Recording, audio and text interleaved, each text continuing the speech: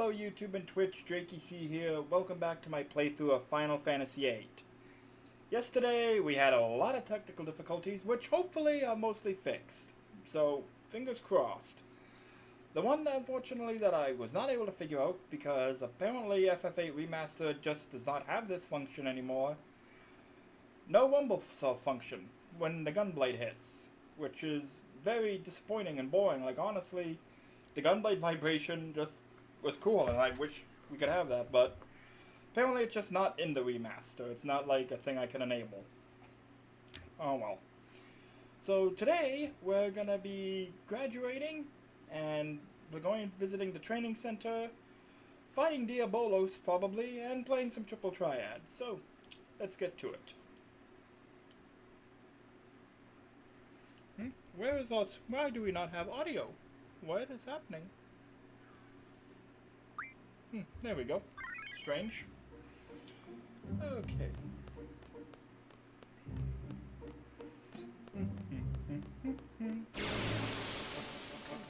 Alright, and I also want to turn this down because I did not realize I was... Oh, and it's doing that again. It should not.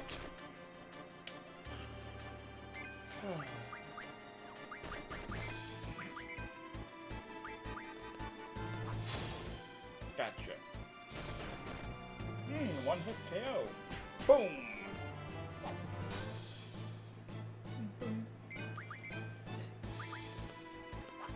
Like really, without the vibration when you swing the gunblade, it just doesn't feel right.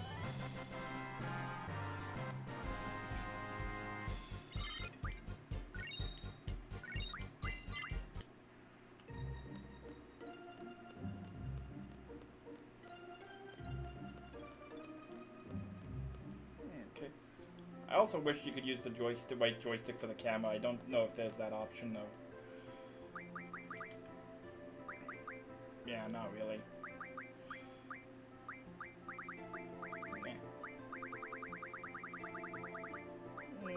Nah, just leave it.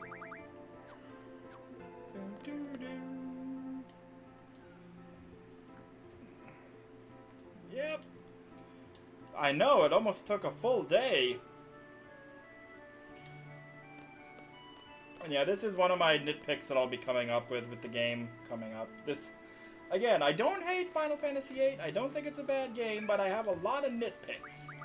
Some I'll freely admit on, minor things and not fair, but I think this is one of the ones that is kind of important coming up. And I am just calling up my walkthrough again. Once again, I'm using my walkthrough from the FF Wiki, which I advise you not to do, because my humor in it is very immature. It's like from 10-15 years ago, and I make a lot of fun of FF8.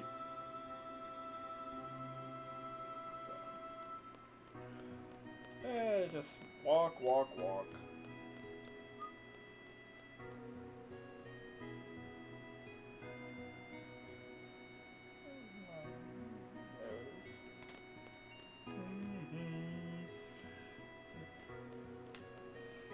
Oh, and here we are.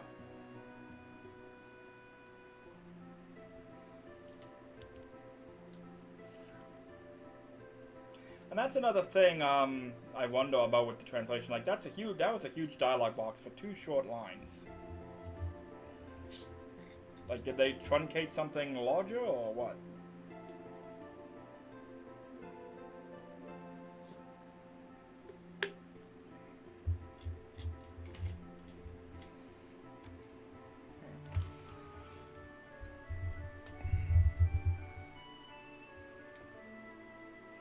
Yeah, damn that the war didn't keep going. We could have made more money.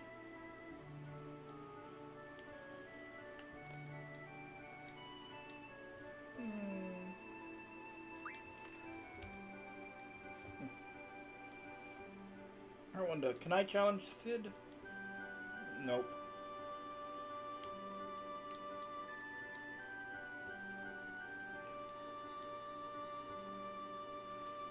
Not very... whatever. But actually, you're not supposed to stick around here.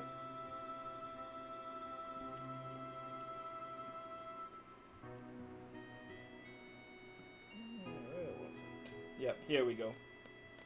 Hey, Cypher, want to play some cards? Okay, not in the mood.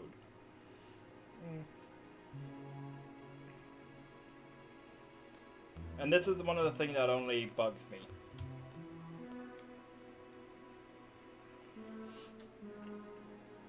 Okay, now that's uncalled for, Cypher. Come on.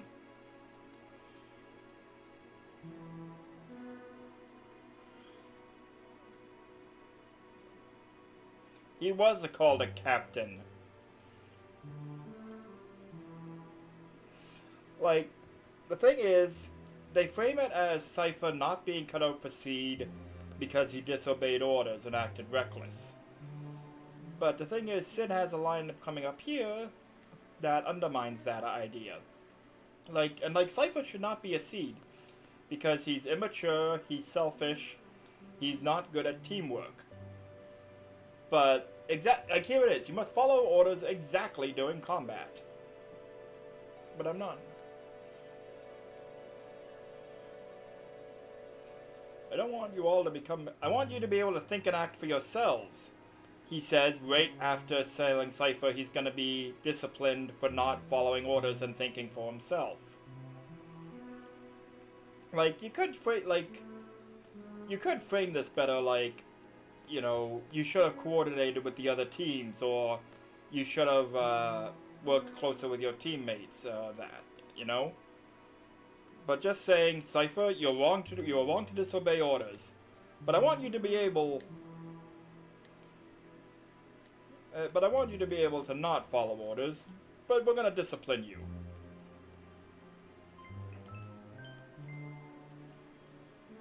Port to the second floor hallway. Yep.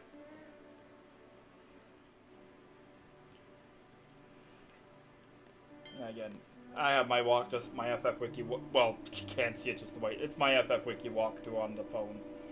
Easier than swapping back and forth on the computer monitor, because then this thing will minimize all the time, and I don't want that.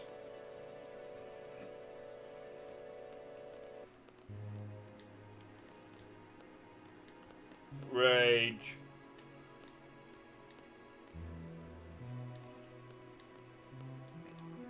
Want to play some cards?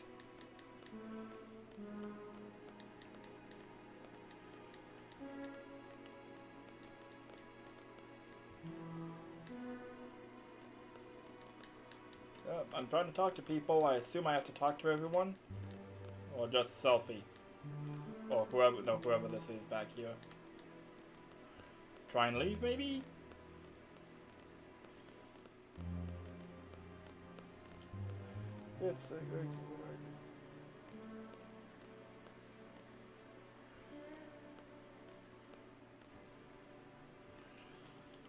Oh, here we go. Okay, just wait around.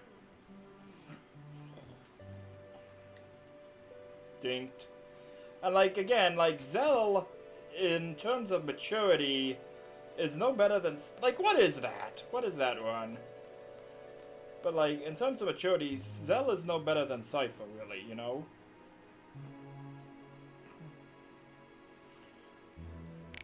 I love how, like, they're all in unison, the same motion and the snap.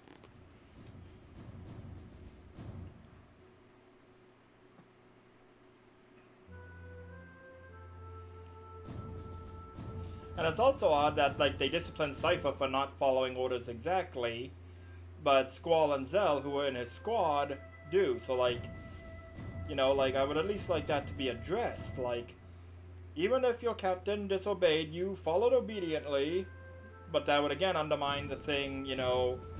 But don't want you to just be machines. I want you to be able to think for yourselves. We're your only asset. Like, what else does Garden do besides train Seed?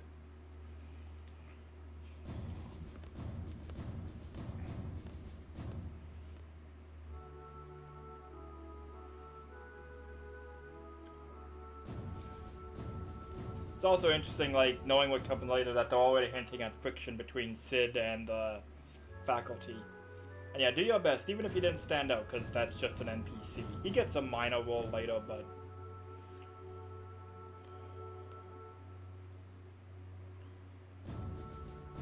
Finally, a gunblade specialist. Dismissed.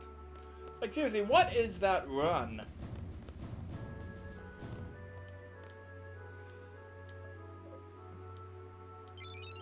I think we can challenge Sid. Can't we? Hang on. Can I want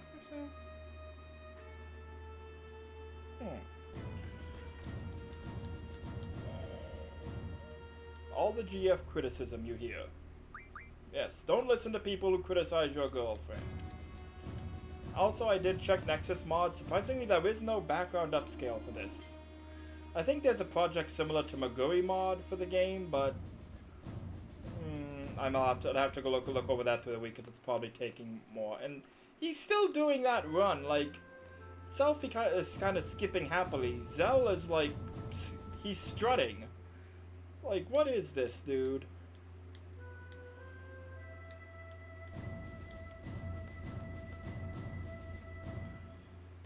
And this is a moment that I think would be like another, again, FF8 remake. You know, where Cypher starts the applause, and like you can just picture like in a remake, like Squall looks around at them applauding for him, but then he looks at Cypher and like Cypher's applauding, but his face is like cold fury and anger and jealousy, you know? That could be a really cool moment. Conduct 10 points, because I talked to people. I did not follow orders. Judgment, attack, spirit, points deducted, whatever. But I get a bonus for killing the boss, so who cares? And this is how you get money in FF8. You get a regular salary. I guess that's just wired to you regularly.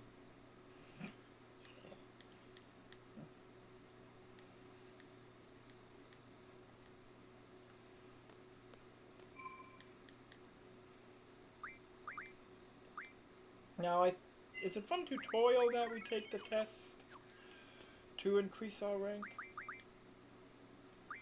Yeah, we can take a written test to upgrade your seed rank as much as you want. Well, I think there is a limit. I'm not sure. I've never had to take the tests that much, but yeah. So that's why also your initial starting thing doesn't matter, because I can just do a bunch of exams later. Looking good. Let's hit the party. The best looking guy here meme doesn't as funny in the remake.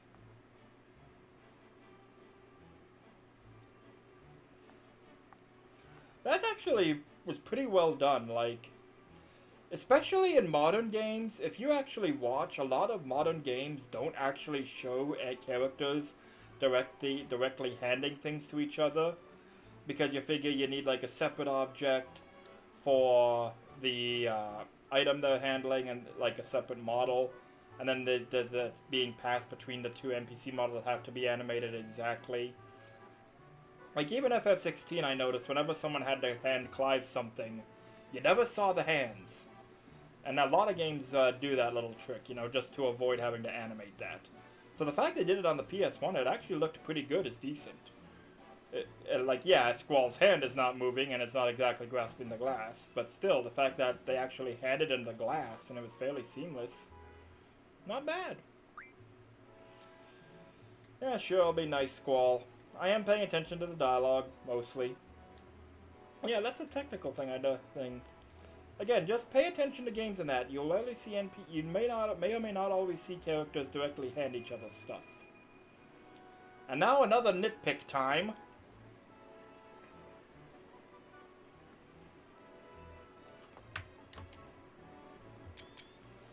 What is that gesture?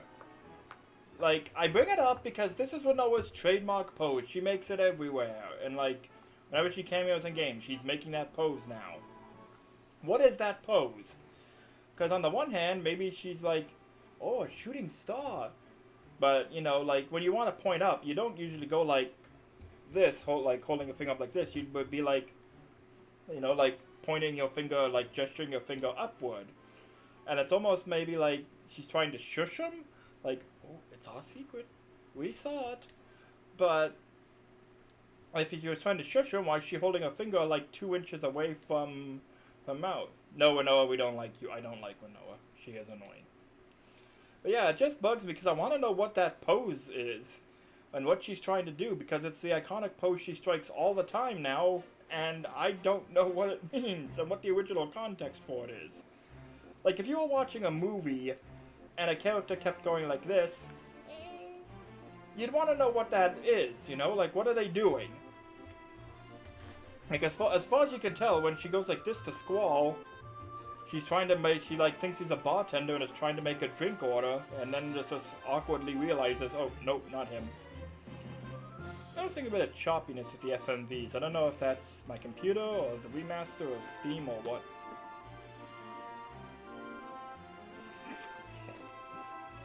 I also did like the interpretation that when Noah's saying Squall's the best looking guy here, it's pointed out, you know, Squall is standing off on his own and at the party, and he has a fresh scar across his face, so Noah is pretty blatantly just trying to cheer him up.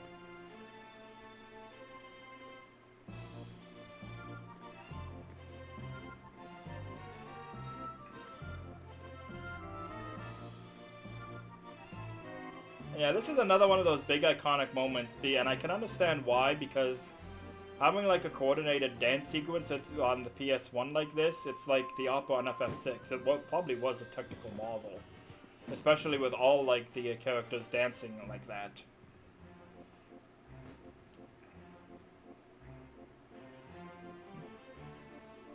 And that's something I don't think anyone, even the biggest FF8 haters, no one can argue this.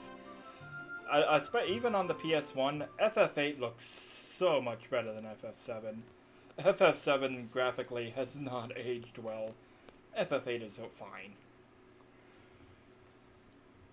Yeah, especially when you stumbled. Why does Squall's hair look black here?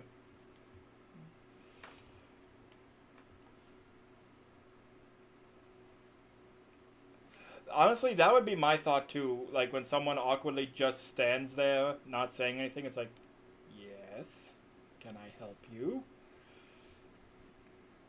And yeah, again, apparently Squalls in Japanese had a more eloquent thing. It's kind of awkward. Like, if I didn't know any better, I'd think my teacher was trying to flirt with me. And this is also something they kind of gloss over. With Quistis's inadequacies as an instructor, and they'll be coming up to that.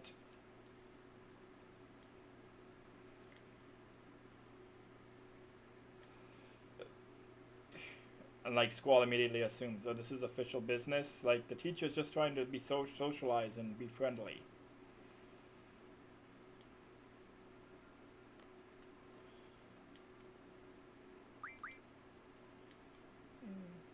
Okay. I didn't know you could talk to her after this. Okay, let's go get changed and we'll come back.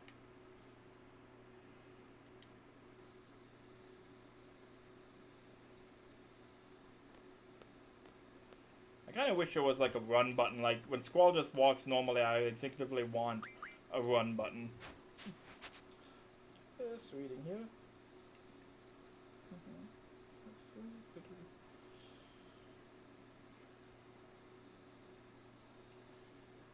Just reading my walkthrough ahead a bit.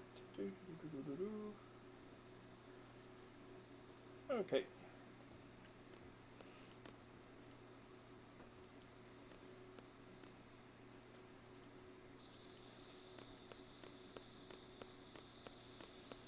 Yeah, Squall's hair looks very dark. Like, Squall's got brown hair.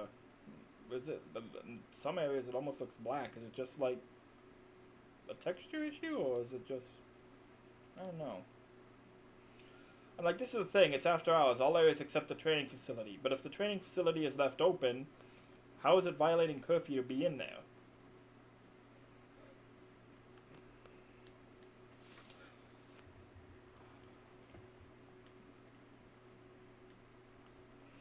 And now we get the status junction tutorial, which is basically just the elemental tutorial all over again, except now it's for status, except instead of elements. So again, it doesn't have to be this complicated.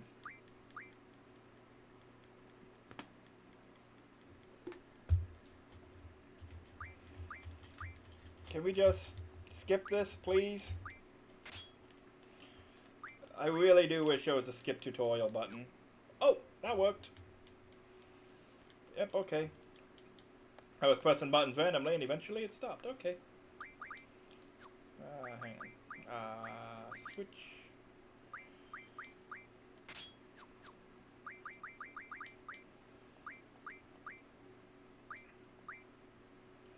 Take off Quetzalcoatl. Put it on Quistis. Junction HP. Actually, hang on. Yeah, we'll want a card on her. Magic. Quistis, take all of selfie stuff. Yeah. Like, you'd think when you switch the junctions, they'd switch magic too, or they'd give you the option to switch magics, but... Okay, Quistis, junction magic.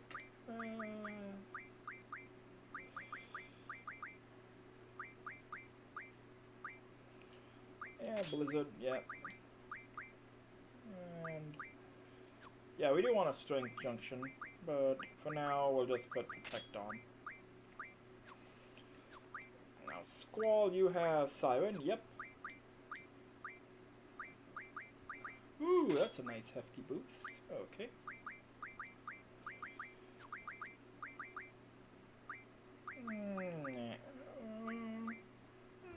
Sure. And we want Ice on elemental attack. He doesn't have any ice, but okay, that's okay. And Sleep, which we don't have yet. Well, we'll put Blind on elemental defense. Oh, Squall's at critical HP. Oh wait, doesn't Zell have Blizzard? I thought he did. I thought Squall had Blizzards too. Okay, well, that's fine. I have Water and Ice magic. One will find into 5 Blizzards.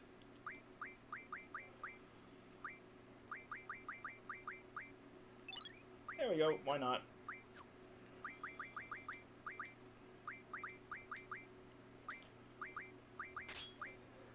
Pardon me. And, nah, that's fine. Okay. Although I did this thing, I have a Siren's ability. Do I have it?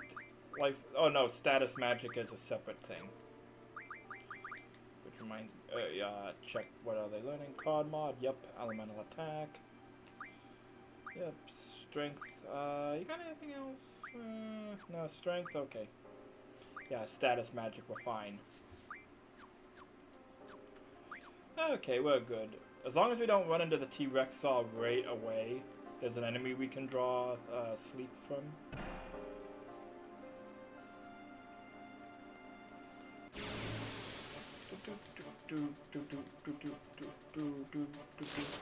Okay. At least I'm pretty sure it's... oh! Whoops.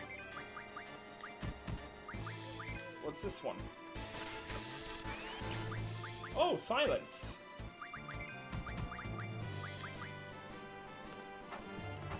That is a little loud for me.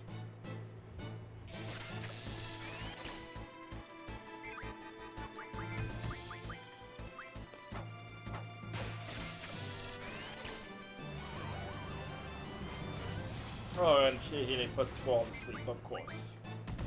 And he wakes him up. Okay, and carded. Grat card. Yeah, I gotta give Quist this draw.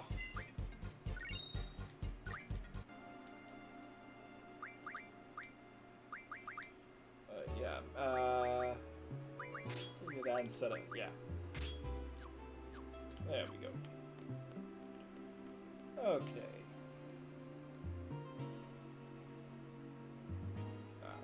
Actually, I don't have many yet, but can at least put them on them. 14% chance of sleep. Better than 0.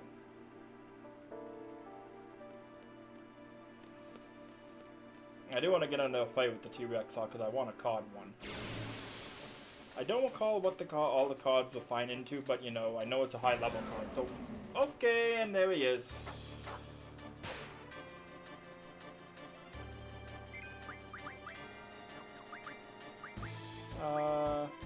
Wonder, can we just put him to sleep?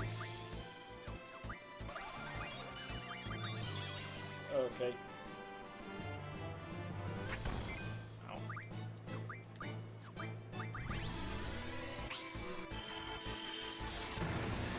I really should teach boost to the GF. It doesn't take much to do it.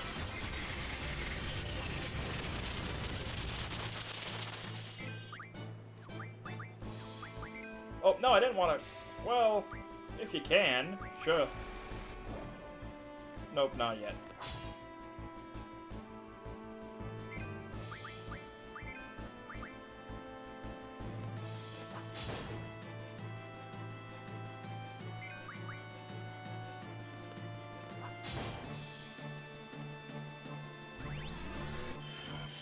Maybe I can caught him after this. I think they have like 4,000, 5,000 HP. I'm not quite sure.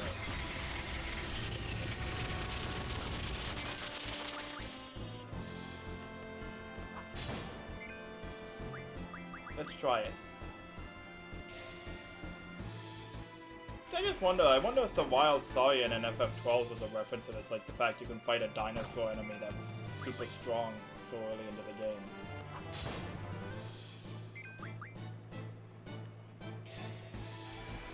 Not yet.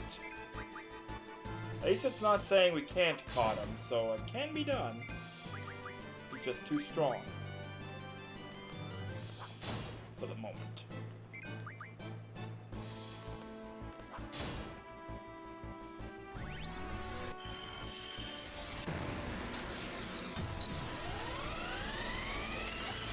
Okay, another 1,000.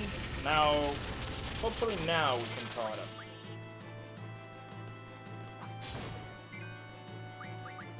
Give it a shot. Still no. Do I have a scan? No. I think Quistis does, but she doesn't have the magic command, because I figured she wouldn't be casting magic. Still no. Okay. Okay. Oh! Okay, if this doesn't work... Limit break. Oh! There we go! Okay. T-Rexar card. Cool. Dino Bone. 10 AP. Ooh. Very nice. Dino Bone. Okay. Yeah. I wanna learn, gotta learn status magic refine soon. Then I can get more sleep. I need sleep. Okay.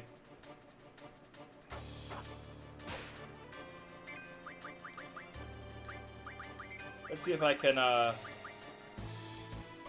put him to sleep to begin with. Okay.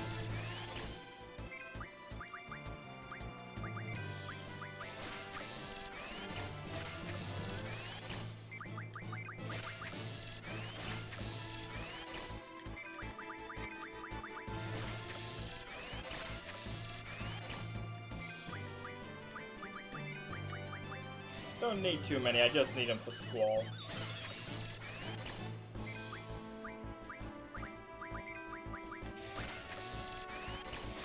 Yes. Yeah, so that should be a lot there.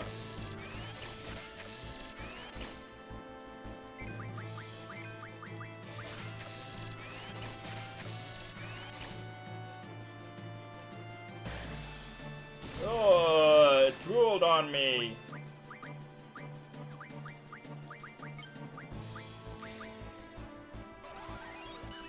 Oh, come on. But yeah, for real, that should be enough.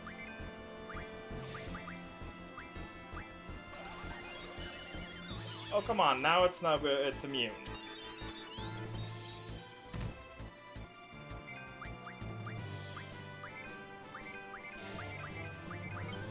Just because you're annoying me. If you don't go to sleep this time, you're gonna get Renzokuken.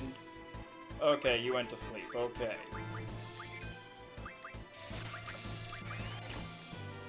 Draw a few silences, why not?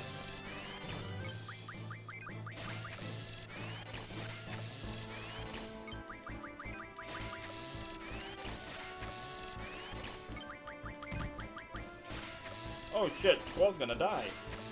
And he's dead.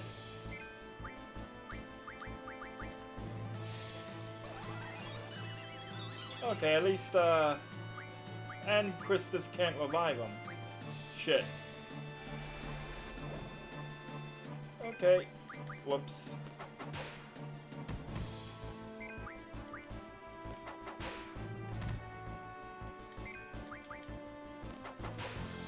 Okay. Whew!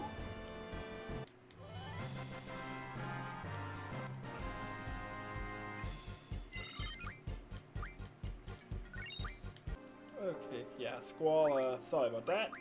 That was me, that was on me.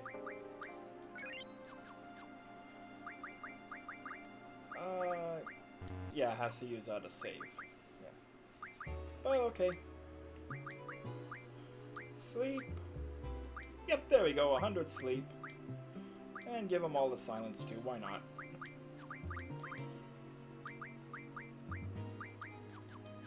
Okay. Oh, Blizzard, sure. Stock as much Blizzard as you can, why not?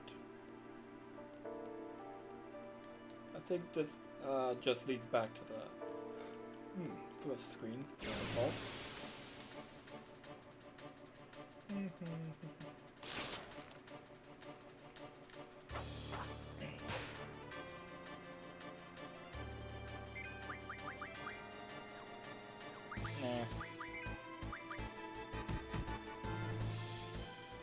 It's also interesting that the GFs take damage while you're summoning them. Not sure why they made that choice from a balance position. I don't like or dislike, it's just interesting.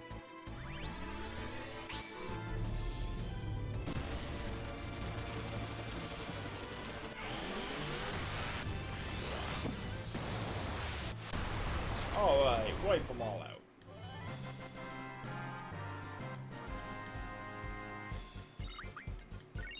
Sleep powder, cool. Now, I wouldn't mind one more fight with a T-Rex saw, though.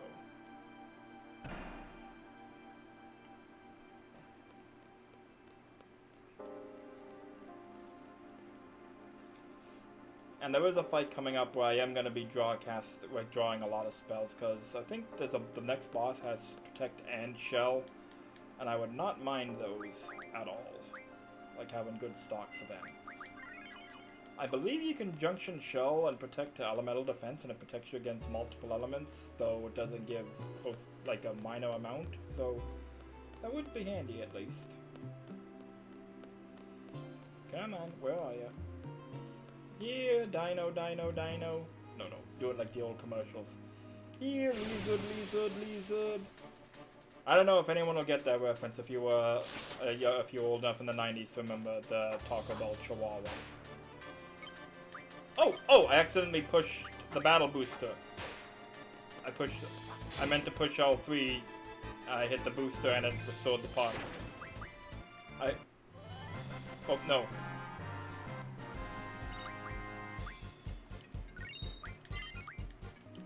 It didn't give me a bunch of magic, did it? Okay, good. L... Battle assist. Okay. HP, ATB limit breaks. Okay. Oh, and I can turn off encounters if I want to. Okay. I don't want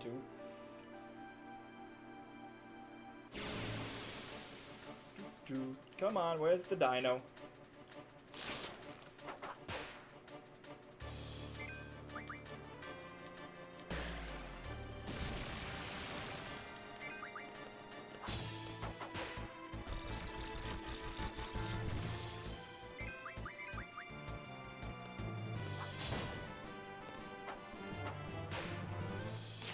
I will say that something I don't really care for that as a Square Enix. I don't know like how widespread this is, put that in the remasters of Final Fantasy games. Square Enix added like those mercy features where you can just press a button and like turn off all encounters or max out your party stats. I understand no encounters as a mercy feature, and I understand full healing as a mercy feature.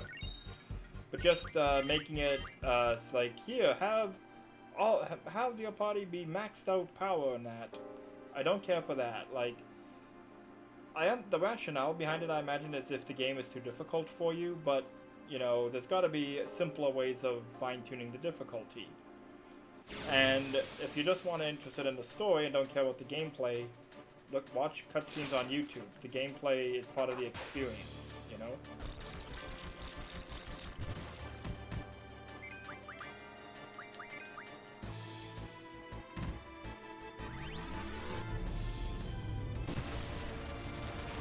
Fast forward!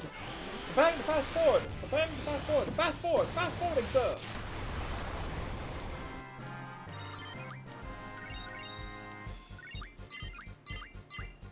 There we go. That's what I wanted. Okay. Antidotes. Oh, and medicine. Okay. Huh. My mistake. I thought it was like status magic. Okay. Oh, learn tool. Oh, sure. Okay. Oh, and I can turn it on in the field, so yeah, super one. Okay. But anyway, nah. If I'm not gonna meet the dino, don't worry about it. Also, how is this a secret area when, like, it's got a path to it in plain view, you know? It's not secret. I also noticed, like, how, like, this is, like, the other, that's couples that are, like, kind of, like, getting snuggly.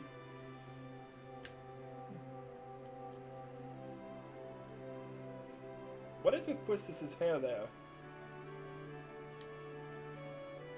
It's like her hair is just, like, being held up in the air. It's weird. It's after midnight. Oh well, can't have sex after midnight.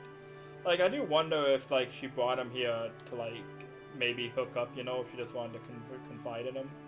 Like, of course she does want to do that, but, you know.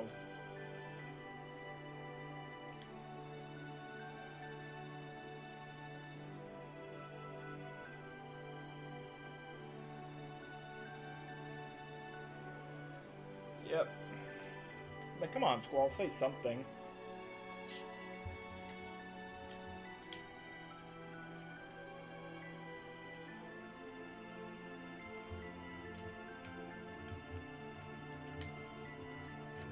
But yeah, I'm pretty sure Quistis is, like, supposed to have a ponytail. I don't think her hair is supposed to be like that. And yeah, like, they gloss over this, like, Quistis was inadequate as an instructor. Like, you know, like, she was too sociable with the, like, was she too sociable to the students? Did they not respect her because of her age? Was it, you know, like...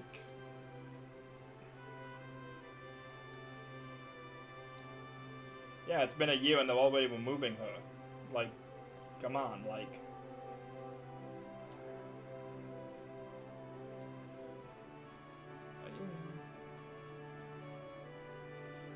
Yeah, and Squall is just a dick here.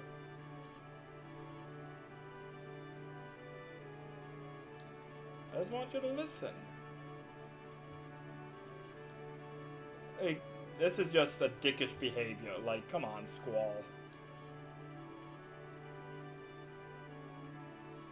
Sometimes you just listen to people and it helps. I don't want to carry anyone's burden. You know, like, again, that feels like if you want to... No, your student is just being a dick. Like, Squall should say something like, I don't want to carry anyone's burden. I don't make... And, like, if you want to, like, take the edge off, make it like, I wouldn't expect you to carry mine or something. But instead he's just like, I don't want to hear about your problems. I don't care. Take care of yourself.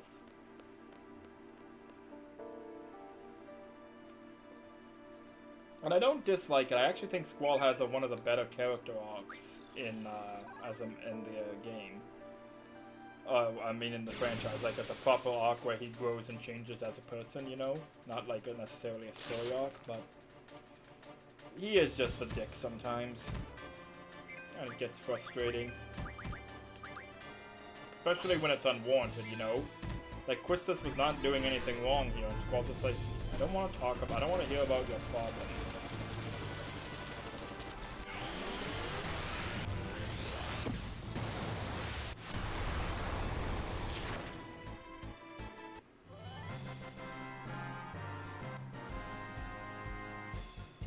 Yeah, like, Quistis being inadequate as an instructor, like, they really gloss over that. And, because, like, and, like, how her feelings about it. Now, maybe that's kind of like, maybe that's the point because Squall doesn't care, and since the narrative does focus on Squall and his perspective, you don't see much more Quistis, and that they don't go in too much into it. Squall? Quisty? Also, is it, I don't know if it's Quistis or Kistis. I've always said Quistis. Something else that also bothers me with environments not being upscaled. You can clearly see, like, visible seams in the textures.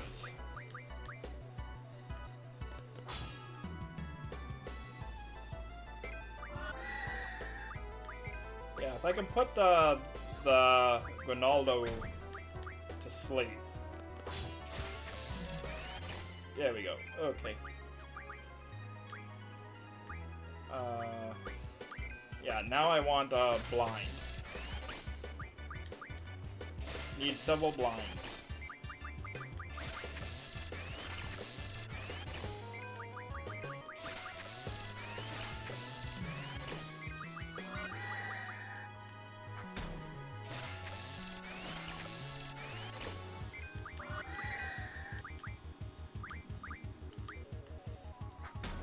Just draw cast it on him.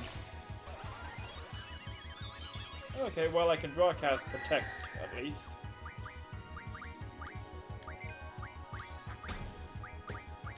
Oh, whoops. Eh.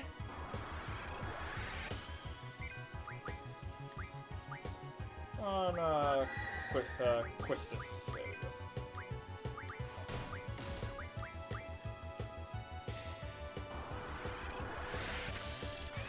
4 blind. Okay. How many do I have now? 44?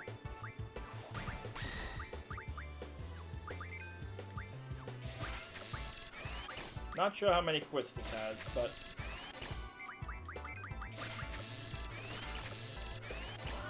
Okay, that should do it. Show. Oh, whoops. Eh. And also, this boss, like, moves slowly and does not really do much, so...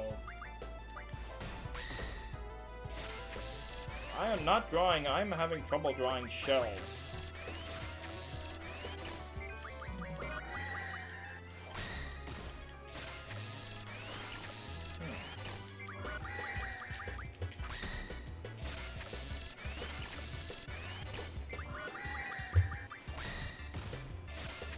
I think it's because Shell is like a higher tier one, and that affects like how effective the draw is.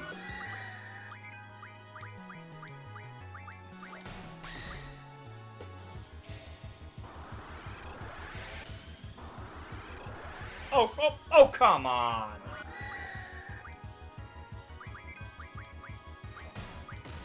Wears off immediately after we cast it. Like, I don't remember that being a thing. Like, most FF games, when you recast a status, it just reapplies it. At least, like, with buffs and that on the parties, usually.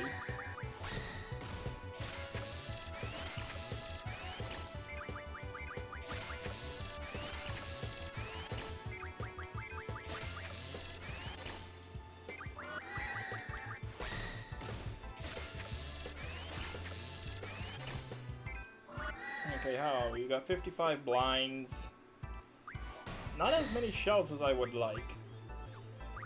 So I guess it's time to draw more of them.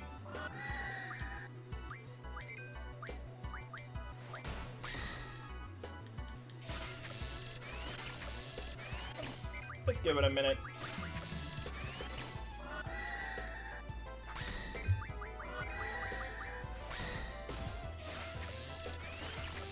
Did that say protect wall?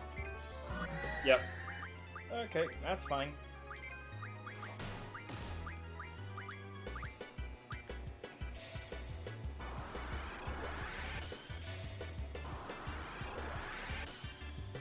That's a little, almost makes me dizzy with the 3x speed on the camera angles there. Okay. Next time protect wears off, then I'll end the fight. I believe they're all weak to ice. Or at least the ground ones are, if I remember correctly. Actually, I got my walkthrough here. What am I doing? Weakness to wind. Okay.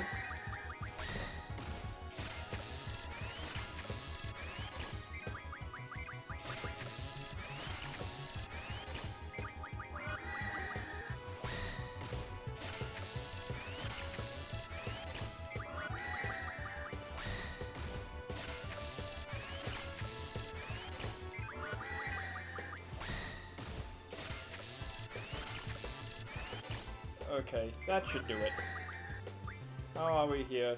63 shells. I'll live with. I can live with that.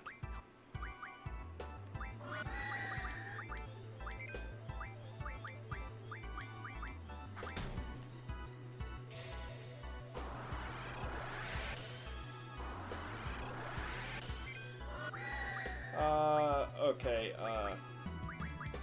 Well, I'll still draw some with Squall because he doesn't have the GF command, but the rest, GF time.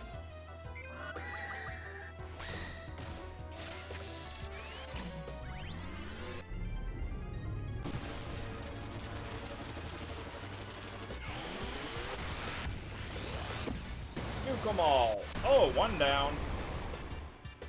I know they're technically bosses, but can I card them? Because I think later you encounter them as normal enemies. Nope, can't turn into a card. Okay. And just try the big one. Okay, yeah. Guess they're flagged as uncardable because this is technically a boss fight.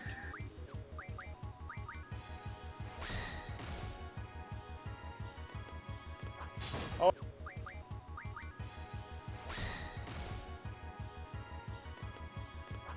Also, you want to kill the lower one.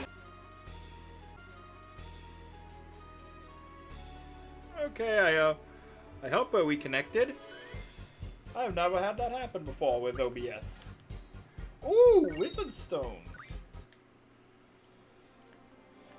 Yeah, this will be important later. But if you remember the first part, this is the woman who visited Squall in the infirmary at the start of the game. And yeah, it's just a mystery, like, who is that? I don't know. Well, let's not dwell on it much. 5 Kuragas. Nice, but don't need it. Magic? 5 Firagas. Ooh, ooh. Wow. I could almost get a full stock there. Nice. Hey, just consulting my walkthrough. Oh, and right, I have a stock of magic to transfer to Squall. Squall, take everything Quistis has. Why not? Because Quistis will be leaving the party shortly. Elemental defense? Oh, I don't have that? Okay. Yeah, conjunction, shell, and protect to defense, so...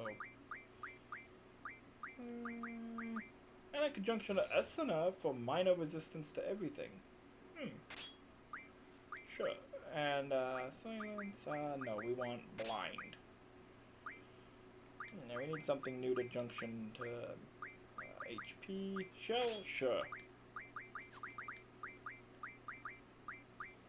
Oh, sleep is a good junction?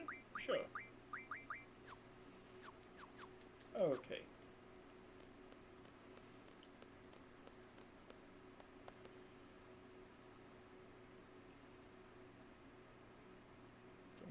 page. Next page of the walkthrough. Weird. You know? Yeah, I like it. I'm pretty sure she's supposed to just have a ponytail, but I notice her hair is just sticking up. Am I just misremembering how Chris's hair is supposed to look?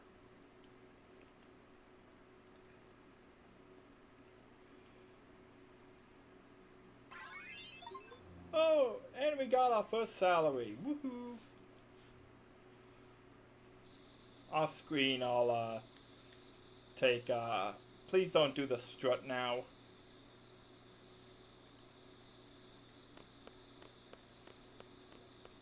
Can I challenge him to card games? New room is right across the hall from the old one.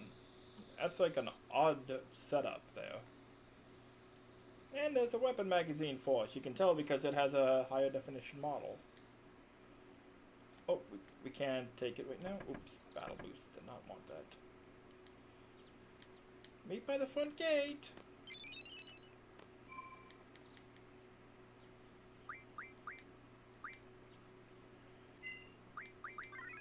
Now we're pretty much out of the intro section of the game now and can really start enjoying ourselves.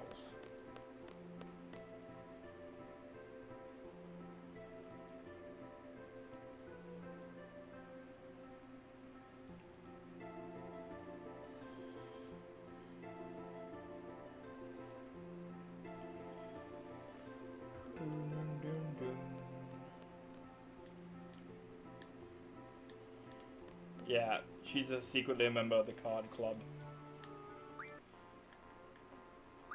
Oh yes, and I got the all rule from the Queen of Cards, so that's nice. I forgot that the rules she uses will like carry over like that, so I just got lucky the other day.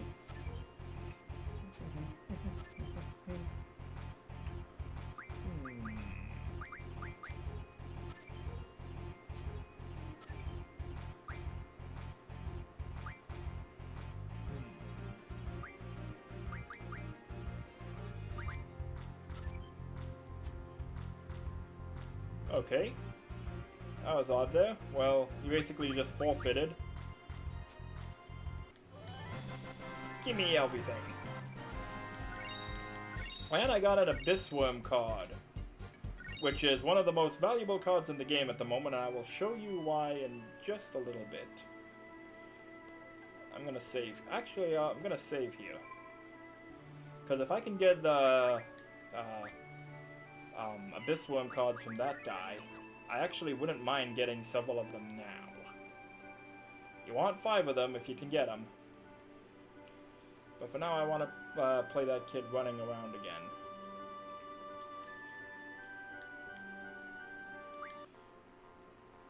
But we'll play this guy first. With Elnor Bomb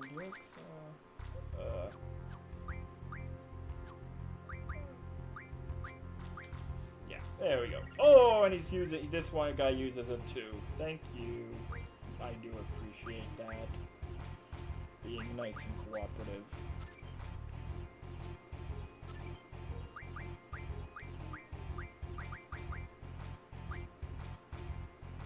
Oh, whoops. Uh-oh.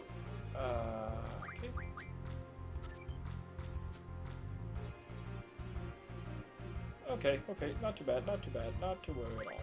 Phew.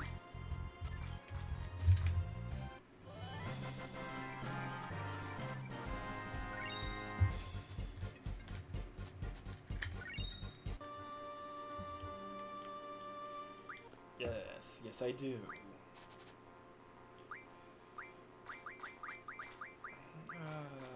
Tonberry, Tomato, and yeah, Abyss Worm, sure. There he is! I was playing him the other day, but he wouldn't use it. The Mini-Mog card. That is a rare card, and we definitely want that.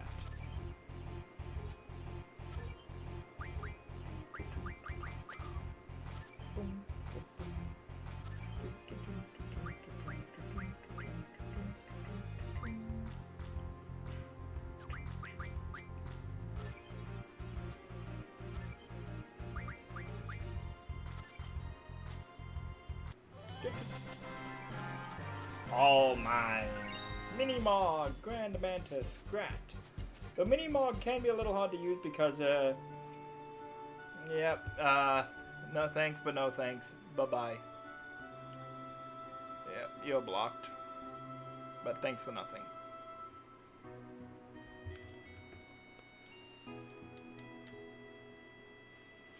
Yeah, like, really, we just graduated and we're already on our first mission, like...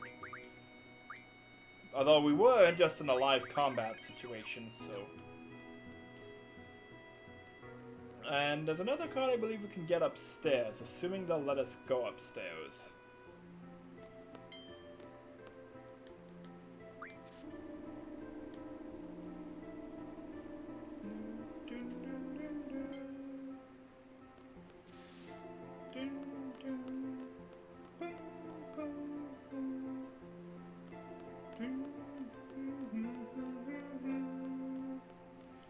I also want to check something in the classroom.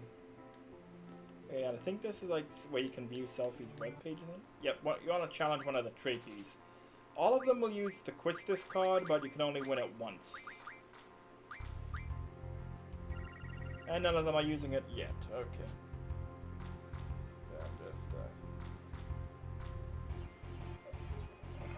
Okay.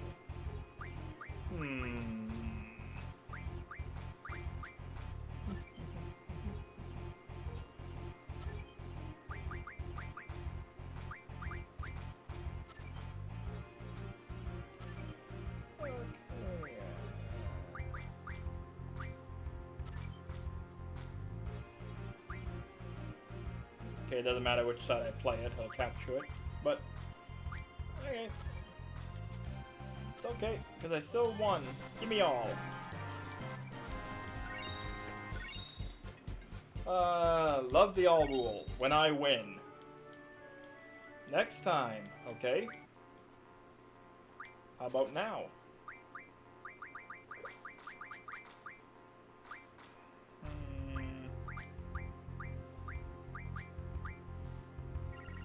Where's the Quistis card? Come on. Just being difficult.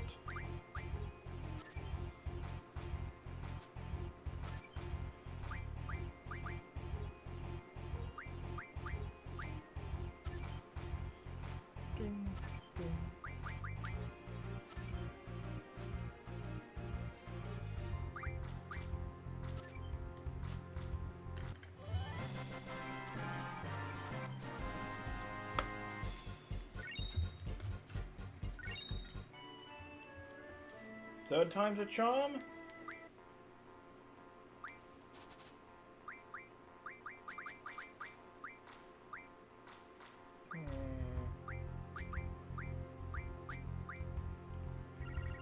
Come on, at least it's an there's an Elnoil card, so you know. Again, if you get as much Elnoil as possible if you can. They will be handy, eventually.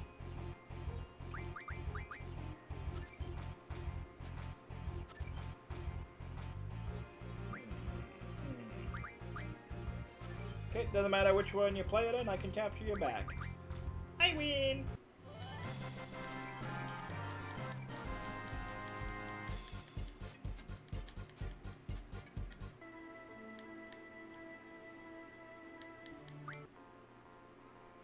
I also used to love playing this on the FF Portal app, but apparently, like, they shut it down. And really, like, honestly, like, I would be interested in just the general FF minigame app. Okay, let me check out. Am I challenging the wrong one?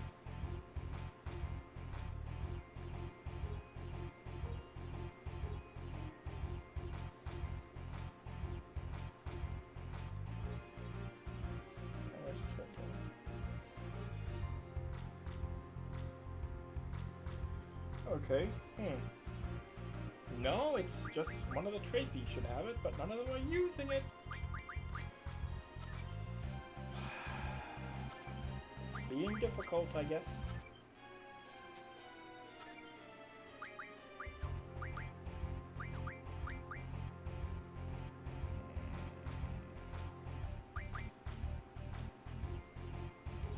there in T-Rex. Don't like this. Okay, that's good. Phew. Do you have it? Maybe? Come on. Trippy card. Give me the Trippy card. The Quistis card. I know words!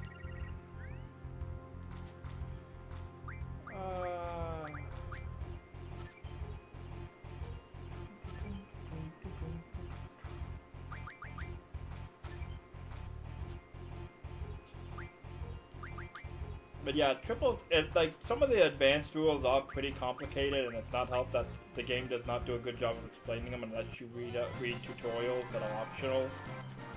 But Triple Triad really is a fun game, and addicting. Queen's Blood is better, though. On me.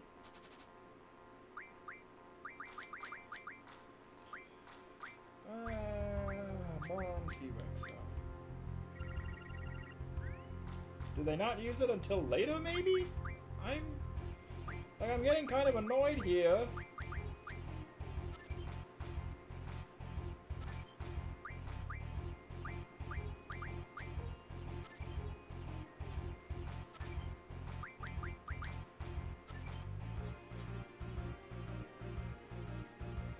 Okay, so you can't capture me back no matter where I play.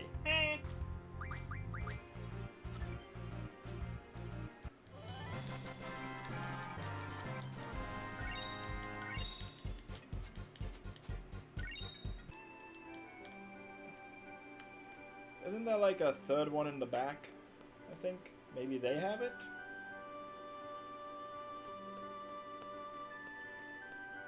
Nope. Guess not. Okay.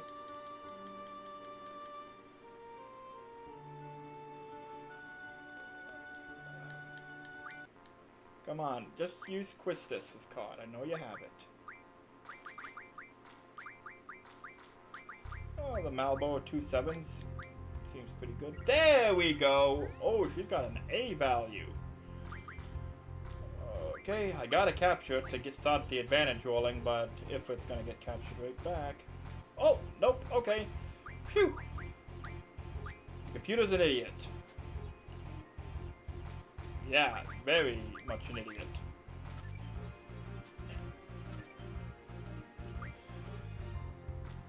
Okay, there we go.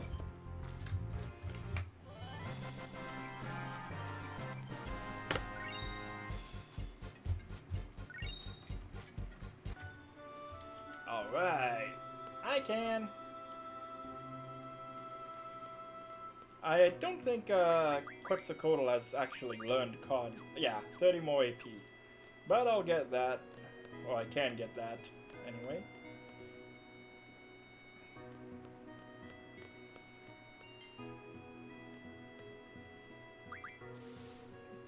You need permission to go to the headmaster's office, or you can just take the elevator up. No big deal, sure. But there's no one here.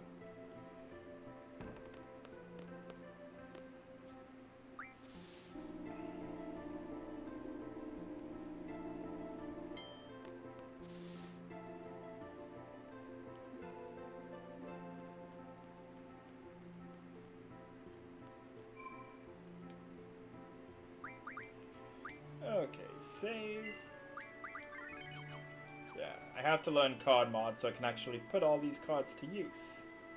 But I don't have it yet. Oh, out. And also, another little nitpick here. There are hoverboards in the game, and this is like the only time we ever see one, I believe. It's never brought up again, but like, we have hoverboards.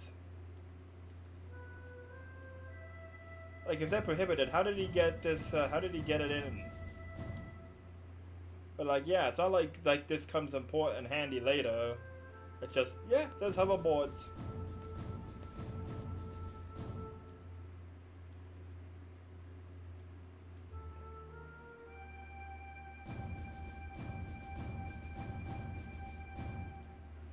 Go to Timber.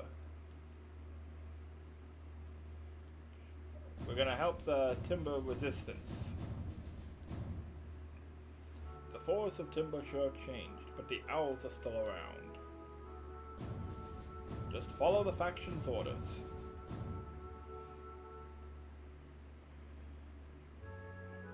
Yep. Yep.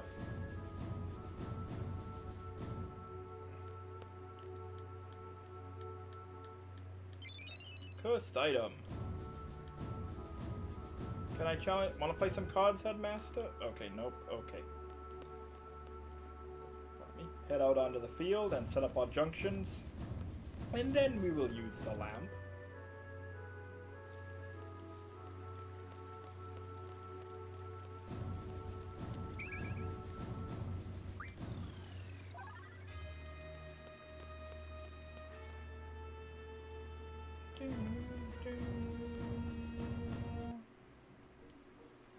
Okay. Okay.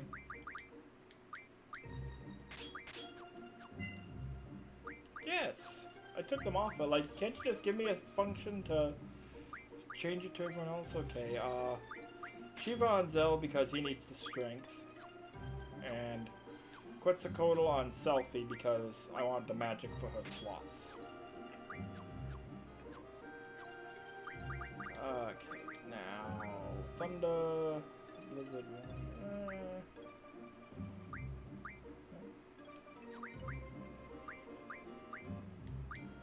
Yeah, give Aquistus give all of her stuff, and Zell receive all of Aquistus's remaining magic.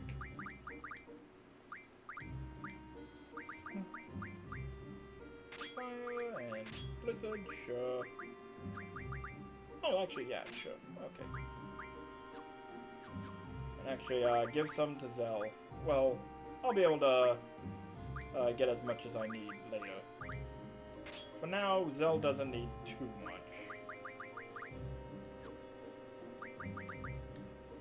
Oh, wait, no, junction pun. Ability, okay. Magic, draw, item. No support skills yet. Don't think a squall is any yet. And magic, draw, and item.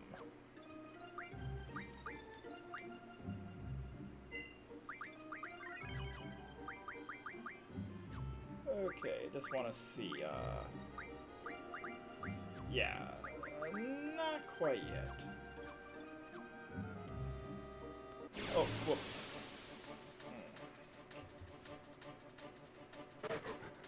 Oh, okay, if we're gonna fight an enemy, sure. Actually, this, should be handy, because I can stock all. Okay, yeah. Just, stock all of the cure magic, or all the magic.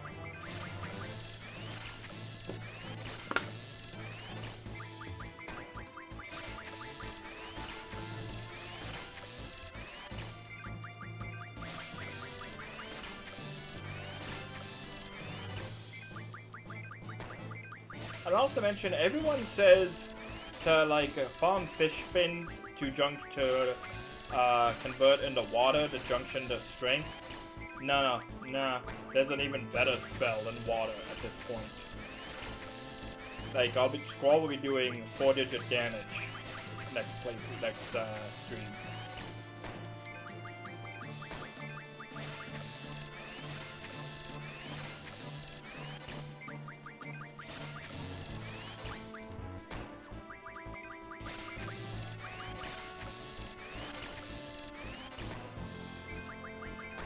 Yeah, I want a few skins.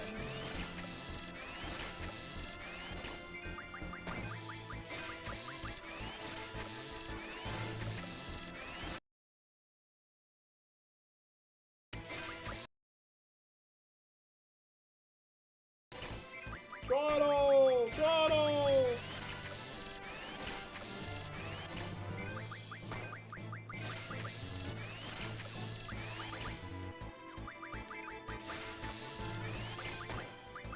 Okay, that should do it.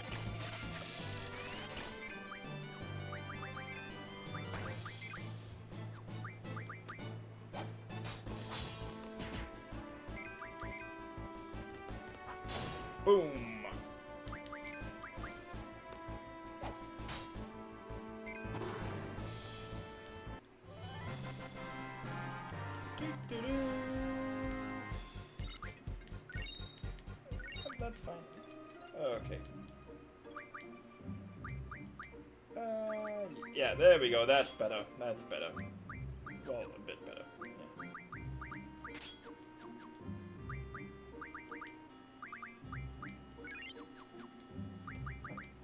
Yeah. Okay. Now, we go into the item menu. Nope. You should save your game before using it. Yeah, you really should. But I'm not gonna. And you'd think they'd also give you a confirm window, you know? And they play the normal battle music, but no, it's a boss. Diabolos! His first appearance as a summon.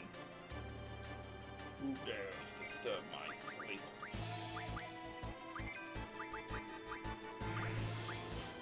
And he will cast Gravager on us, but we can blind him so that his physical attacks all miss, and thus he can't actually kill us, because his only moves are gravity-based or physical attacks. So as long as he's blind, he can't kill us.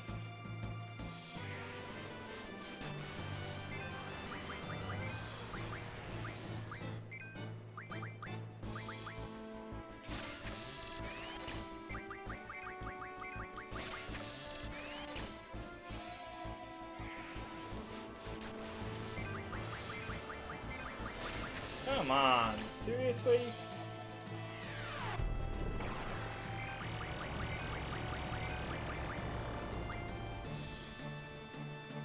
That's annoying. Oh, slot.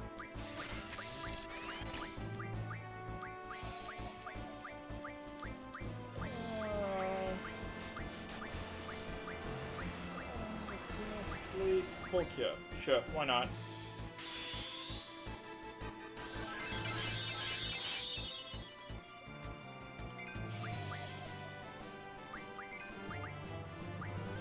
Can I scan him? I want to see, like, what's his vulnerabilities?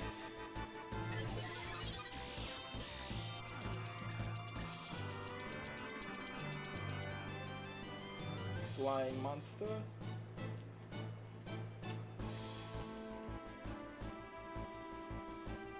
Okay, like, does it...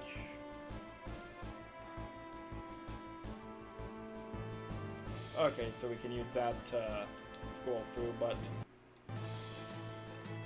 Okay, doesn't show... I don't... Is he weak to sleep or something, maybe?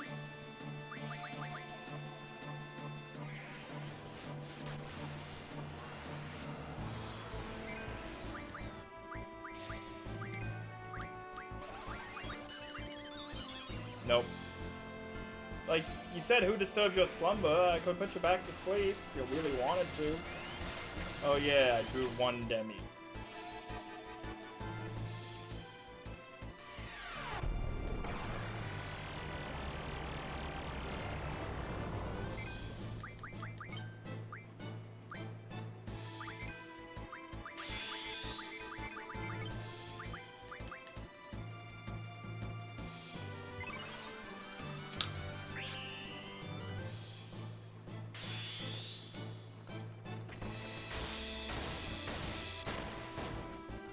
Only 4? Yeah, he's blind. So you ain't gonna do nothing. But what we can do is try and draw cast Demi on him. Because he's actually vulnerable to gravity himself. Thunder, cure, Thunder, Blazar, full cure. Oh, 3 times Blazar? Don't mind if I do.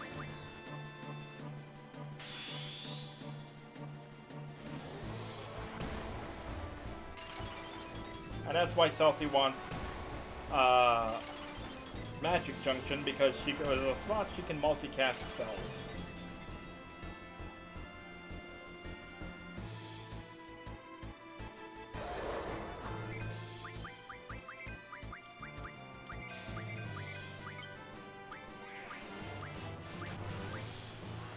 Thunder, Blazar, Thunder 2 times. Oh, Thunder 3 times, I saw that.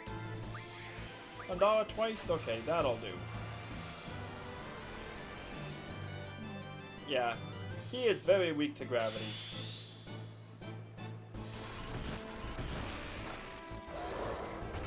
Oh! He hit him through blind. Now that's dirty pool, old man. $1 twice. We got a few times to keep re-rolling while the animation plays. Wizard, full cure, blind, drain. Come on. Full cure, water. Water actually I should have taken.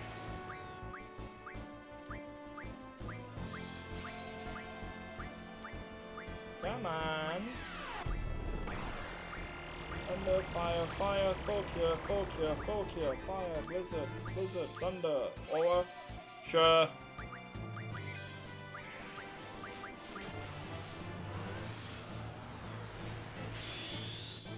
And yeah, again, like, that one fluke aside, as long as he's blinded, he can't kill us. Okay, so instead of casting all once on everyone, you cast it twice on Zell for no reason. Thanks, Selfie.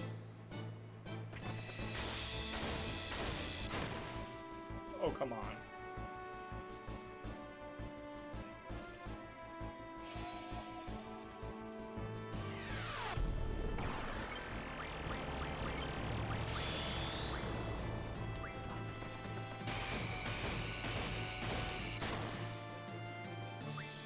I actually saw a drain there. Rapture? Oh, sure. I think that, like, ends the battle instantly, doesn't it? If it works?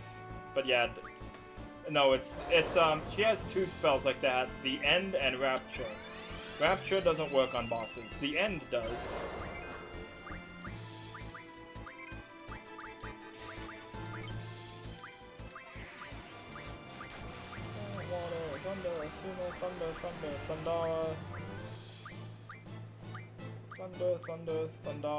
Thunder.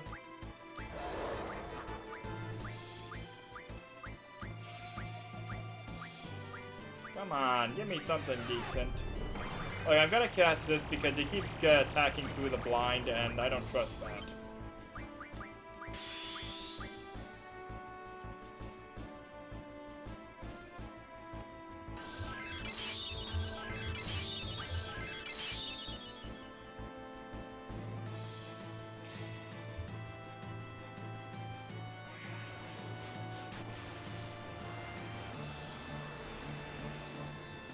Okay, Draw is doing pretty good against them, or Demi is, is getting noticeably weak against them.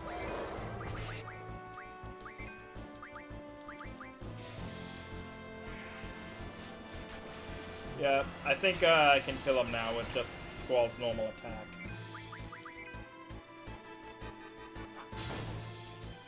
Okay, maybe not quite.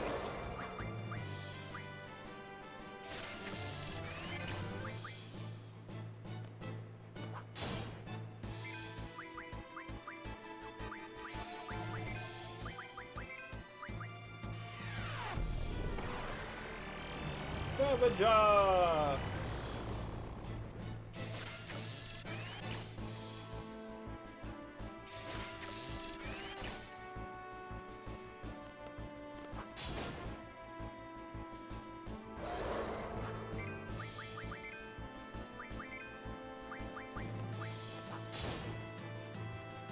Come on.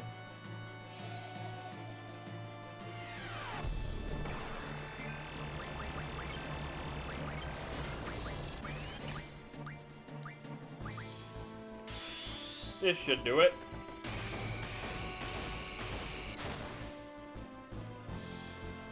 Really?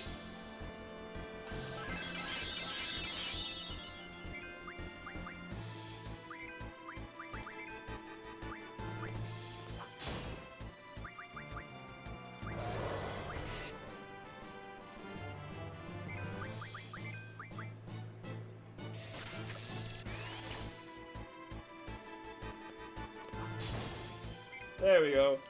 Oh, I'm too tired for this shit. Guardian Force Diabolos. Diabolos' card, 20 AP. Nice. But that means Quetzalcoatl should almost be learning card mod. Yeah, 8 more. Okay. So I can fight a T-Rex and she'll learn it. Ifrit, start on strength plus 40. It's very... Ifrit, you want to have him learn strength plus 40 as soon as possible.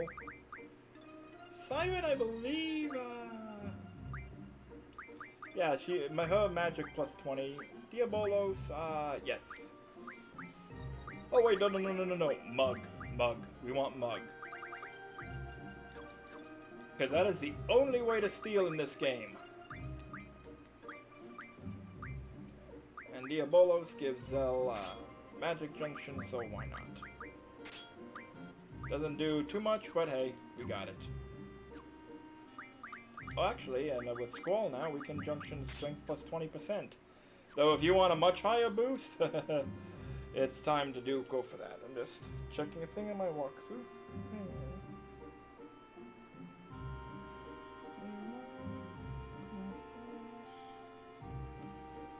Okay.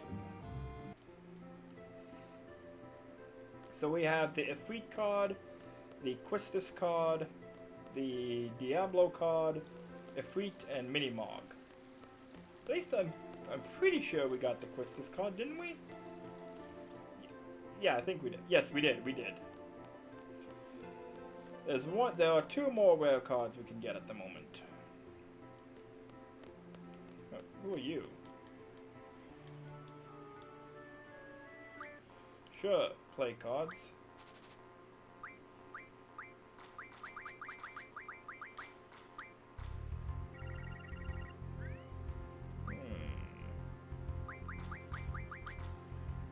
Elnoy looks so out of place now, everything else is so OP.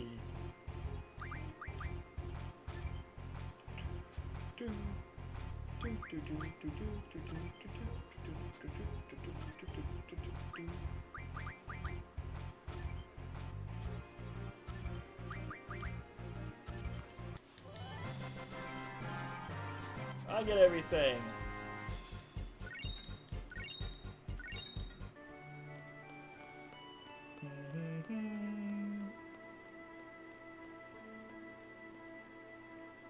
Also, that's a long way you gotta walk up to get back to the garden. They could really stand a short in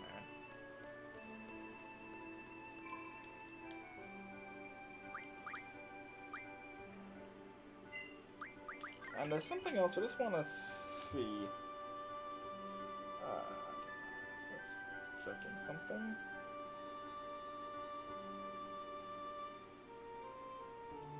I don't think you can do the card club yet.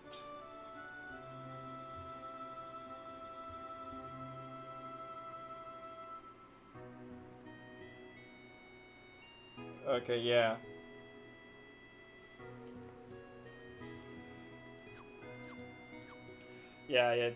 You can't do the card club until later in the game, which is disappointing.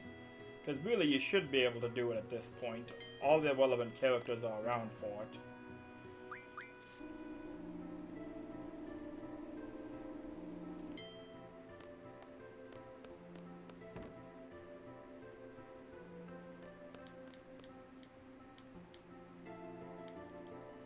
And yeah, now that he's back in his office, Sid will play his cards. Also, there's a fan theory that Sid and another character, who, spoiler alert, we haven't met yet, are Cypher's parents. I don't subscribe to that, but part of that is that that theory is that Sid holds the Cypher card. And cards tend to be held by rare triple triad cards, like the unique ones, tend to be held by characters with a personal connection to the character, you know? So, I can see where people are coming from, but again, I don't think that theory is true.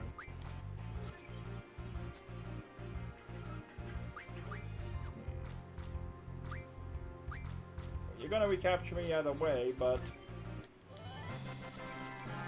Another Abyss Worm. We want a lot, I think that's our 3rd one, we want 5, at least. The more the merrier, of course.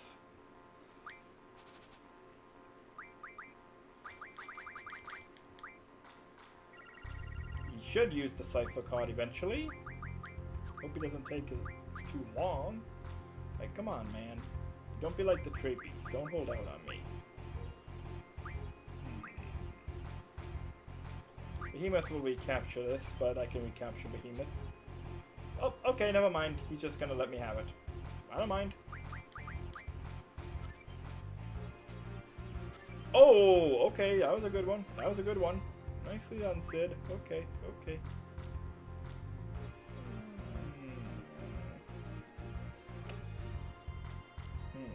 Okay.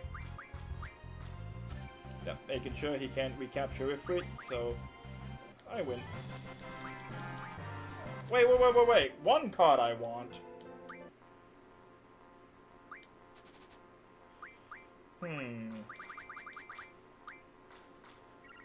Where is my Cypher card?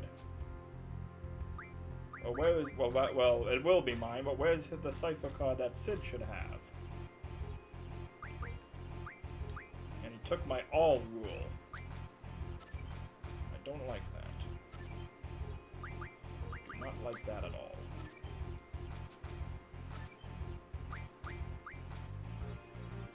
Yeah, either way he'll recapture it, but it doesn't matter. Okay. The one I want, I have the... I don't have Forbidden? Okay.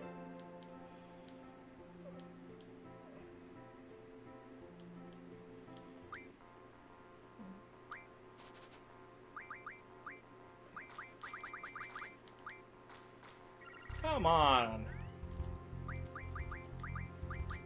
Give me the Cypher card, old man.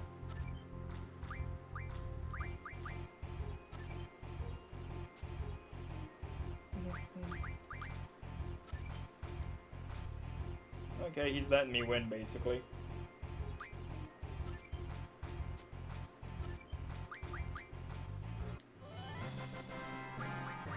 Yeah, Pigs and Wedge.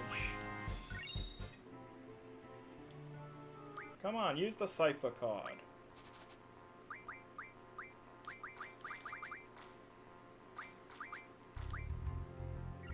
And Biggs and Wedge, to their shame, are not technically a character card. They're just like a creature card, like Guardian Forces and that. Okay, so I want to play something that he can't capture. And Cypher is a very high-ranking card, as you can see. And once again, I'm not going to be able to capture it. But that's okay. That's okay.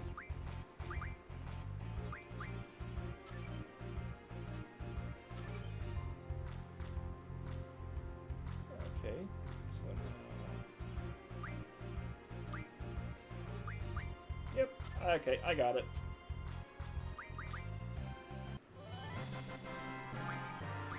Mine! Thank you! Seed level, yep. Off screen, I'll do a bunch of written exams to boost my seed level. Or my seed rank. Okay.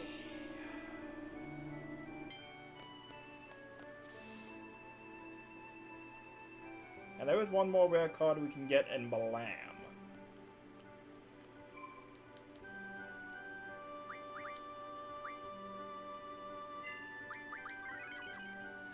Though for now, one thing I want to do, I want to get Selfie with the card ability, because I am starting to level up a little too much, if that makes sense. I don't want to, because then we can't do a thing later if we level up too much. If you know, you know.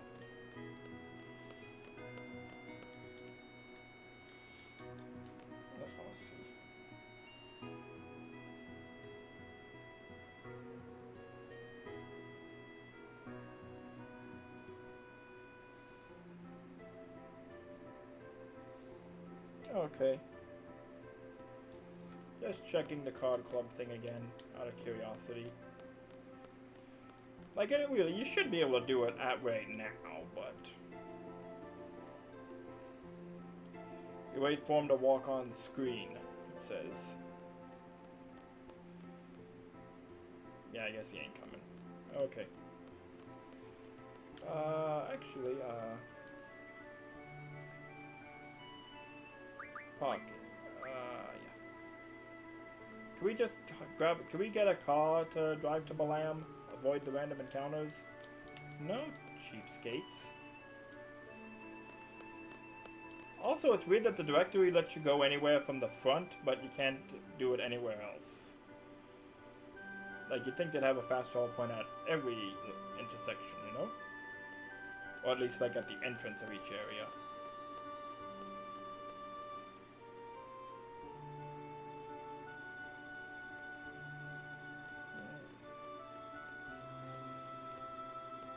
Okay, let's just leave then.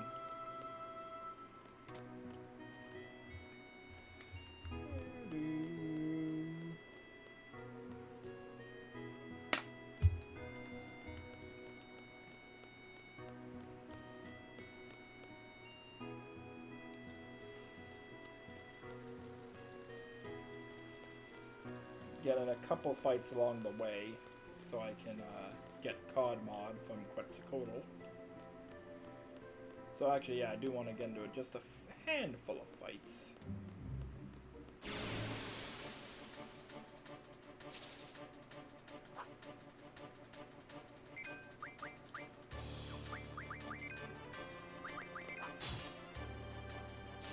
Oh well.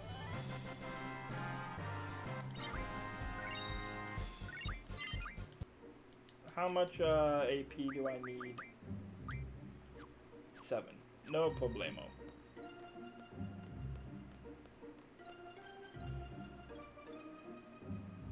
Again, like you can visibly see the tiles between the textures here. That's really something they could have improved for a remaster.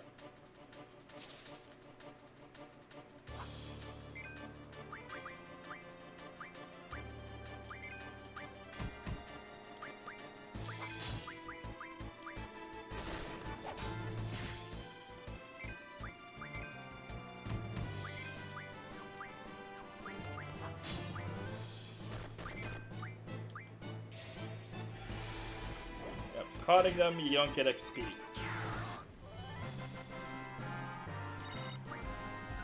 Ooh, spiderweb.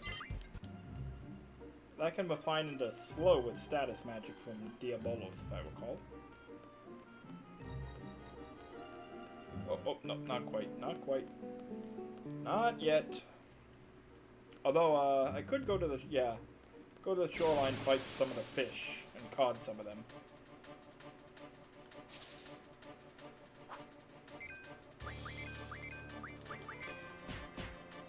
Of course.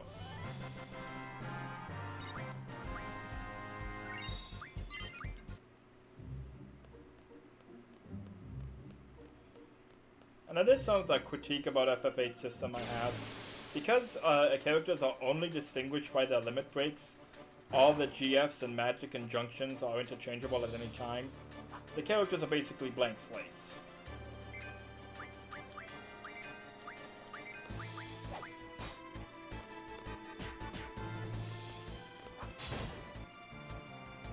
Actually, I should scan them. How much HP, how much HP they have.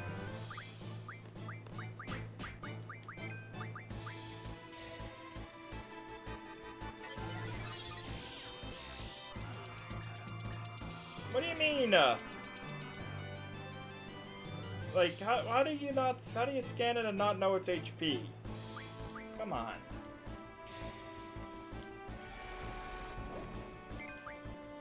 Does it have to be revealed first?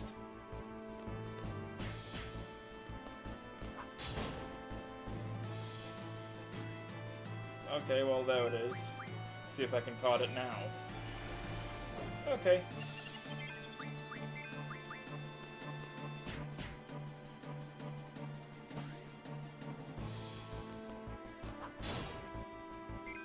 Ah, okay. Oh well. 2 fish fins. Card mod! Let the fun begin! Because now we can turn cards into items, so... yeah, I want 5 screws. Yep, they're common cards and nothing. Bite bug, sure! Want 1 vampire oh, I already have 2? Okay. Mystery fluid? Yes. Black hole? Yes. Blood soul? Sure. Yeah, I do want more. Cockatrice Pinion. Magic Stone, which is pretty good. Those we'll find into Tier 2 magic, but Arctic Wind, yep. Belhelmo. Sawblade, yep. Coral Fragment, yep. Grand Mantis, a Sharp Spike, yes. Betrayal Sword, that we want. Dino Bone, don't know yet. Curse Spike, we want one. North Wind, sure. Running Fire, sure. Sharp Spike, the gallery got one. Chef's Knife, yes. And Abyss Worm, refine into one windmill. That is what we wanted it for. Dynamo Stone. I believe that refines into tier 3 or tier 2 magic. Fury Fragment. Star 3 find a star fragment. 10 will find into a barrier. And yeah, Elnoil we want for energy crystal if we can. X potion, 100 pet houses, 3 elemental attacks, 100 black holes, 3 Samantha souls, which is a very interesting translation of Thamasa soul, and 3 diamond armor. Nope. Okay, but now Stone, $20,000, no. Now we can refine windmill into 20 tornadoes! And that is a very high tier spell.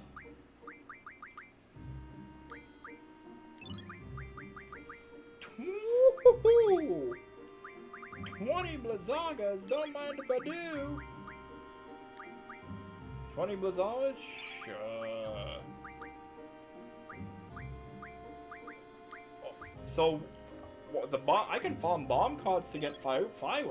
Wow. That is very tempting. 10 death, 20 zombies. Now the Chef's Knife, well, what we want to hang on to. Okay. Echo Screen, Antidote, Holy Waters, Soft, Remedy, Tools, Hypno Crown, or Stone. Interesting. I just want to make sure. I didn't overlook anything. Okay, yeah. Coral Fragment I want to hang on to. Okay, so now let's go to Squall.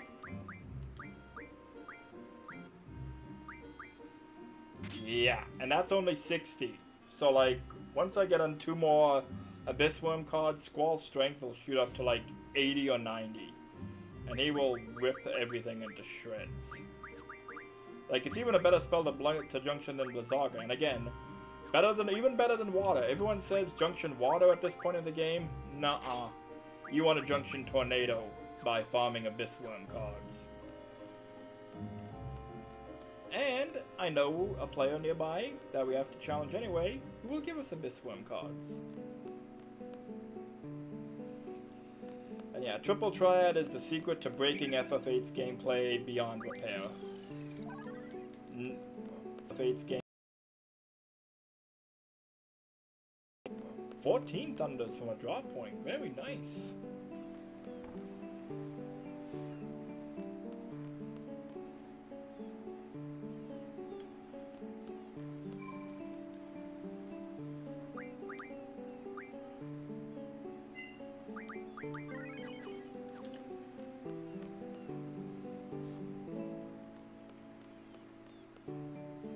Now, I do want to go play the Queen of Cards again, though, until I get the all rule.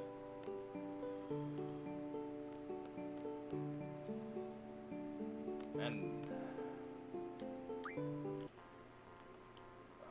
no. There we go.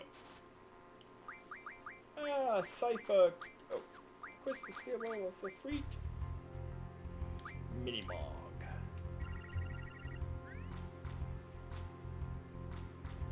She is not the player who will give us Abyss Worm cards en masse. Though she will give us good cards, of course. Or, well, decent ones at least.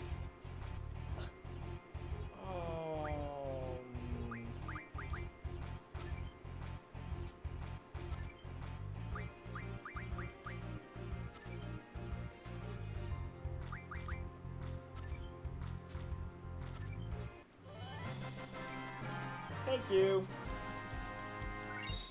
Grendel card. Hang on. I just want to see, any of the ones I got? Blabra Rune Omelet.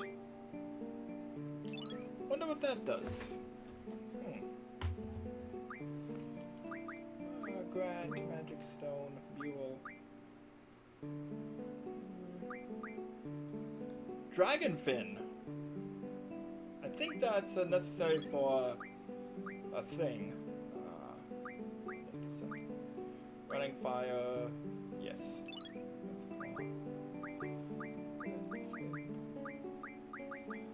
Jelly. Is that the one I was thinking of? I think it was.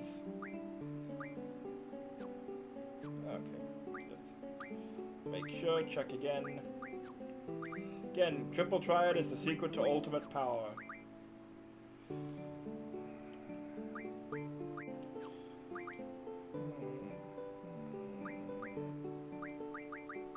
Nope. It is tempting to find the Tomberry knife, but no, we'll have another use for it. 10 shell stones. Interesting. And I forgot, I want to go into normal items, because oh! Oh, that's pretty nice.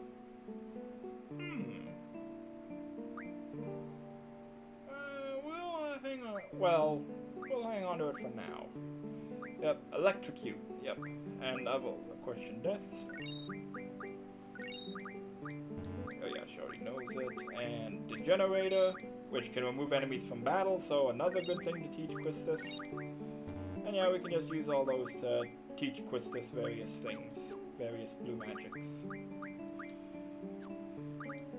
And just make sure, because I do want another Curse Spike and another Coral Fragment. Magic Stone, Cockatrice Pinion, okay, I got enough. Ooh, Water Crystal. Mystery Fluid. And yeah, I do need screws. Sharp Spike, that's what I want. And a Curse Spike. Do I have one? Curse Spike? Okay, that's okay.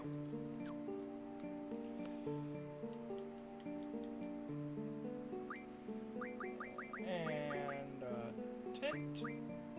I'm only gonna buy 6 at the moment because I don't have that much money, but you buy 10 tents, which is pretty cheap, all things considered, considering you can get money by just walking around. Life and recovery magic refine 10 tents into 100 Kiragas. And now we're gonna go into our junctions.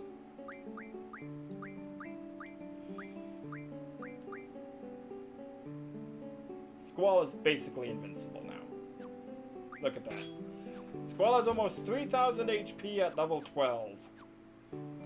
Insane. This is where I want to go. Item refinery. Maverick, I can, yep, Dragonfin and Spiderweb. You don't need to upgrade weapons for everyone, really. It's pretty pointless. Like, they get, like, very minor bonuses to damage and that, but you can do it if you want to. Do I have to actually read the magazines?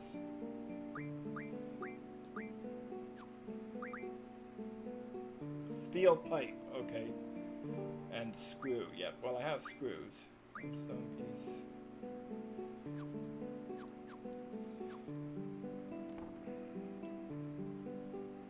Okay, I need a steel pipe. Okay, I can get cards to refine into those. But for now, we want to visit this house because this is where Zell's mom lives.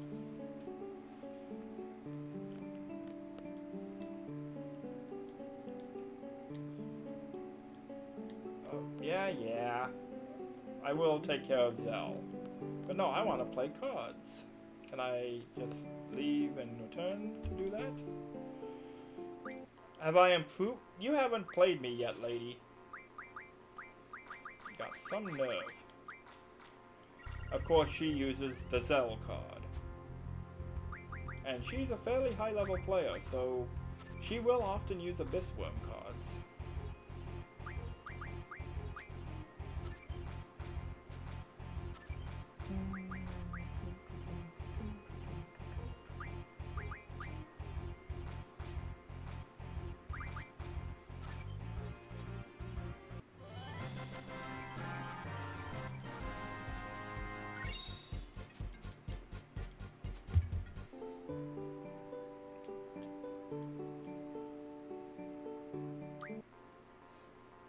Now, the triple triad, again, it really is the secret to breaking the game, and like, the game does not hide these abilities. These are unlockable from the start without much effort, you know? Like, card mod is a fairly simple ability to learn.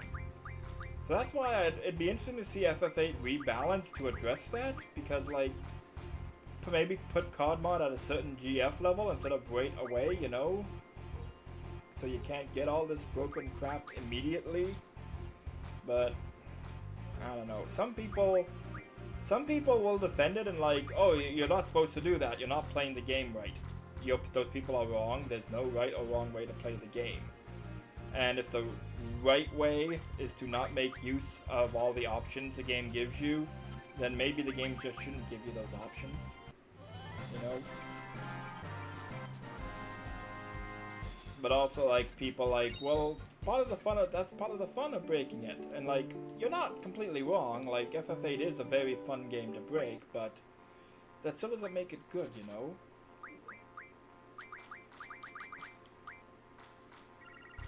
And she's not using the Zell card either. At least she is using high tier cards, so, you know, I can still farm good things from her.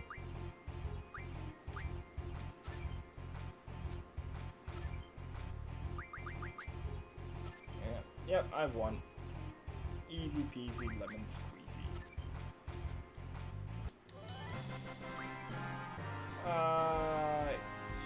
Yes? I've already lost the all rule.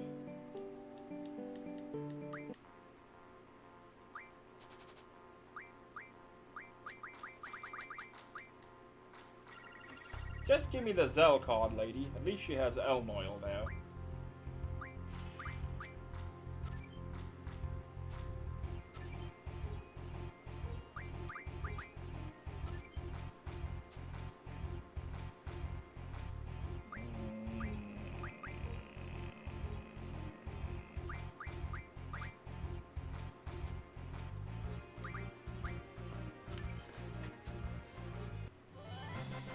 Yep, I'll take...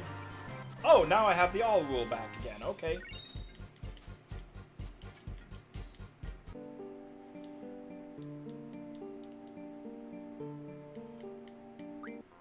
Come on.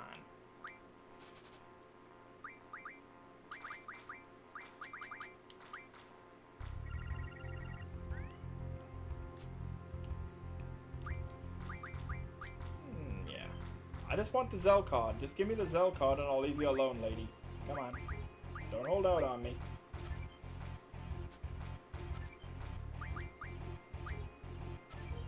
Doesn't matter what you play, Minimog's gonna steal it and then you lose. Yep, there we go. Come on. Just play the Zell card.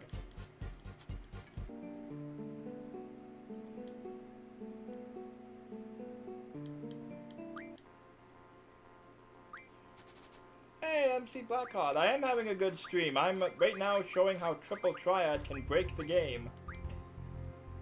Though Ma Dinked won't cough up the Zell card I know she's holding on to.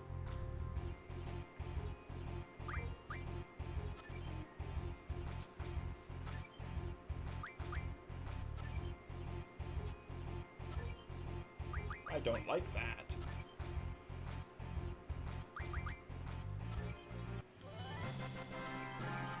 All mine. Mine. And a new one too. Really kind of dorky look. Like I remember all those robots just because they always have like the weird. They had the weird face.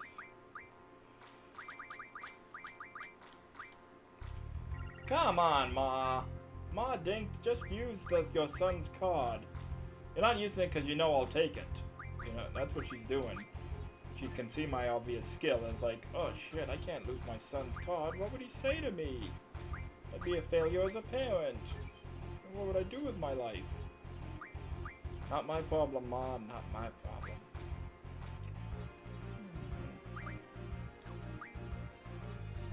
Yeah, either way.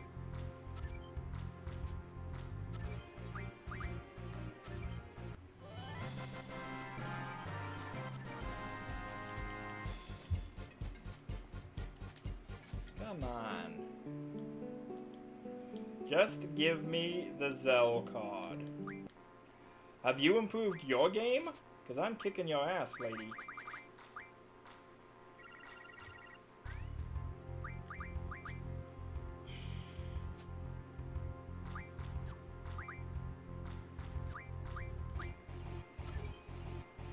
Really getting on my nerves, lady.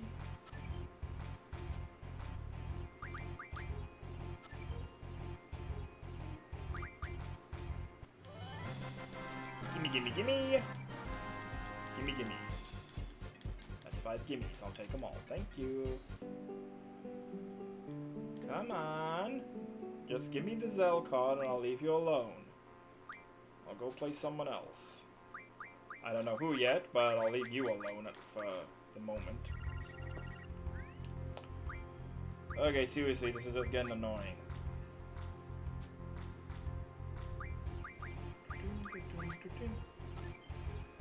Yep, pretty much. And yay, my chat is displaying YouTube now. And hello, Armageddon, thank you for tuning in. And you know, I'm challenging, I'm not stealing from her, I'm challenging her, and she's accepting, you know. This is a gentlemanly fight of card games. I'm not challenging her to a shadow game or anything. I could, you know, I got Diablo as a Guardian Force. I'm pretty sure if Squall wanted to play a shadow game with someone, he could. You know, the winner gets the loser's rarest card, and the loser is banished to Diablos' realm.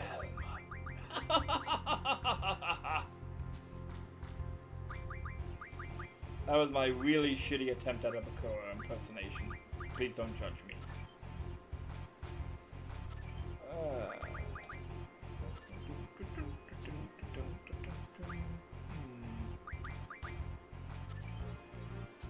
And go ahead and flip it. I win still. Ha ha!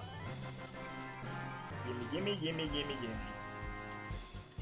Who said gimme never gets? Trick is to do the gimme after you've already gotten. That's just taunting.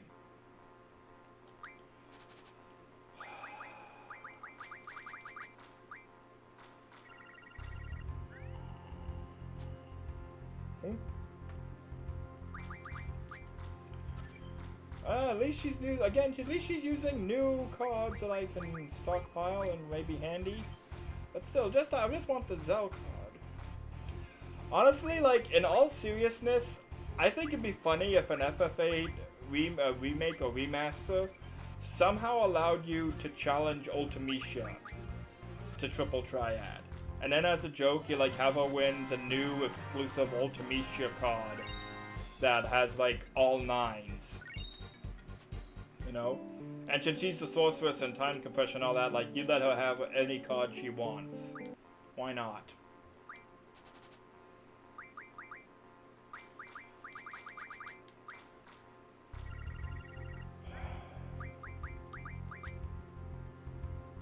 I actually have that image saved on an edited image of Ultimecia. Play a game of cards with a K. Like her saying that in a text box.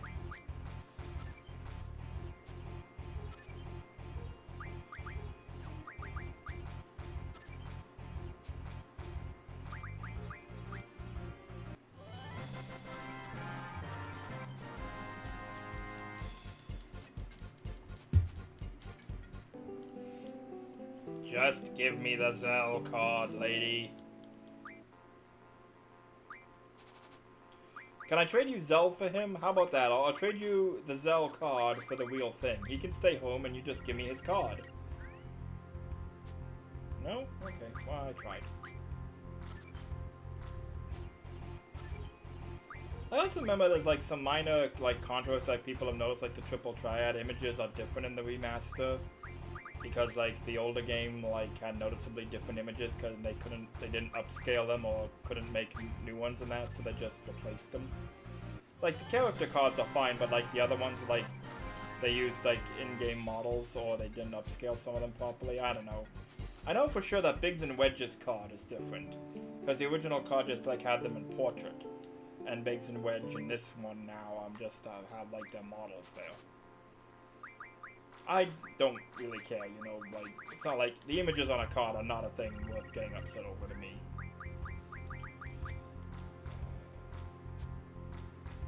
And like, and even with Yu-Gi-Oh, I'll just toss out, like, I'll defend the censorship.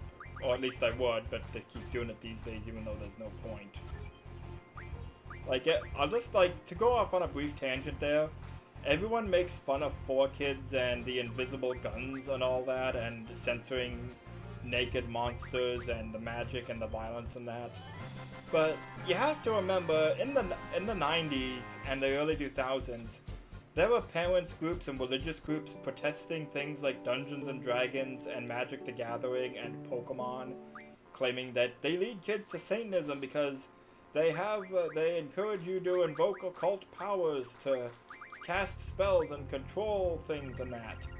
So when Yu-Gi-Oh comes along that blatantly has monsters called Dark Magician and Magician of Black Chaos with pentagrams and hexagrams on their bodies and visibly using actual occult symbols on their card art, yeah, maybe best to edit that stuff out so you can market it safely and don't have to worry about parents getting up in your keister about that. Just Davis, sure.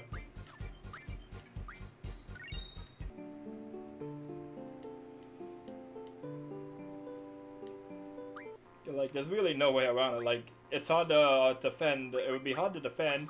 Yu-Gi-Oh doesn't encourage occultism or Satanism when you actually have Yami Yugi, like, saying, I activate the spell card, Dark Magic Ritual, and summon Magician of Black Chaos from a pentagram that's drawn on the ground among candles. Yeah, not a good look.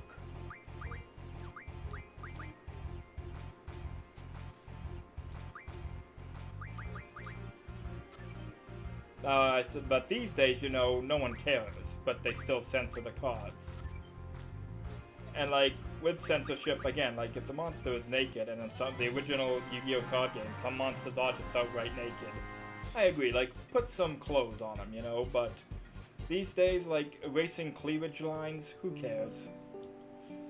Exactly. Like, they were dodging, they saw the bullet coming and were like, nope, we're gonna steer very clear about that. But these days, no one cares, you know? Like, erasing there we go! Finally! Thank you! About darn time. I'll also toss out that even back in the day, it was inconsistent. Because there is a card called Shining Angel. And like, it unambiguously depicts a blonde-haired Caucasian male with wings and white clothing hovering in front of clouds. And they did edit the card to remove the halo. But they still called it Shining Angel. But they removed the halo. That doesn't help. Why bother? And it's like, I remember also in Yu-Gi-Oh! GX, there was this guy that, in the original Japanese show, his monsters were all drunk monsters, but when they dubbed it, they changed it to like they were soused on hot sauce. But one of them was still called Dizzy Angel, so they censored the drunken part, but they still referred to one of them as an angel. And granted, Dizzy Angel is better than Drunken Angel, but still, why buy again? Like, 4Kids gonna 4Kids anyway.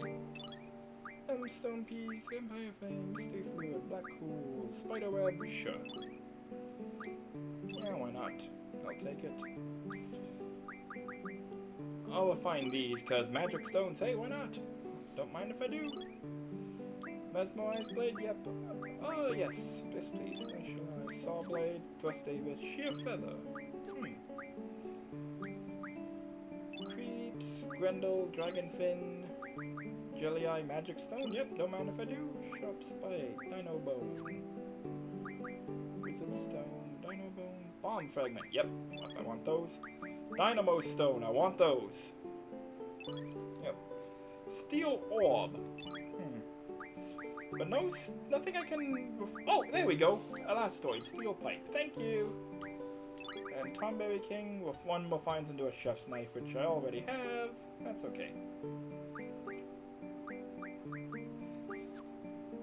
Okay, now let's find some more magic. Coral Fragment, we'll find into 20 Thundars. Nope.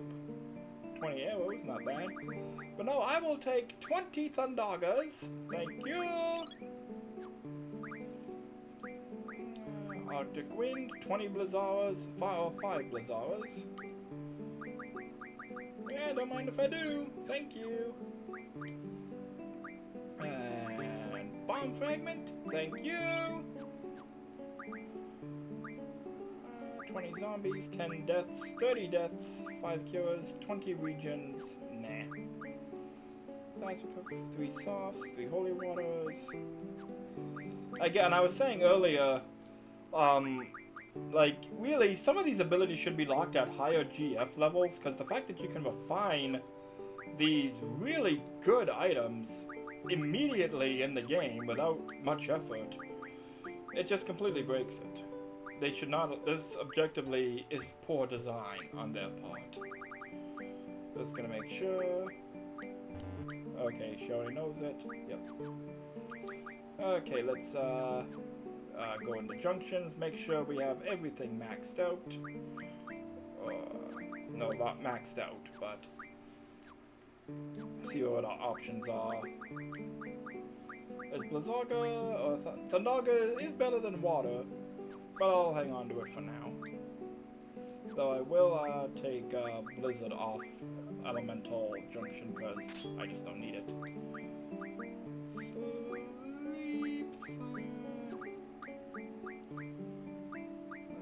And yeah, Suna provides slight defense against everything, so yay.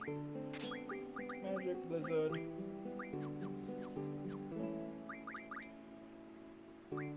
Oh, exchange. Okay. Okay, Selfie will get all the Thundagas. And I'll give all the Fires to the tier 2 magic to Zell.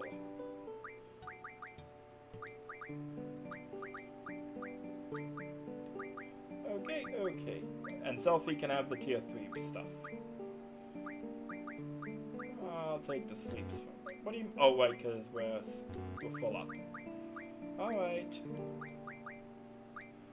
And I'll give Zell all the demis. Yeah, that's sure. Okay. Now let's see. Yeah, there's all fire, sure. Yeah.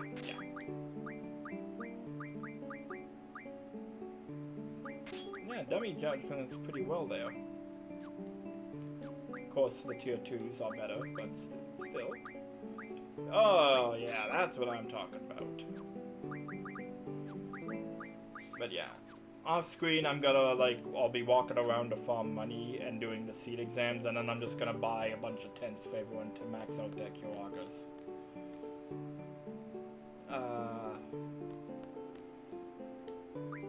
For now, I want to challenge the Queen of Cards. Nope.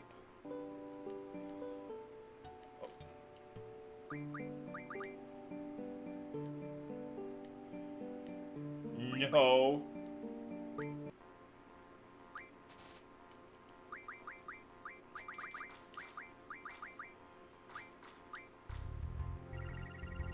Okay, maybe I will just go back and play Zell's mom a bunch. Because I just want 2 more Abyssworm cards.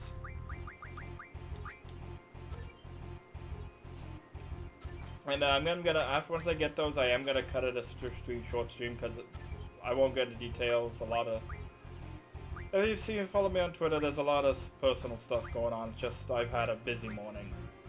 But I still wanted to stream today just because I knew it would be fun. We could play Triple Triad, get our GFs and our rare cards and that. Yeah, the fact that you can so casually grind out tier 3 and tier 4 magic, oh, tier 2 and tier 3 magic, this like first thing in the game, just nah. You should log, like, some of, like, and I know that they can do this because there are abilities that won't be accessible to GFs until they get to a certain level. So there is that option, but they did not implement it well. You know, and if it was tied to GF level, it'd be interesting to see how the balance would be affected then. Trade rule diff is not too bad. It's just you win the number of cards that the difference in the score. So by default, because you always win 6-4 at least, by default you get at least 2 cards, and if you win 7-3, then you get 4. But still, I want the all rule if I can. And I do not want anything else. Just all. Direct you do not want because then you win the cards you capture. But I believe under those rules, any cards of yours that were captured, you lose. I may be mistaken on that, but I don't want to find out the hard way.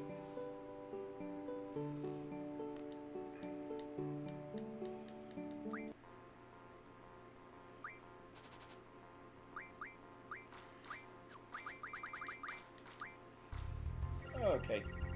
Oh, another Elnoil. Nope, I just want the Abyss Worm, please.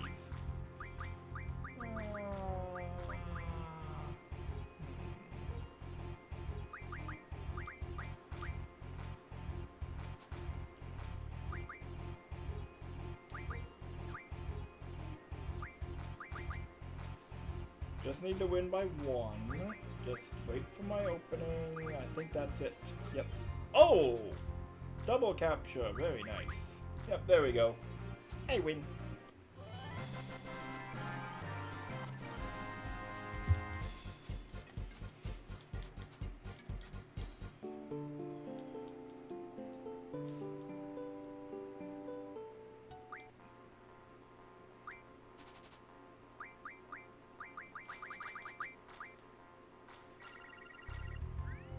But hey, I'll still take the bomb cards because those are 25ers right there.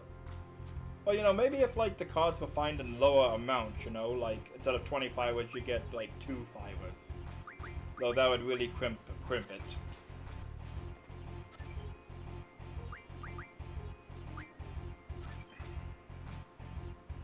Really, I think the most game-breaking one is the fact that you can just refine 10 Kiragas from a tent, which are dirt cheap, and then just junction it to HP and woo! Come on. Just give me the cards. I just want Abyss Worm. 2 Abyss Worms, please. Well, actually, I'm thinking maybe go back to Balam. Because that guy in the lobby has him too, and it's close to a save point there. So yeah, head back to Balam Garden maybe.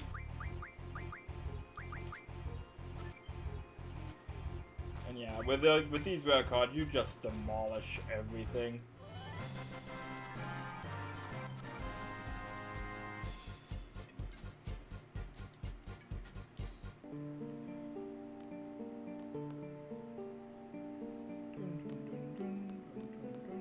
Oh wait, the thing I remember, okay, just quickly gonna check my card mod just to see what we got.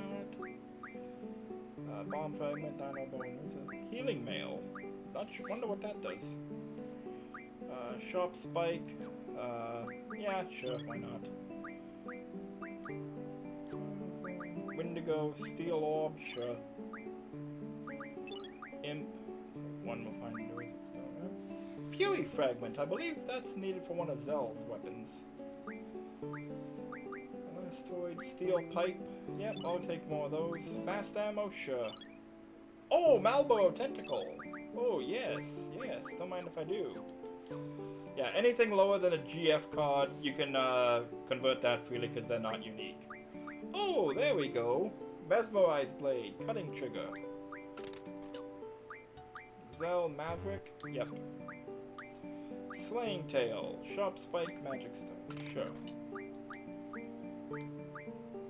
Now, the only one who's really worth remodeling is Selfies because her top tier weapon has a perfect hit rate. So Squall and Selfie can both have max perfect hit rate, so they'll never miss. But everyone else, it's just you get very minor bonuses to hit percentage and strength, which are barely worth meaningful. Oh, whoops, I didn't mean to hit that button. I was accidental. Battle booster there.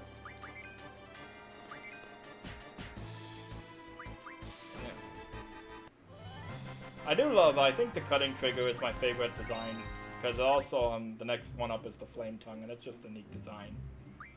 I want to check too. Spiderweb, electrocute, acid, gatling gun, bad breath. Yeah, I can teach her bad breath.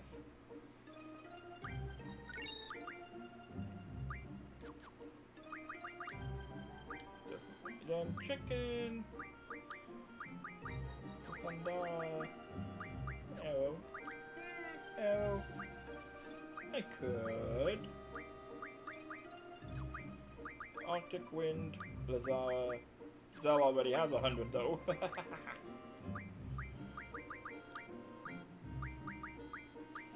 Sure. Again, like bombs, you can farm bomb cards just by going to the back to the fire cavern. It's insane.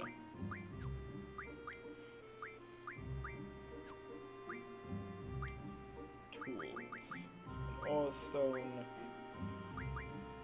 And yeah, Aura is also pretty good. But nah. Though I don't care enough to refine it yet.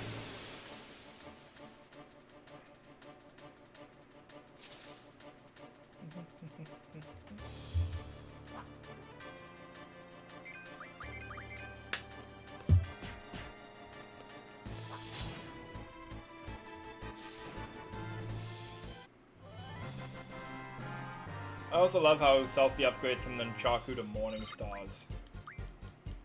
But then she regresses back because I think her ultimate weapon is just like 2 stars on the end, so it looks like you took Kirby's Star Rod and just connected 2 of them with a chain. Which just makes me think of Sword Chucks. Though as I say that, Selfie probably would unironically use Sword Chucks. Because she is just that insane. Who are you again? Yeah, you got Quistis fired, didn't you? Fuck you.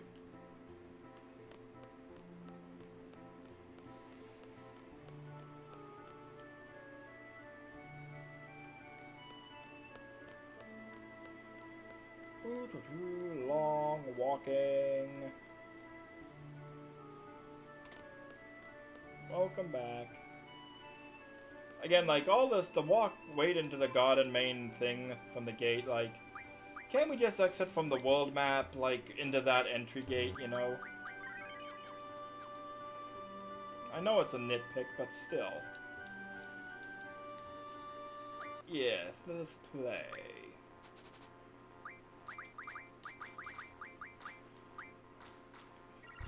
Okay, you might have Abyss Worm cards, maybe. I just want to. Like, you could farm as many as you want, a junction for everyone, but for Squall especially, because he's the party member that's obligatory for all of the game. Well, most of the game. So he's the one I'm most concerned about powering up.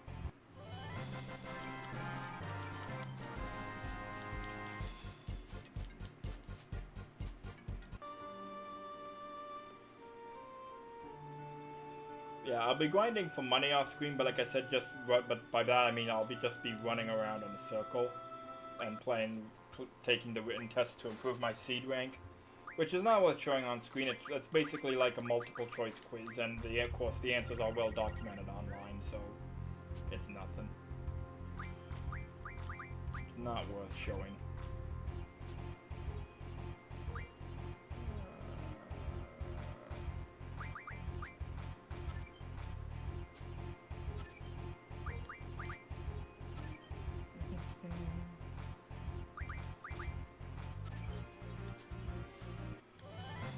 Mine.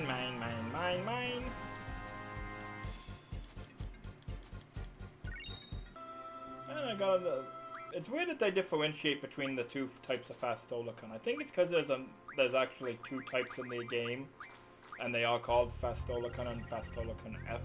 I don't know why. FF8 also, it's an interesting thing. The game has a very small enemy pool, really, because it's the same enemies for most of the game. They just level up and gain new attacks and abilities. And it's a very odd design decision to me that this is like the only game where enemies level scale with you. And I don't object to that. I think level scaling is good overall in games to keep that it's a good way to control the difficulty and keep it like on an even keel with the player. But why did they do it in this game in particular? Why did they decide to do it for this game? And they did it the way they did with like at certain thresholds. Like the enemies level suddenly have higher enemies have slightly higher stats overall as your level, but it's like a certain threshold suddenly the spells you can draw from them go up to the next tier and they'll start using those spells in battle. So it's a little wonky. I think maybe that's why they didn't go forward with it in other games, because I think they tried it and it's like, nah, we don't like this.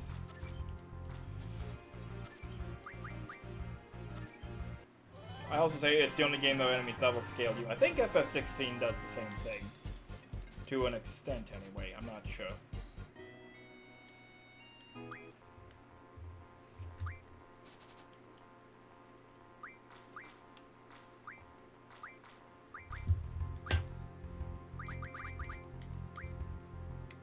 Queen's Blood. Though Triple Triad is still very fun.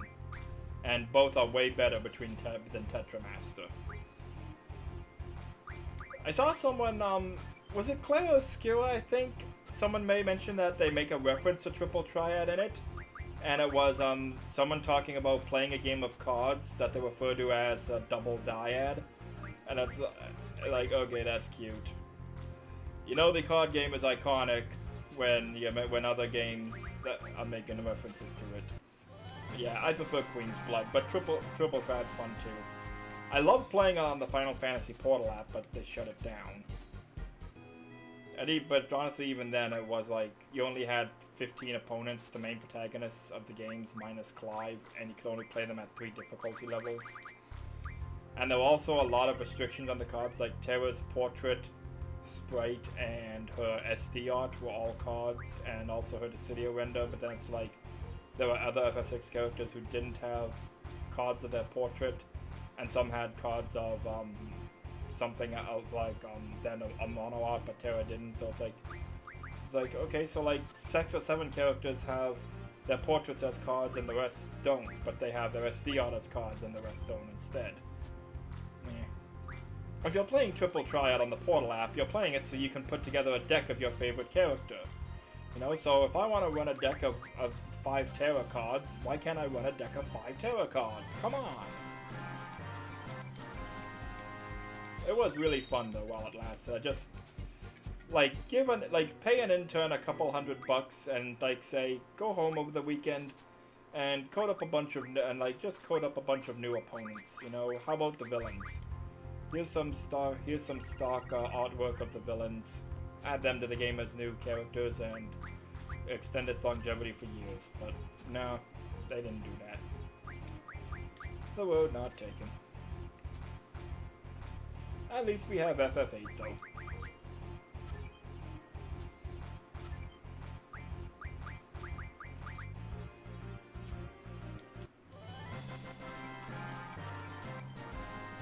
Come on, I just want a Bisworm. Also Queen's Blood is better because they go full Yu-Gi-Oh! At the end. I won't spoil it for anyone who hasn't played Rebirth, but the climax of the Queen's Blood side quest is, it is grilled cheese, and I love it. It is so stupid and hilarious and epic. Like I said to a friend once, I won't give you context, but Cloud ends up diving through the air, throwing a card at someone's chest, shouting, "Game over!" And someone else, and they replied, oh god, he's gone full Kaiba. Okay, there's a fourth one. What? I'll go save that just in case. And I want one more. Yes, I have heard, and I know that you're the leader, but for stupid reasons, they won't let you initiate the Card Club quest yet.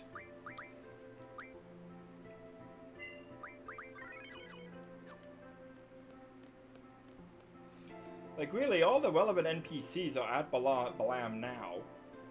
Later... Where'd he go?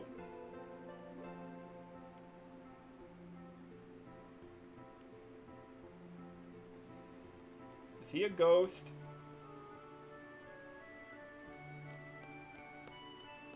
Where is he? Come on. Okay, fine. I think you can play the Doctor, too. Now, let's just go around Balam, see who we can play. I've already beaten you, kid, several times to get your mini-mod card, so no thanks. I also once made the joke once, like, it was on Maximilian Dude's playthrough of Remake. Someone mentioned, why is Rufus so cool? And I cracked, because he's basically Seto Kaiba. Seto Kaiba if he stayed an arms manufacturer. And when you think about it, like, that was the thing in Yu-Gi-Oh! Like, Kaiba Corp was a weapons dealer until Seto took over and developed the holograms. So imagine if Kaiba took over Kaiba Corp, but instead of funneling all his money into holograms and card games, he funneled it into weapons, and he kept up his dad's arms business and funneled his money into personal gadgets for himself to fight. Yeah, that's Rufus! Rufus is Kaiba if he remained an arms dealer.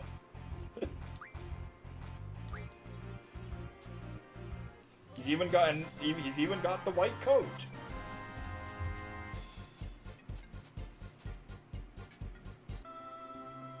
I don't remember if she has rare cards. Oh, and we're back to Trade Rule 1.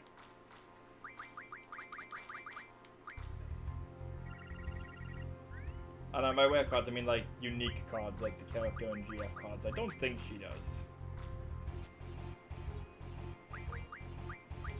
And of course, there was the joke I made like the image, like the edited image macro of Rufus.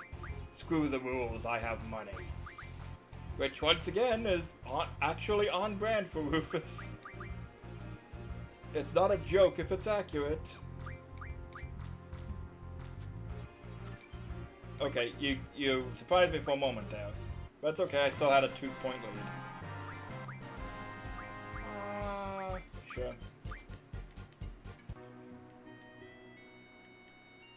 Are you injured again? Where did Cypher scar you this time? The balls? The anus? Seems like the kind of thing he'd do. That's a new one. Tri-Face, I think it's called? And the one down there, I think it's Torma, although it's like the Coral, or the Coral, or however the hell you pronounce it, the cat enemy. The cat. I'll just say the cat. We know who we know what I mean. The recurring cat enemy in Final Fantasy. I'll take it back either way, but I still win. Torama, yeah, that's it.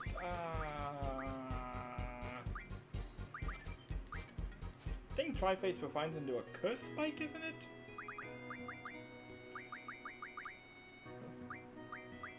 Microtwist Pinion. Sure. Why not? Spiderweb, Water Crystal, Black Hole, Mystery Fluid, Vampire Fang, Mesmerized Blade. Yeah, sure. I'll take a bunch of those. I ain't using them. Sheer Feather? Sure. Core Fragment? Yeah, why not? Yeah, Curse Spike. Okay. I think that's needed for weapon modifications. Ooh, Ochu Tentacle. Running Fire? Yep, sure. Deathclaw, Sharp Spike, Cactus Thorn. That is also needed, I believe.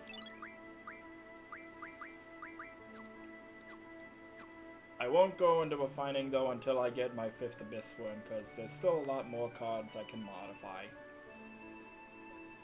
Like, you know, do it all at once is what I'm trying to get at.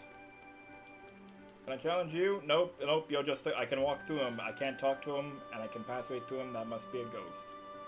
Well, I'm gone as haunted. You heard it here first. Is he back in his seat now?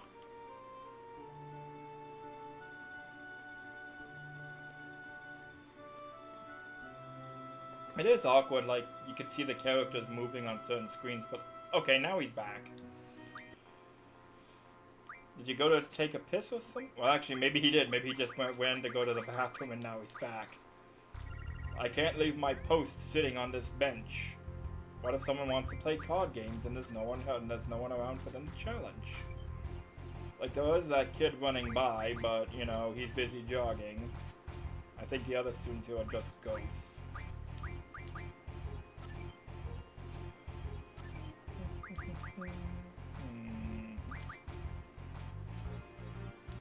I win.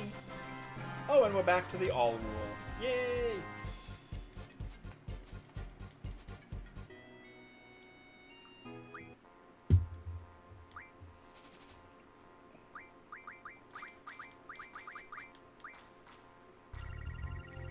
One more Abyss Worm, please. Just one. That's all I want.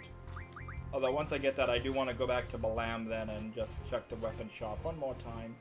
Because even if there's no point to upgrading weapons, may as well, you know, if I got the material for it and I'm not using them for other things, why not?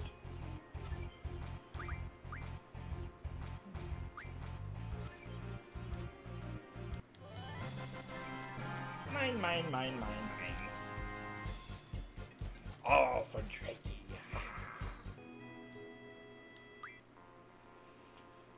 Trade rule 1, and we're back to 1. Make up your mind!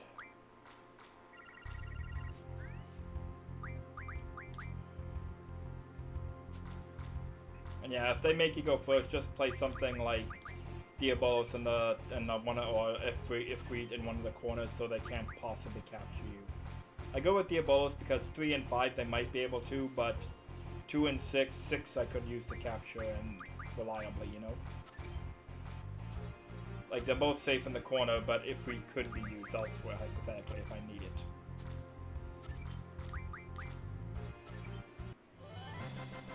Okay, what do I want? Snow Lion.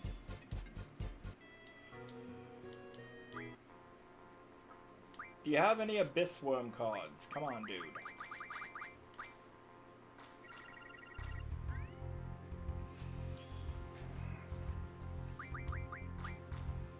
And also, like I mentioned, like, if you go first, you're at a disadvantage because your own opponent can immediately capture you. But on the second thought, if you go first, you also get the last move too, so it's a bit of a trade-off, I guess. Not immediately, not always a disadvantage.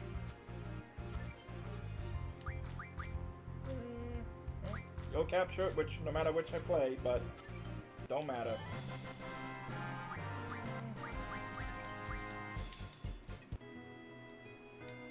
Come on, I just want an Abyss Worm, please. Just one. Maybe it's time to head back to Balam and play Zel's mom more.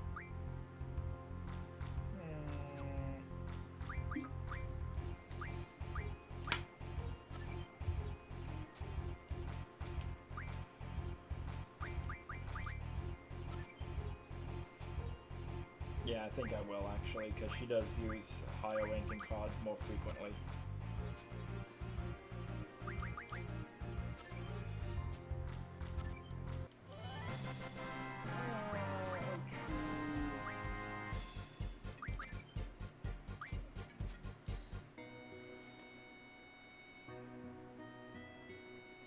All I want is Abyss Worm. That's it. One Abyss Worm card. And I'll do a bunch of refining and show off how ridiculously OP Squall is now, and I'll end the stream. Promise, game. Just give me an Abyss Worm card, and I'll stop abusing you for now. Well, after I do a bunch of written tests, too. Again, like, can't we just exit to the world map, like, right from the gate? Why do we have to walk all the way out here? Like, I get it, like, couldn't you, like, flag it so we don't have to do it, like, for story reasons when we have to go through this area, you know? Like, normally, just let us off at the gate. Come on.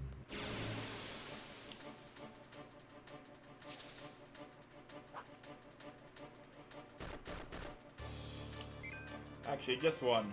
I don't want to XP.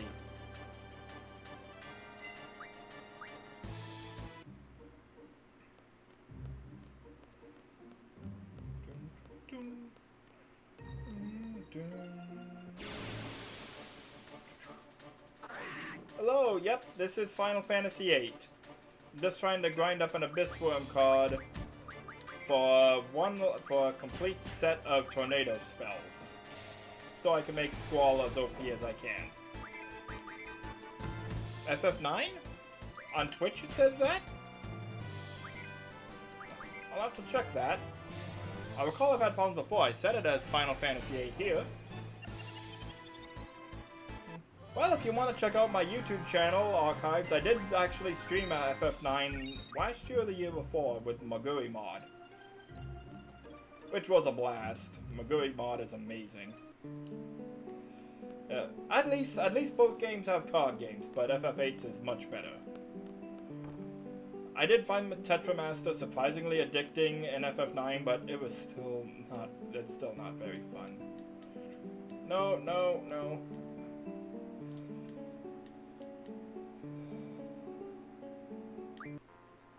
Improved my game. Actually, I have more rare cards now, and you have none. I just wanted Abyss Worm, please.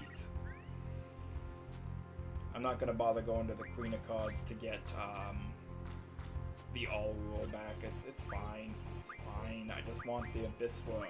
If I really wanted to grind out cards, I could do it easily enough.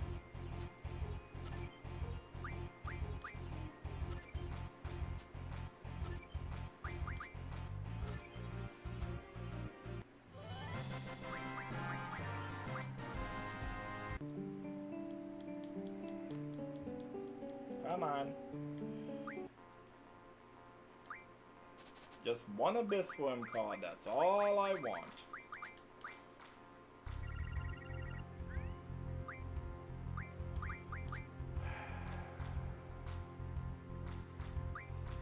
Also, I did not call attention to this when I went to the weapon remodeling shop earlier, but the Weapons Monthly magazines, they tell you the materials you need so you can try to farm them. But even if you don't actively read the magazines, you can still unlock them to craft in the shop, which is nice.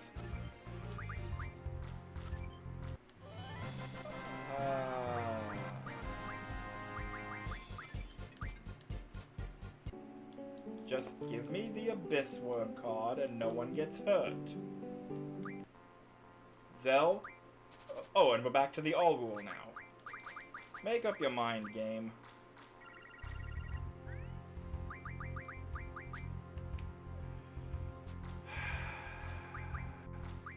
I just want one Abyss Worm to complete the set, a full set of 100 for Squall. That's all I want. Come on. Oh, no, I meant to put in the next one over. Whatever. Doesn't matter, I still won. Doesn't matter which position you play it in, I'll capture it, and that's all she wrote. There we go. Bye-bye. Oh, mine. Mine. And mine. Now, are we going to stick to the all rule, or are we going back to one? You can't make up your mind. Okay. Like, if you want to use all, I'll use it.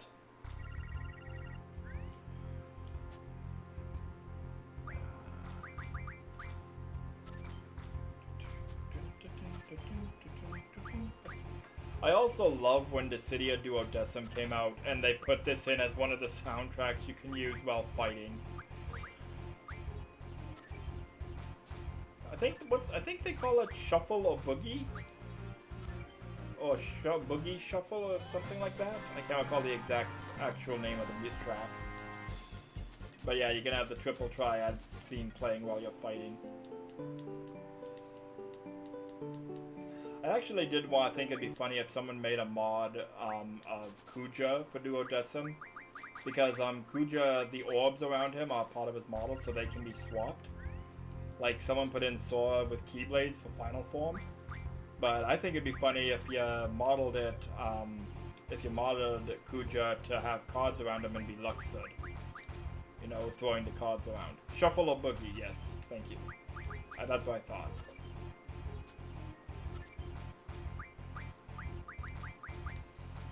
Yeah, I think it'd be fun to have, like, mod Kuja into Luxord and have him slinging the cards around with explosives and magic. Someone did mod Kingdom Hearts 3 Luxord. Oh, no. You don't like Queen's Blood? Whoop, whoop. Sorry there, I hit my desk. Honestly, that was an accident, bad timing, but you don't like Queen's Blood? Oh, okay, it's just not as good. I do have to disagree with you on being better than Tetramaster, though. Tetramaster, it's not without its appeal, I found when playing FF9, but the randomness and opaqueness of its mechanics really hurt it.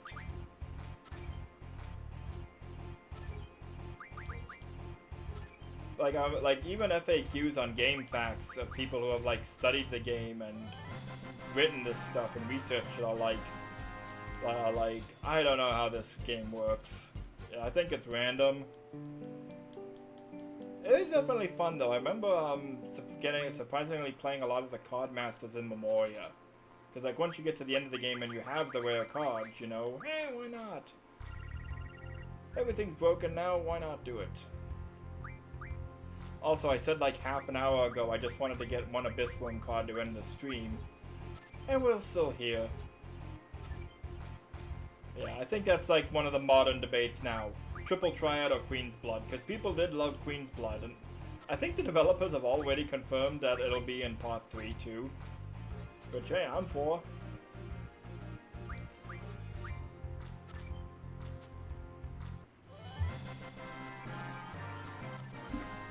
What you do is, I also mentioned the Final Fantasy Portal app used to let you play Triple Triad.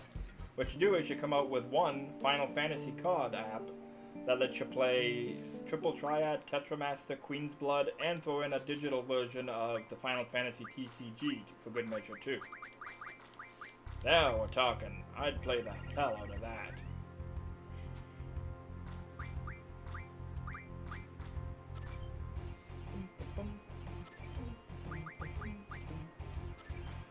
Oh, at least I'm getting good cards, better cards from her than the other guy. So yeah, good decision to come back and play Mod Dinked instead. Also, I want to know who named Zell on the development staff and decided his last name will be Dinked. Me, I just like keep thinking of Spaceballs. Ding ding, ding ding ding ding ding ding ding ding ding ding ding ding ding ding. Like. Who, like, it's just like, it's like whoever named Seymour that in FF10. There are some names that are just inherently funny, silly sounding, and difficult to take seriously. Seymour is one of them. Dinked is another. Like, you're a C away from calling him Zell Dink. Come on. Like, why does Cypher bother calling him a chicken wuss when that is his gift wrapped form? Zell Dink. You don't even have to try, man.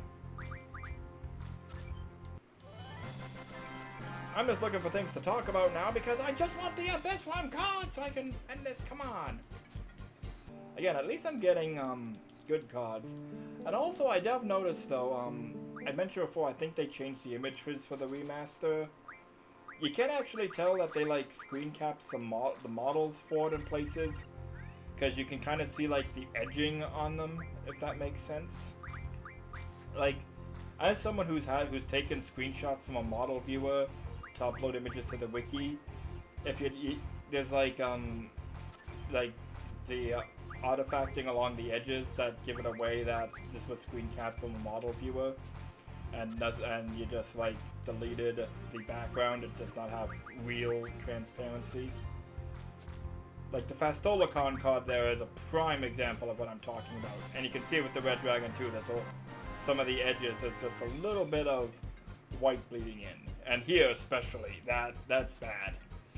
That one not too bad. Red Dragon, like you can see, like yeah, that's a damn it.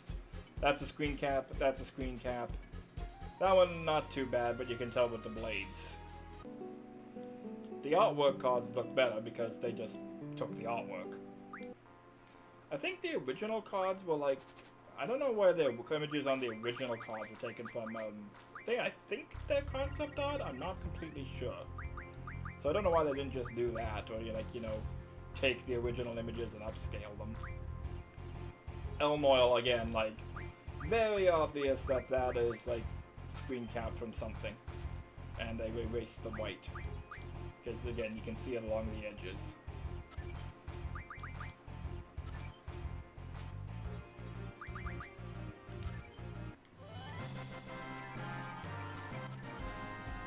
At least I want another Elnoil. Elnoil in particular, I want to stockpile. Okay, we're coming up on an hour of me trying to get an Abyss Worm card.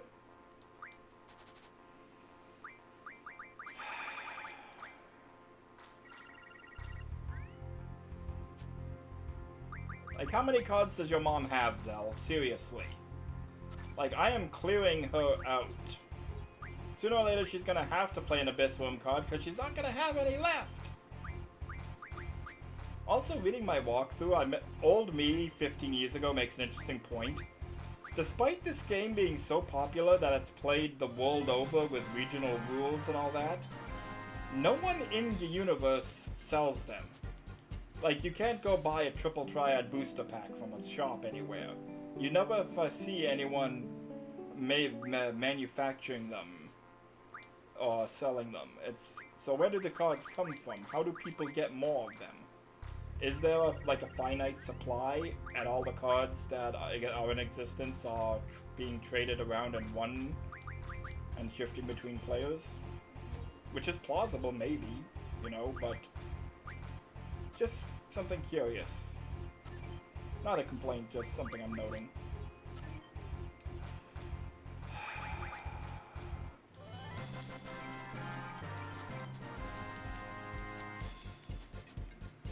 I just want my Abyss Worm card. Zell, tell your mom to give me an Abyss Worm card, or I am shoving my new gunblade up her butt and I am holding the trigger down until she does.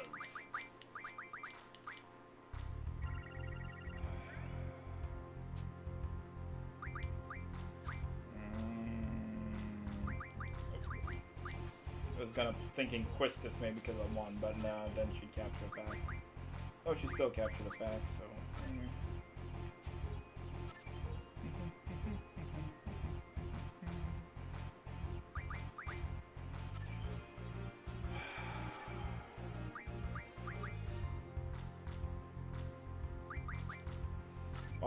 I do want to pay close attention enough to make sure I don't lose. If I lose, I'm losing 5 rare cards. And, no. No. At that point, I really would have to pull out my gunblade and take them back by force.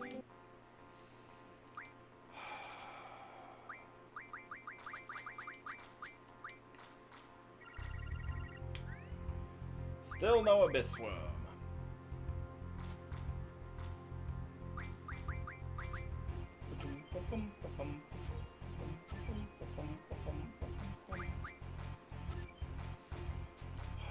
Just give me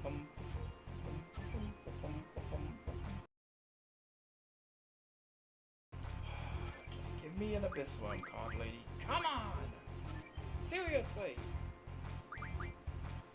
Thank you for playing it there so I can make your defeat all the more humiliating.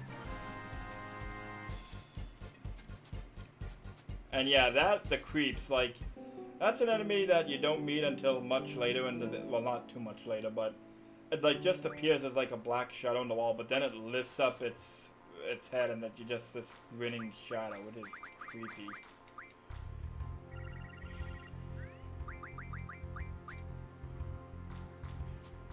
Come on, seriously, I just...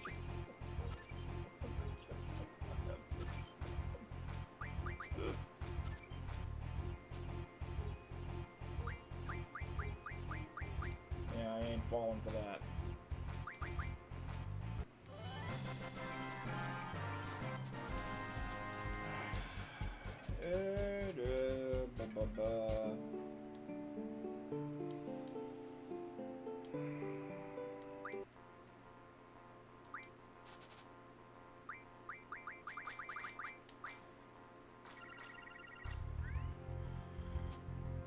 And I say I just want Abyss for him, but, you know, all the other cards are still good. Like, again, like, I could probably stay here for hours just grinding good cards off of for magic and items.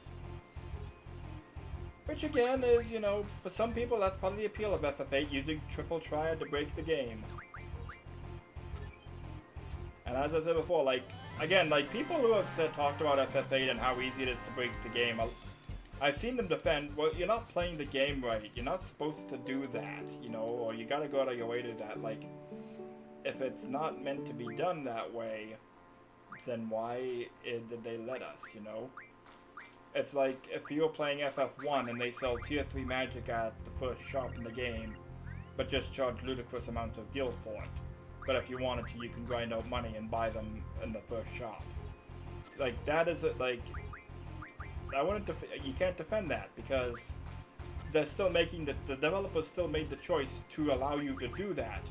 If that is the wrong way to do it, why did they allow it at all?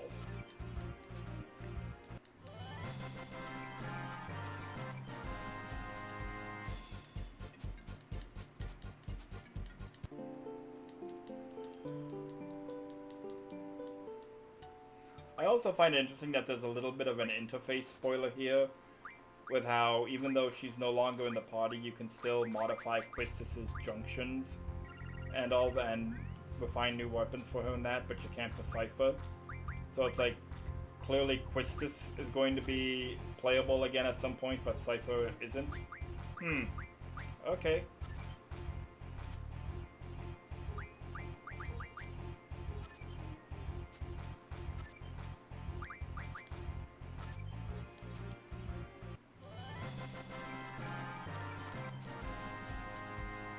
Actually makes me wonder if there's a mod that like allows you to put Cypher back in the party. Like, there's a playable Beatrix mod, and there's actually a lot of mods for FF9 that make characters that just swap models for characters. I don't know if there's a mod that makes Cypher permanently playable. It'd be interesting to look into. I didn't look too much into the modding scene for this game. I did look for see if there were texture packs after last stream, and I saw the backgrounds. But nothing that I could find, which is a little disappointing because, again, the backgrounds do not look right with the high HD models. But, that's a minor nitpick. I don't mind. I don't care that much. If the mod exists, it exists. Like, during the week when I'll have more time to, like, test this stuff on my own time, you know, maybe I'll find something. I'm pretty sure that, like, I know that FF7 has EchoS and Suna mods and a lot of big modding community for it, and FF9 has Maguri mod. I do know that there's a similar project for FF8, but it's not as long as some of them, so maybe that's something to look at? I don't know. Have to see on my own time.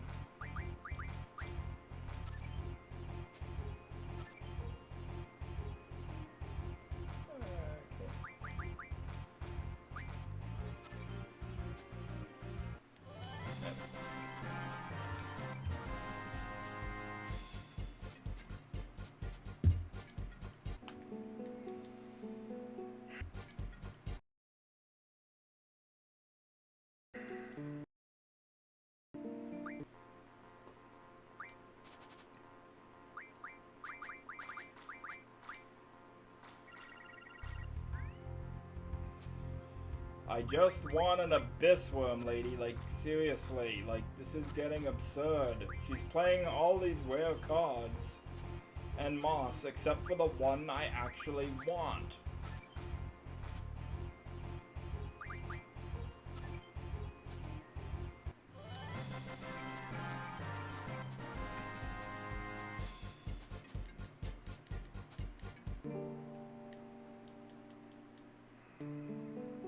Come on.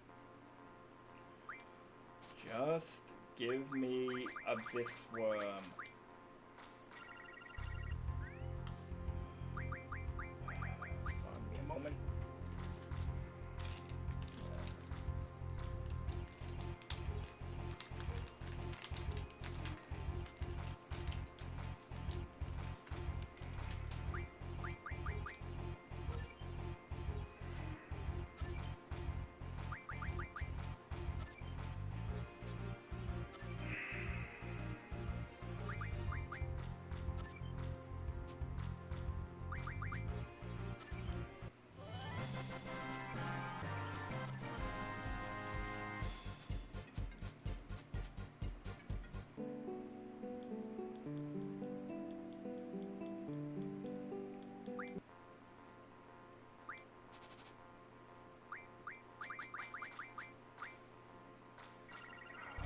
Yay.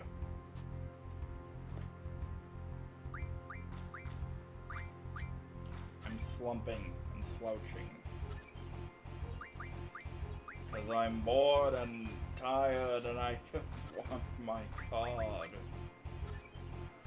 Cough up the card, you old bat.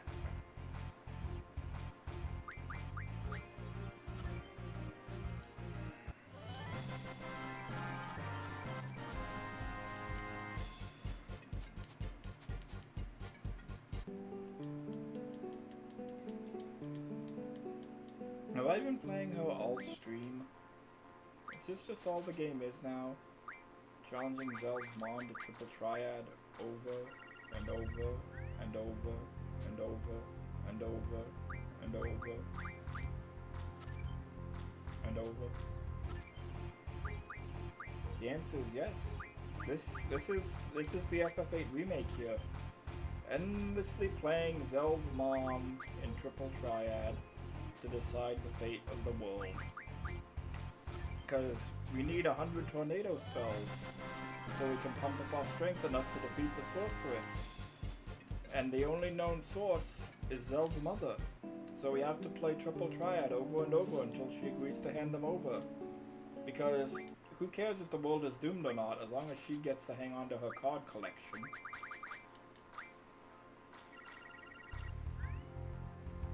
Really, she's the villain of the game, you know, like the sorceress, you know, she's not too bad. Zell's mom should just hand over her cards so we can turn them into items to help us save the world, but she don't care. Like, no, these cards are mine. No, I don't care. I don't care if my son has to go to war and risk his life and die. I'm not letting you have my Abyssworm card.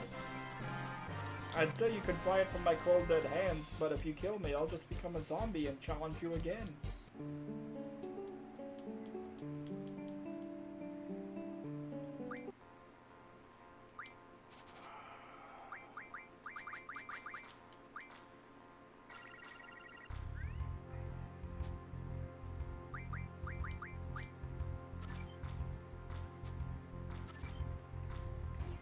You know, I'm getting so good at this, I'm wondering if I could do it in my sleep so I could just nod off and take a nap here and just wake up an hour later. Oh, did I get an Abyssworm card? No, okay. No.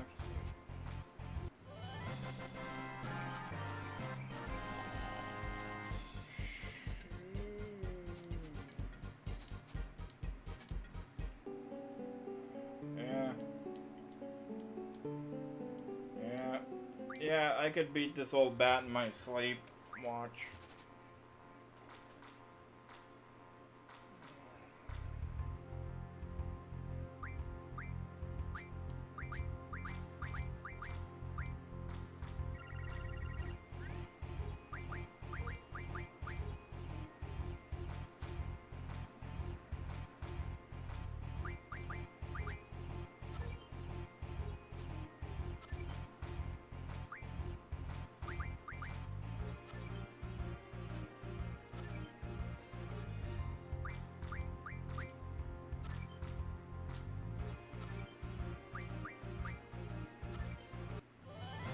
I'm awake. What? What? Oh, cool. I won. Okay.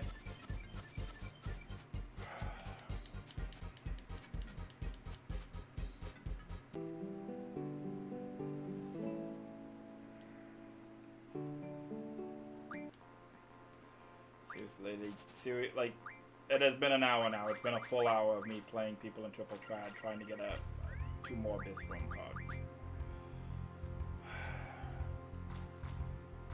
Also, I only just now noticed that the background isn't really upscaled very well either. Whatever. I don't care. I have reached complete zen. Nothing means anything and everything means nothing. Except for one thing. That which holds meaning. The secrets to the cosmos and life itself. The Abyssworm card. Within it lies the truth. The truth of the universe. If only I could obtain it. Won't let me!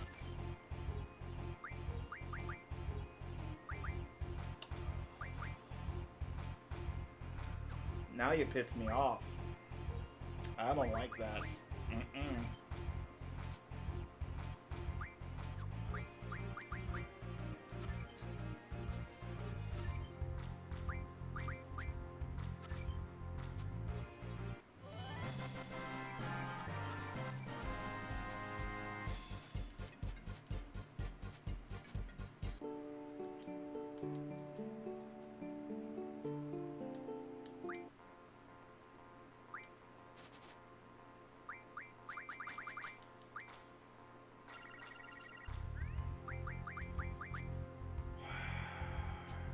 I just want Abyss. What?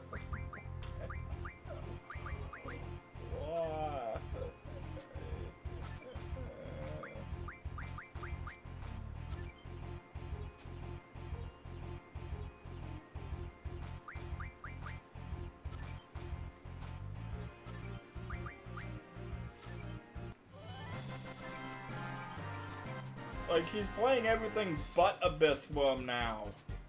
I'm pretty sure I've won half the cards in the game from her by this point, except for Abyss Worm.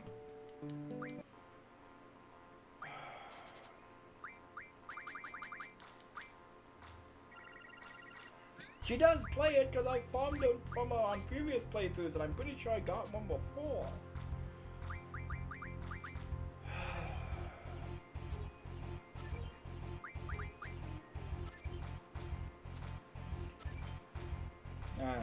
There's a trivia question for you. How do you farm Triple Triad for over an hour? Because you have to.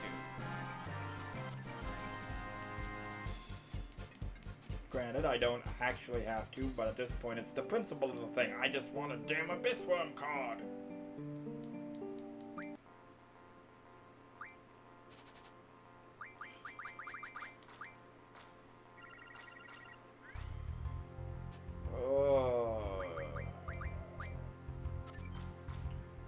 Feel like I want to do like the Krusty the Clown groan.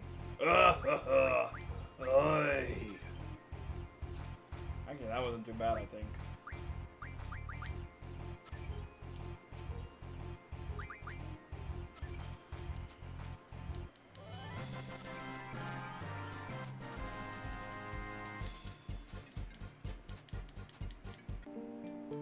Zell, are you and your mom all that close?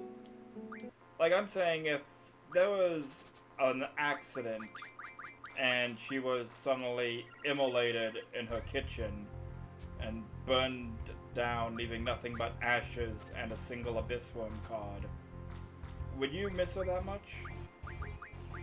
Just asking, you know, hypothetically speaking.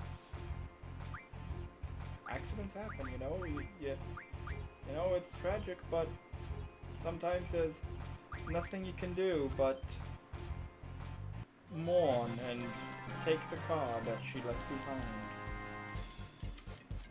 Hypothetically speaking, of course. But that would never happen, because the game won't let me.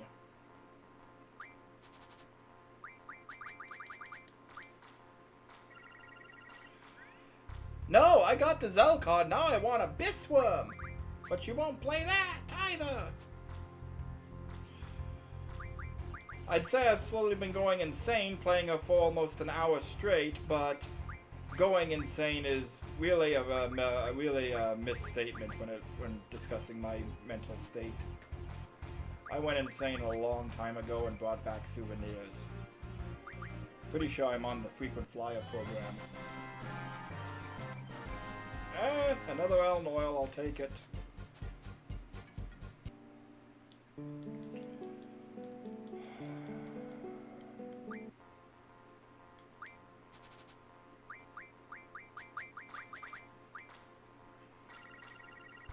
Oh yeah.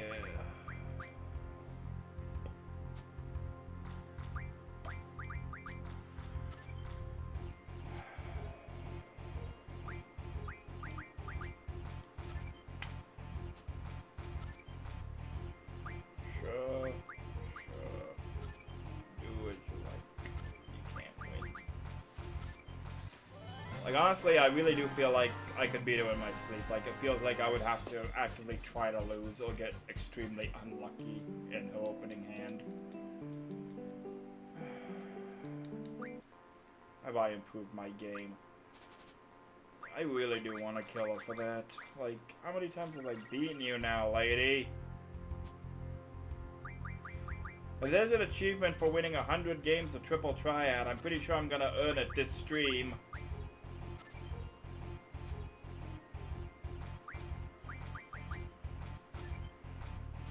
Hey, Funhow. Welcome to my nightmare, my purgatory. Endlessly playing Zell's mom, trying to get an Abyss Worm card. I've been at this for about an hour now, and she just won't play it. Not an hour straight with her specifically, but I have been facing her for at least half an hour. Because I remember it was like at like 3:30 when I like first took note of how long I'd been doing this, and I'm still here.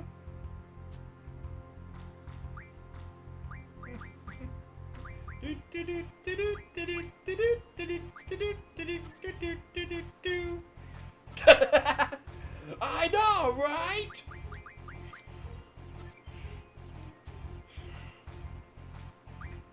Zell, what, like, how is your family not impoverished from your mom wasting all your money on Triple Triad cards?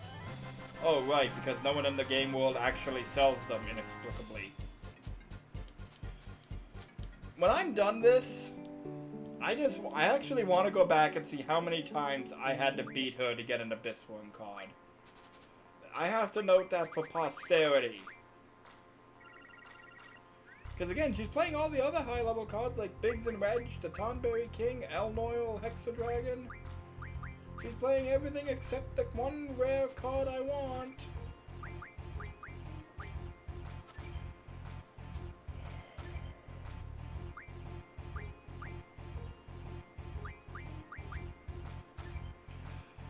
Oh yeah. Go back, watch the vlog. There's been insane ramblings, but ahoy, for sure.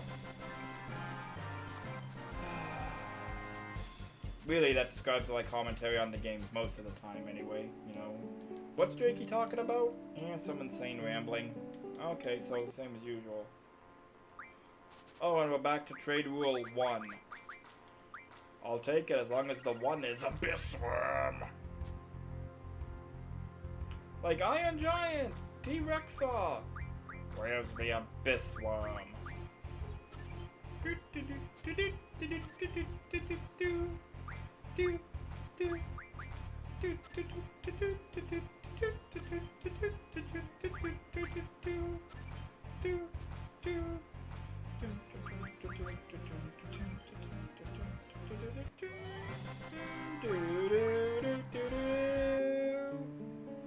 Oh yeah, eventually I'll be going on a refining spree. I've just been pointedly holding off until I get the Abyss Worm, and we're back to the all rule again. Zell, are you sure your mom's not senile? Because she keeps forgetting the rules of the game and changing them inexplicably for no reason.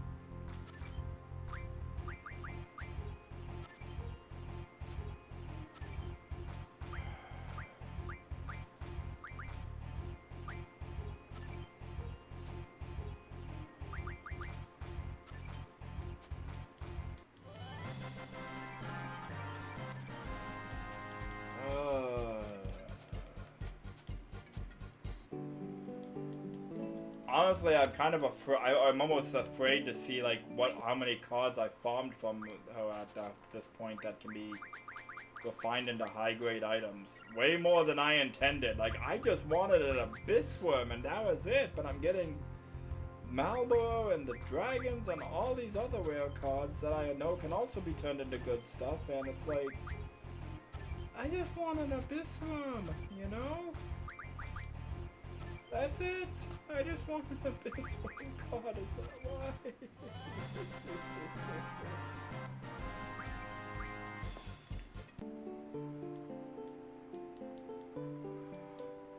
Oh, great goddess Terra, why hast thou forsaken me?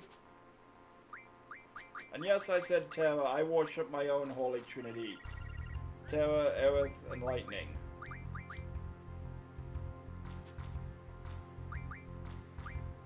Sometimes Rydia, depending on what mood I'm in.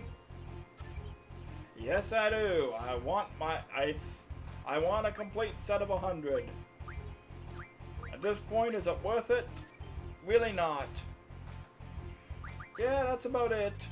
Yeah, that sounds right. How did he get so powerful? The Yu-Gi-Oh way. He played card games for hours. Now I'm just picturing that scene in Yu-Gi-Oh GX. They've been dueling for 8 hours straight. I think it's like Bastion and the Amazon are like, they've been dueling all night. And you keep hearing Bastion screaming. And it's like, clearly they're using dueling as a metaphor for something else, kind of tongue-in-cheekly.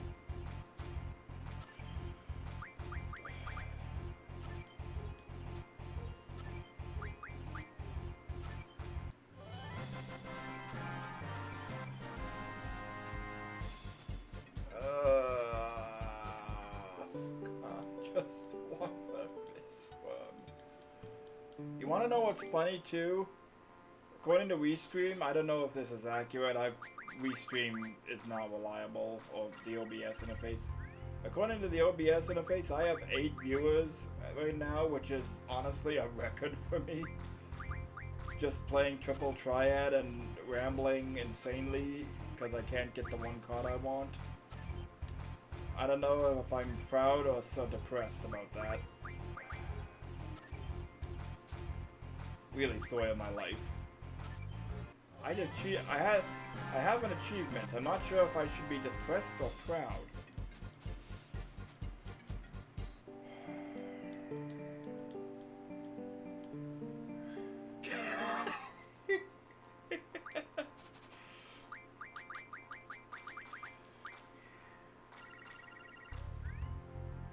That's a new-ish one. I haven't seen that one too often. I think that's the Hexadragon, is it? I believe there's a Blue Dragon and Hexadragon as separate creatures in this game. Not completely sure. I don't remember. I didn't pay much attention to the enemy game names whenever I played. I just like, okay, how do we kill it?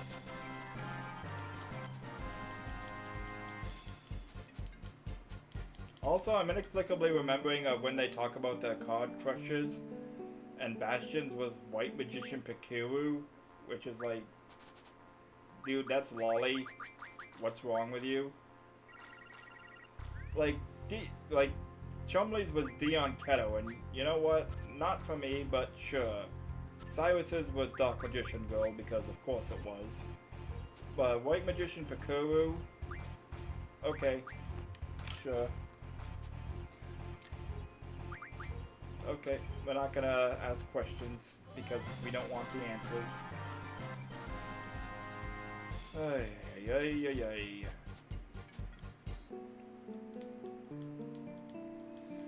Again, I've definitely been playing her for more than half an hour now. And she will not play Abyss Worm.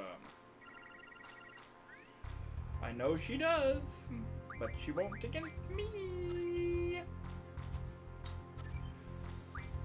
Zell, don't take this the wrong way, but your mom's a bitch and I might have to kill her when this quest is done. I'd say nothing personal, but that's a complete lie and she knows why.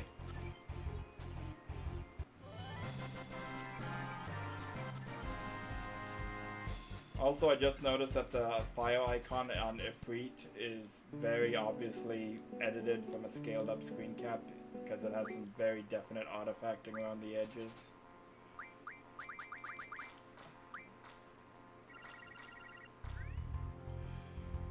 Oh yeah, and it was weird. And then season 3 came around and asked the question, what if their waifu cards had a crush on them too? And it got real creepy.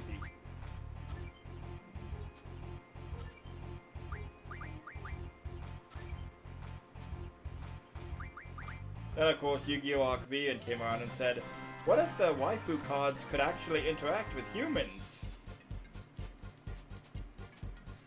There was actually a fanfic, I remember this because it was an excuse for other content, but like it began with like Kaiba making like solid vision that you could interact with, and this reporter was asking him, like, Mr. Kaiba, why did you invest millions of dollars into developing holograms that people can interact with?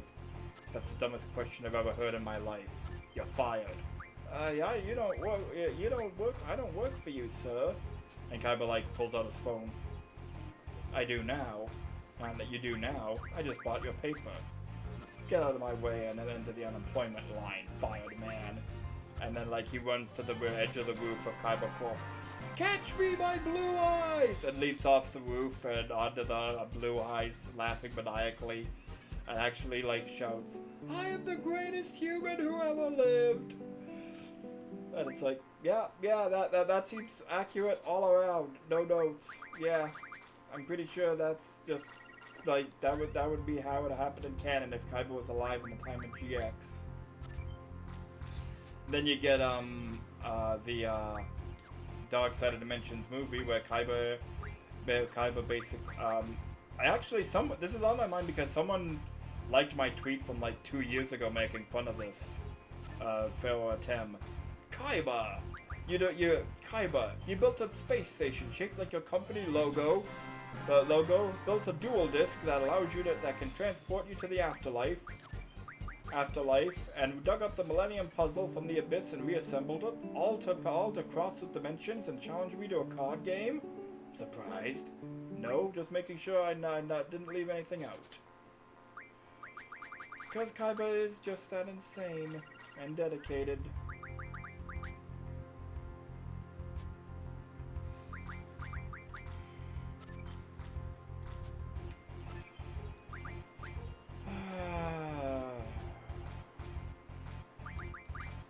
That's what we're talking about now. We're talking about card games. I'll also mention, since I brought up the Arc V, but now we're talking about card games. Arc V, for those who haven't watched Yu-Gi-Oh! Arc V, watch at least the first season, because it is peak Yu-Gi-Oh! Arc V is my favorite Yu-Gi-Oh! Franchise, or spin-off, and in my opinion the best one, even better than Duel Monsters. And I say watch at least season 1. People had divided opinions on season 2, but I really liked it. Then season 3 happened. Season 3 of Arc V is like season 6 of Game of Thrones. Not as bad as season 8 or 7, but this show did not end on a high note. Like, without context, I am not kidding. The final 10 episodes of Yu-Gi-Oh! Arc V have Yuya traveling dimensions, dueling different people to try and make a baby laugh to save the world. I'm not exaggerating. He's dueling to make a baby laugh, because once the baby laughs, that'll be proof that the world will be saved and the baby won't grow up to be evil. That's the grand finale of Arc V.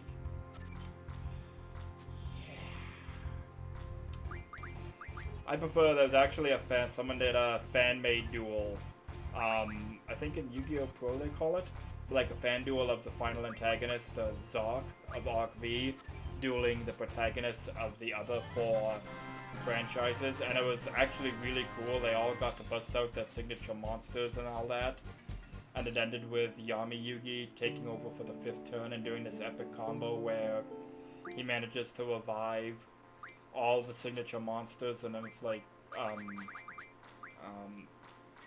all the signature monsters attack the villain's monsters in sequence to match their counterparts, beat it and bring them down one at a time until he finally wins. It was actually a really well written and epic duel, and so much better than what we actually got in Arc V.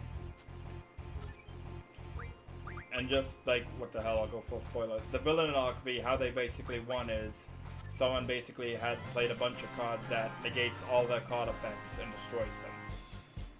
But even that didn't beat them, it just took them down to like 100 life points. But at that point, the person that the villain was possessing to duel through asserted control over their body and surrendered. And that was the villain's defeat. And the last 10 episodes were like an epilogue. Again, first 2 seasons were awesome, but the last one, no.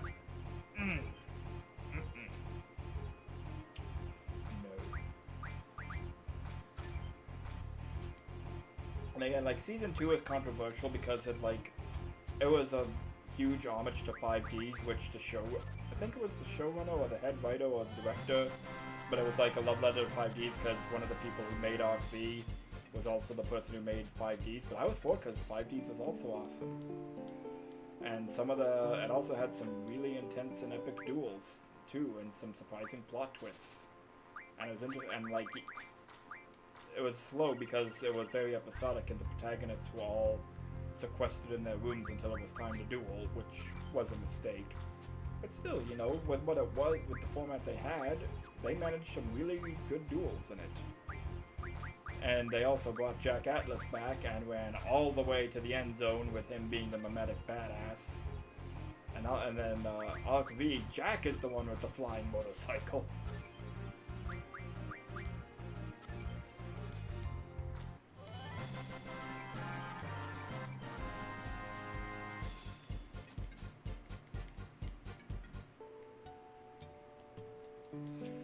Like the one duel I remember in terms of being epic was the guy I played this card, I believe it was called Harmonic Synchro Fusion, which is basically he can perform, and it was like a big shock because like he has fusion cards, and it was a thing like he can perform these cards provided they're the appropriate monsters. He can perform a simultaneous synchro and fusion summon using just the 2 monsters at once, and then he does so. So that was cool. Oh no, the most cracktastic one is it was once Zexal. For those who haven't watched Yu-Gi-Oh! Zexal, the Big Bang was not real. The world began with a single Duel Monsters card. I believe they called it the Numeron Code, and it's like this code, this card contains the secrets of the universe and of life and existence and all the data of the universe in it, and whoever controls this card could rewrite the laws of reality. And I would say that's the most cracktastic thing ever. But then I read about the plot of the current one, Yu-Gi-Oh! Go Rush. Now, the plot of Yu-Gi-Oh! Go was like a soft reboot of the franchise when pushed Rush duels. It didn't sound too insane. Like, in fact, it ticked a lot of the boxes. There's you know, the evil corporation that's trying to control dueling and all that, and these mysterious cards that no one knows, but then Go Rush came around. How insane is Yu-Gi-Oh! Go Rush? They travel back in time to feudal Japan, and people have duel monsters there. And when I say they, I'm referring to the protagonist of the series, which includes aliens. And I don't mean that, like, from another dimension, no, but people get creatures from outer space who have come to Earth and are learning how to duel now. Yeah. But the really fun thing is that, like, when you look back, I remember in GX when they had, Jaden had the flashback to Kaiba Corp running the, card competition, and Kaiba was like, we're gonna launch the contest winner cards into space, because I figure if there is intelligent life out there, let's teach them how to duel. And then the spin-offs come around and like, yeah, well, there are aliens out there and they're interested in learning how to duel. But what's extra funny is I played Yu-Gi-Oh! The Falsebound Kingdom a couple years ago on emulator, and one of the monsters in it, it's short version, it's basically like a virtual world. Like the game takes place in universe in a virtual world. But one of the monsters, Moisture Creature, is actually stated to be an alien who was trapped in the program and joins Kaiba as a dual monster. So it's suddenly like, okay, now it puts Kaiba's joke about to finding intelligent life and teaching him how to duel in a new context. Because according to this game, he knew aliens did exist and could learn how to duel. So, okay. No, Go Rush is like, they didn't use like the old archetypes, like it was all new cards. Like, there was the Galaxy type. They introduced a new type, Galaxy Monsters, because again, aliens, and it's actually a big thing that they don't have, because it uses the Rush Duel rules. There was a big thing when they finally introduced fusion summoning to it, and just recently in the final episodes, I think, they added ritual summoning as well, but different rules for ritual summons, including that they go in the extra deck. So, yeah. Like, they didn't say it's a soft reboot, but it's pretty obvious it's a soft reboot.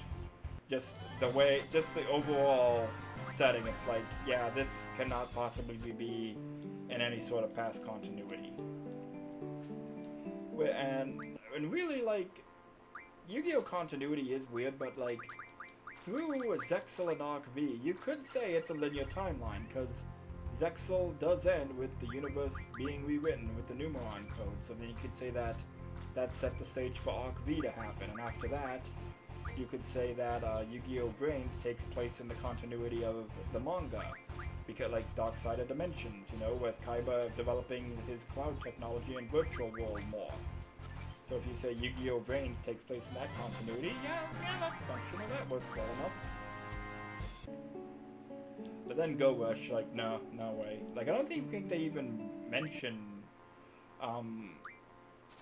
Kaiba in this one, but it's also like, in the debut duel, this one character does use Blue Eyes White Dragon, and it's like, okay, yeah, that kind of confirms, like, this can't be in the original continuity, because even, like, you know, like, even, in the spin-offs, they never mentioned what happened to the 3 Blue Eyes White Dragons, but let's be honest, we know Kaiba probably literally took them to his grave.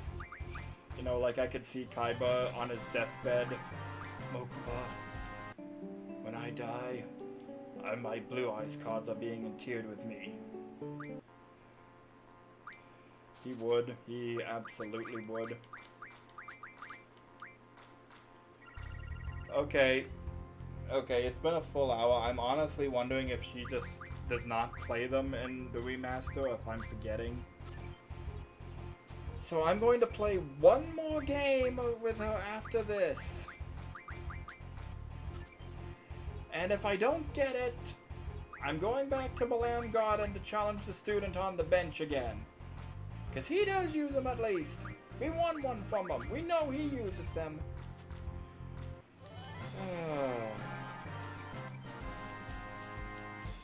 Okay, Maud Dinked. Maud Dink. I want your Abyss Dink. Give me your Abyss Worm. Last chance, and I will never, ever, ever, ever talk to you again. Please. Fuck you.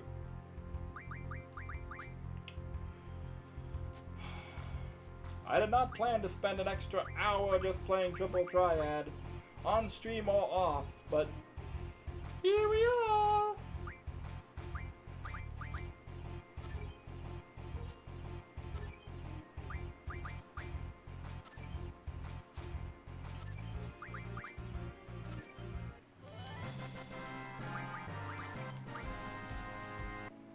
Okay, we're leaving. Psych! One more time! Maybe she's like, he's gone, I can finally take my cards out of high— Crap!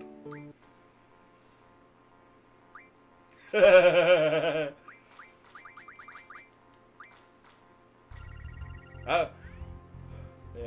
she ain't playing. Honestly, I think I must have— my walkthrough says play Maud Dink to farm Abyss Worms. And I remember playing her before to farm them, but maybe I'm misremembering, or it's changed in the remaster? I don't know.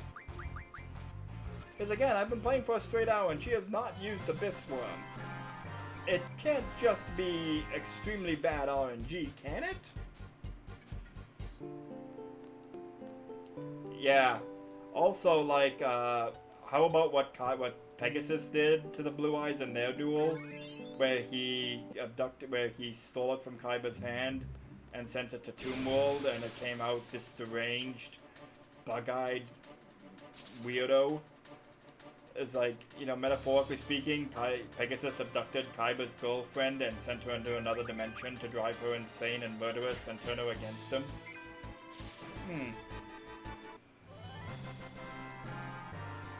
Also, if there's 3 Blue Eyes White Dragons, like, do all of them contain like a piece of Kisara's soul somehow? Or is it like she's only in one of them and the other 2 are empty, in which case who's in the other 2? Like, I'm pretty sure in the anime, Priest Seto, Kaiba, and Kisara merge into Blue Eyes Ultimate Dragon. And I have to imagine that was anime exclusive, because in the manga, Kaiba was not involved in the memory world at all. He was added to the anime basically because he was popular, you know. But in the manga, which also, of course, did not have the Atlantis Dharma arc, after Battle City, Kaiba was gone. That was it. You know, we went away from Battle City to the memory world, and Kaiba literally flew off into the sunset with Mokuba on the Blue Eyes White Dragon jet. But yeah.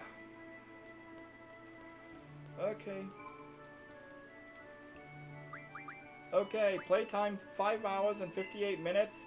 Yep, a full hour of grinding. Oh yeah, Yu-Gi-Oh! Lore is insane. Again, there's multiple dimensions, there's aliens, there's time travel.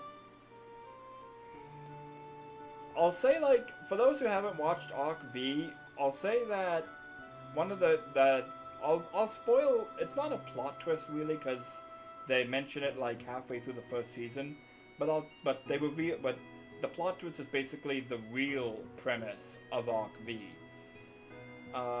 which basically reveals that there's not one parallel dimension, there's 4 dimensions in total, and the one like where like they're originally in is like the standard dimension, and the other dimensions are denoted by card types: Fusion, Synchro, and Exceed, because the other dimensions are based on the other Yu-Gi-Oh! Spin-offs.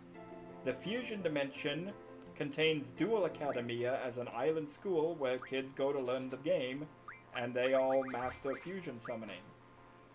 The Synchro dimension is home to a classist city like Arc V, and they have turbo duels and D-wheels there, and Synchro summons.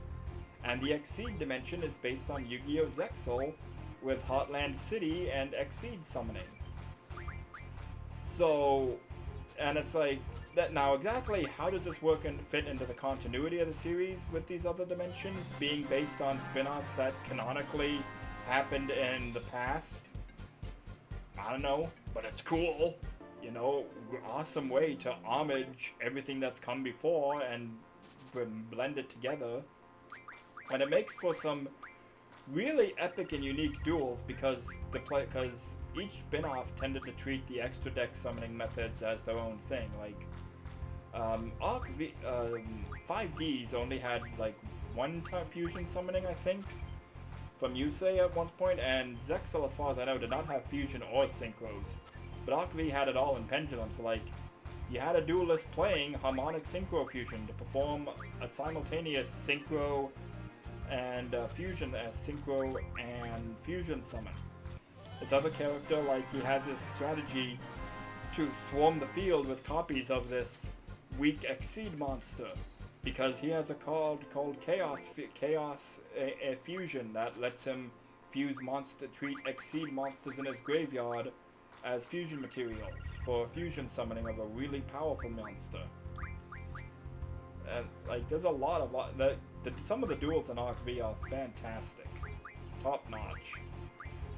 Again, before Season 3. Yeah, and yeah, that was the other thing, like, Yu-Gi-Oh! GX was the evil one. And people have speculated that, the fusion dimension invading and conquering the Exceed dimension with ease is laughable because Fusion at the time was seen as there were no like meta game or worthy Fusion archetypes really, but Exceed of course everyone at the time like thought they broke the game. So the idea of the Fusion dimension conquering the Exceed dimension was like, yeah, sure. Oh, damn it, I did that again.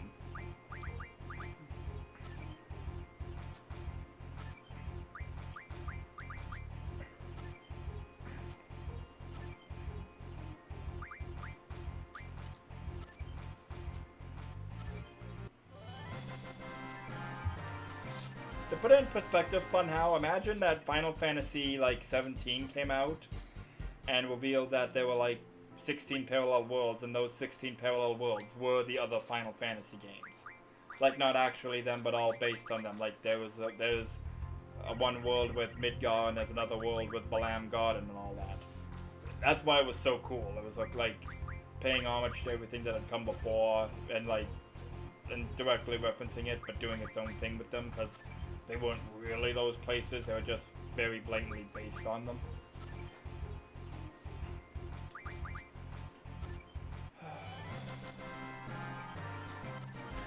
And I'll just say, I did not watch Zexal. I tried. I could not get into it because the major thing that makes Yu-Gi-Oh! Different from other shonen shows, the protagonists are smart. You know, like Kazuki Takahashi, rest in peace. Kazuki Takahashi said that one of the reasons he did Yu-Gi-Oh! Is because he wanted like a shonen series where the protagonist didn't just beat the villain in a physical confrontation. No, he outsmarted them. And that carried over into Yu-Gi-Oh! You know, Yugi outwits his opponents, not always through the card game, but in general, he outsmarts them and out-strategizes them. A major part of what made GX so bad is that Jaden was an idiot. And, you know, and Yu-Gi-Oh! Has a long, loving relationship with protagonists pulling the exact card they need out of their rear ends. But with Yu-Gi-Oh! GX and them characters constantly drawing attention to the fact that Jaden is both stupid and extraordinarily unnaturally lucky, it really stretched the suspension of disbelief and made the show annoying. Because now you're mentioning, yeah, he's just getting lucky. He's not winning through outsmarting his opponents. He's an idiot. A lucky idiot. Zexal, from what I know of it, that protagonist is even dumber than Jaden. And I was actually reading the one duel summary, and it mentions that the Yu-Gi-Oh! Wiki, of course, has duel summaries. And it mentions, like, someone advises Yuma to make this move. But Yuma pointedly does not do that move and instead summons this monster. But now he can't do an Exceed summon because they're different levels, which he would have been able to do if he had summoned that monster. So like, okay, if you have your protagonist intentionally making misplays out of spite and having to be tricked with reverse psychology into playing properly, nah, I'm not gonna like this show, no thank you. It's actually funny because they're all ritual summons in the Fusion Dimension, but they're like their own thing, because it's like everyone joked, like, because it was the extra deck that didn't count, but like, Standard Dimension has rituals and the Fusion Dimension also has them. So yeah, it's like, they don't count because they're not the extra deck, which is extra funny now with Go Rush making them in the extra deck. And there is an Archery, I haven't read it, but I did see an Archery fanfic which mentions that, you know, it's like a sequel to Archery, and it's like they discovered 2 new dimensions, the Ritual Dimension and the Link Dimension, and it's like, yeah, that kind of writes itself, doesn't it?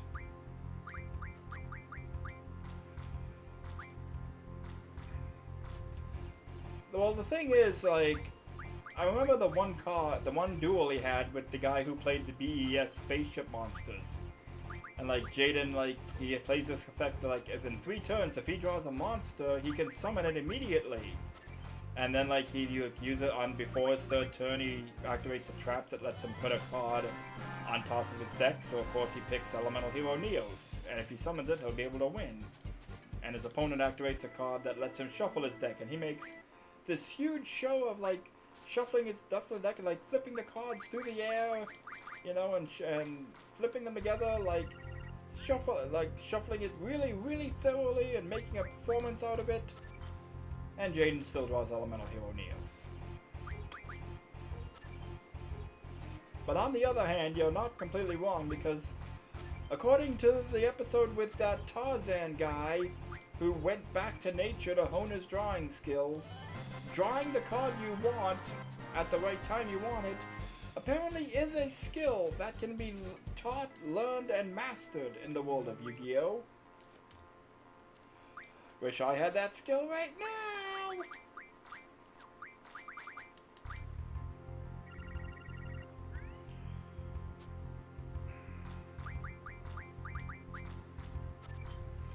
Okay, for real, I'm stopping at 5 o'clock because this is just... I'm wasting time, and honestly I feel like with all the items I'm gonna get from this, it is gonna break the game far more than I intended.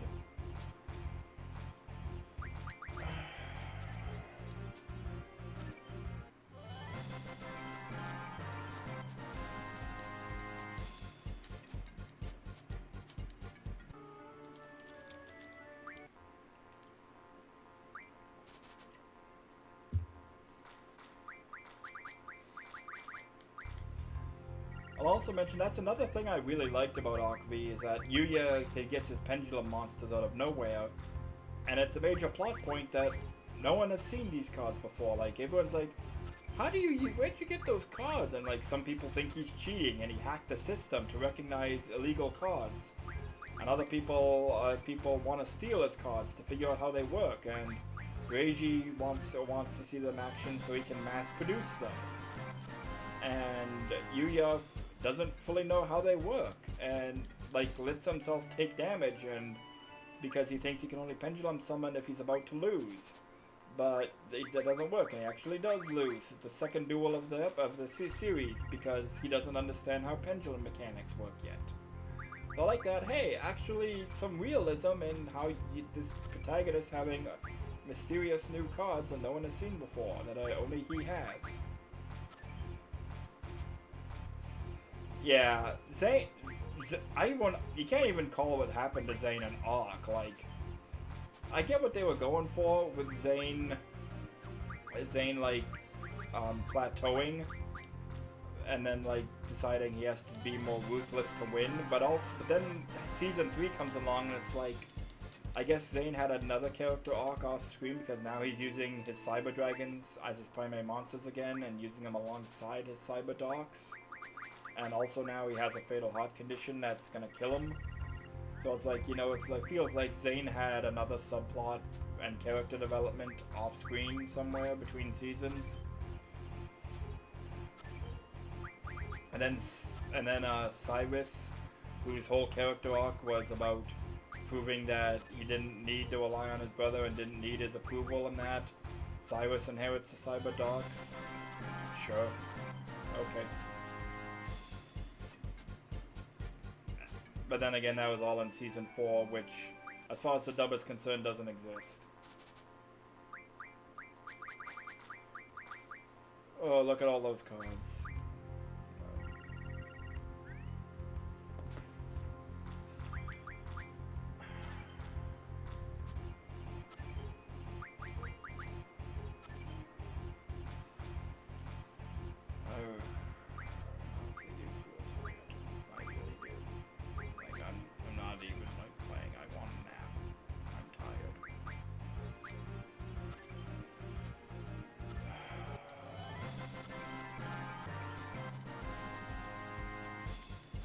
I'll also say that GX disappointed me with how they made it a big deal that Aster has his own heroes, but then like after his first 2 duels, he became a pure Destiny hero player instead of using the elemental heroes and like doing his own fusions with them, which would have been like, I don't mind the Destiny heroes, they're fine, but I think it would have been far more interesting if Aster kept playing the occasional elemental hero card. and was like, but like did his own thing with them. Like he has his own fusions. It also became funny because in Rush Duels they did add another fusion of Flame Wingman and Burstinatrix, but I think they called it I think they called it Elemental Hero Burst Wing or something. And but it's like the Flame Wingman was more like Avian inspired, this one was more Burstinatrix inspired. Oh yeah.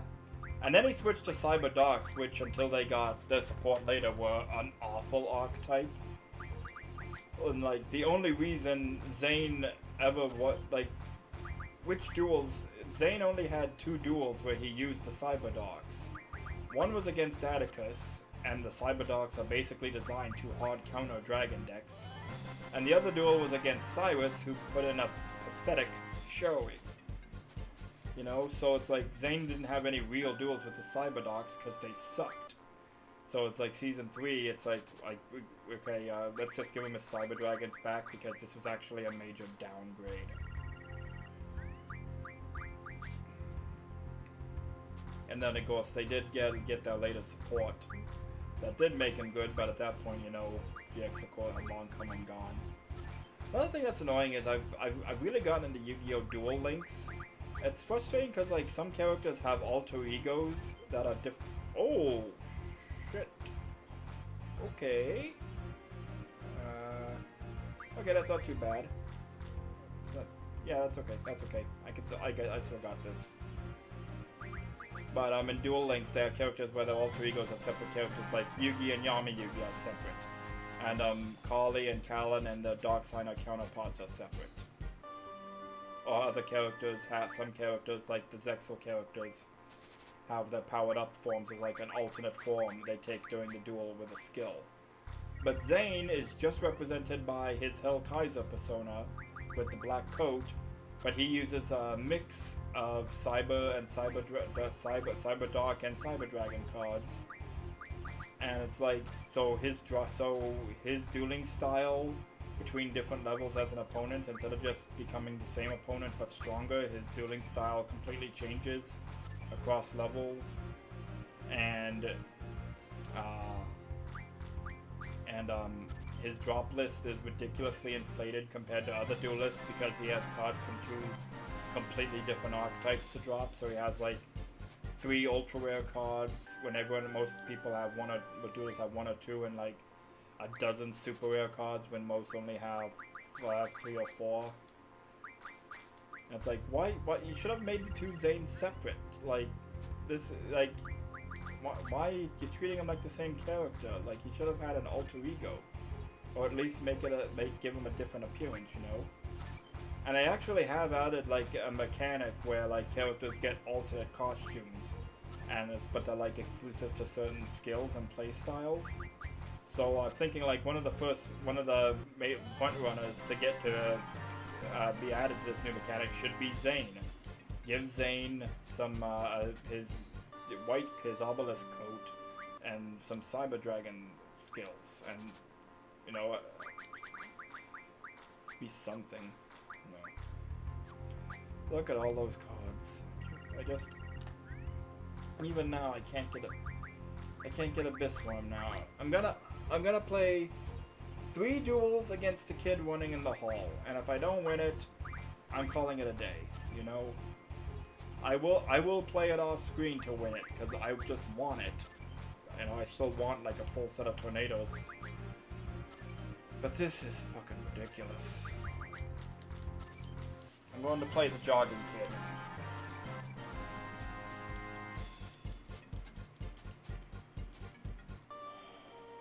I've spent almost 2 full hours trying to get an Abyss Worm card. It's insane.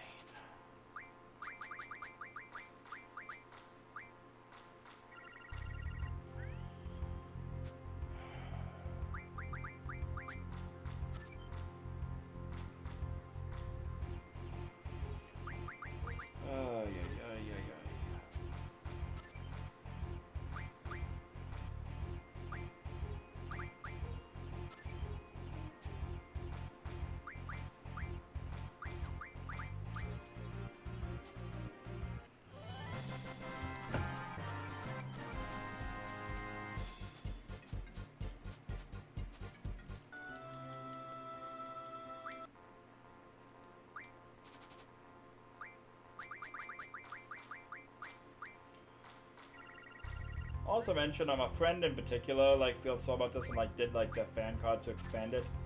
They really underdeveloped the Cyber Ogre archetype. Like, when they initially introduced them, I thought, like, Cyber Ogres would be part of this Cyber Dark series, but no, they were just their own thing. That had, like, one fusion and a couple minor support for them, and then, they just dropped. And, you know, they could have had, they had potential to be, like, their own unique kind of thing.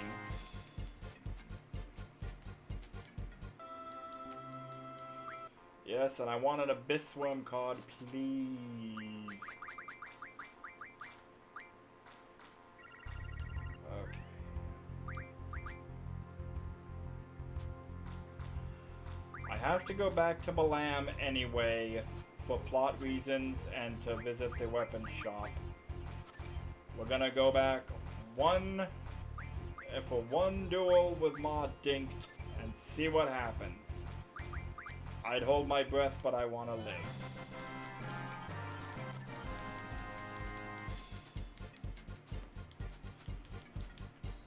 Okay. And the funny thing is, nothing I've done really is unreasonable. Like spending hours playing Triple Triad, you know. It's really no different from level grinding. Except it's even easier because, you know, there's no risk here. Like, I was not struggling to beat these opponents. Yeah, they had like like a friend of mine was making like Cyber Ogre 3, Cyber Ogre 4 and that. Whereas archetype where you discard them from the hand to power up other ones and play in that.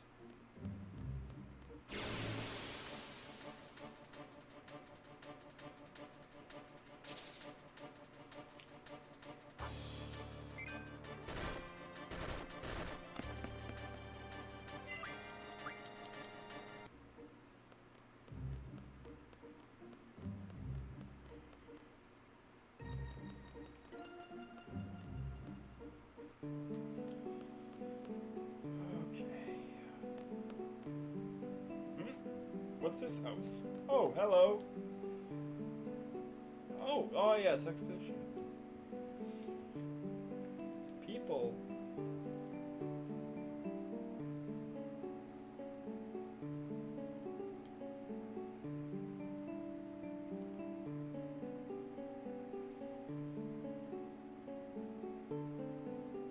He was a god.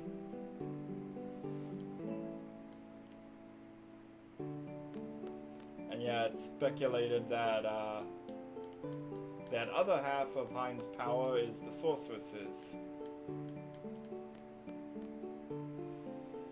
And there's also further speculation that the half that other people did run away with is eventually alone, who we'll get to. Do you finally feel like giving me an Abyss Worm card?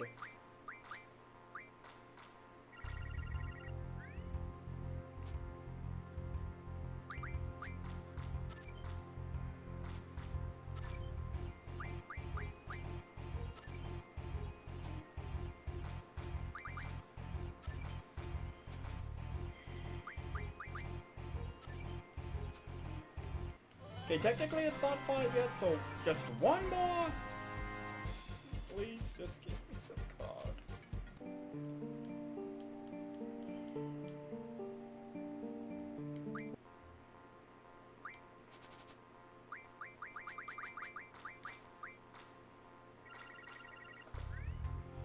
Well, at least I'm getting an Elnoil card out of this. I slump and slouch now because I am just exhausted in so many ways. I like Triple Triad, but not this much!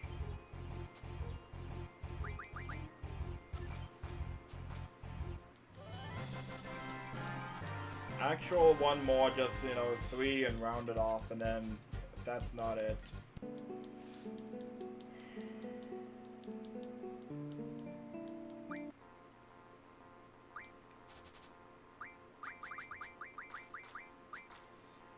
Actual last game of the stream for realsies this time.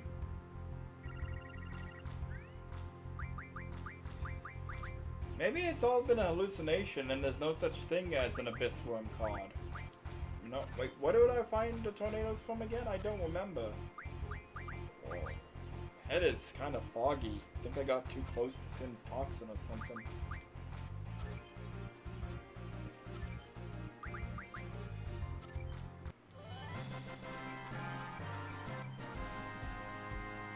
I just noticed that the borders on the cards are inconsistent, shading and height even.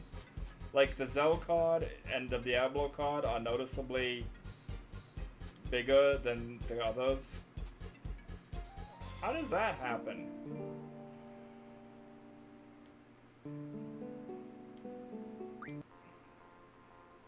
Actual last one. I faked it out. Okay, yeah, for real, I'm done. Well, even then, like, you don't have to grind out, even if, you, like, you take that out, like, a lot of the items you can, like, reliably farm from enemies, like, the fish fins to farm in the water, like, that's not too bad, you know? And, like, I don't even think the card modding is bad, just, like, tie it to the GF's level, like, keep card mod, but be like, yeah, Quetzalcoatl has to be above this level to mod cards of this tier. Because the cards are organized into tiers of power levels. Like, in-game. You know? Okay. Okay, so, now, let's finally refine all of this crap. 5 screws, yes, I need them. M-stone peas. Rune omelet. Wonder what that does. Mystic. Water crystal, okay. Spiderweb, cockatrice pinion, sure. Mesmerized blade, sure. Glacial eye? You bet, you got it. First aid with sheer feather, sure.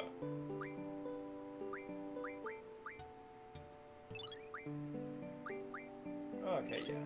Dragon fin, sure.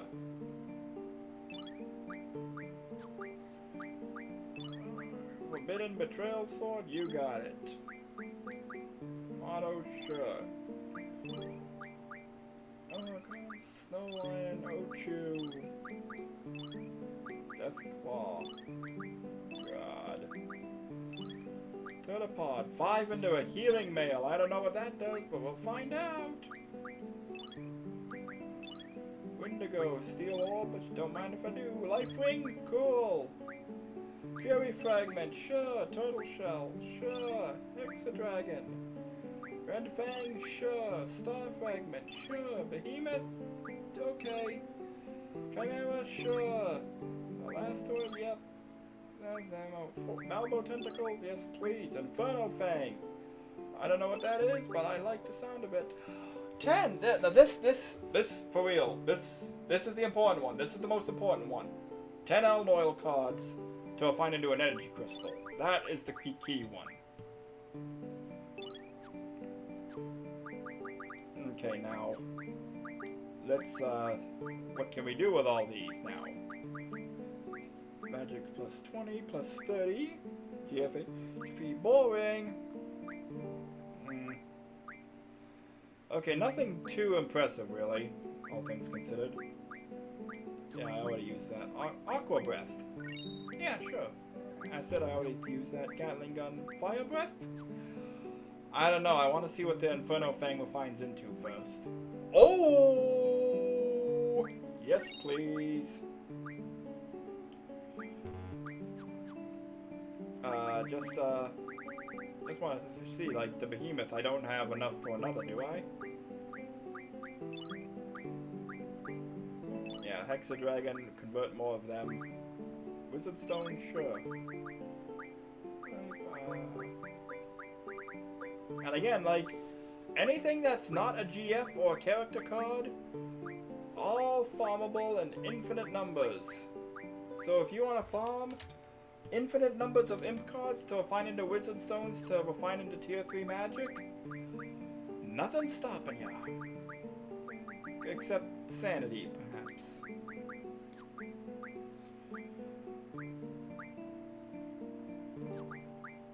$20 arrows, 1 windmill.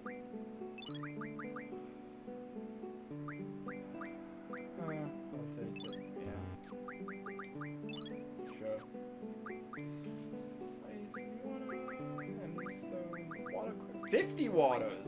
Oh. Wow. Don't mind if I do.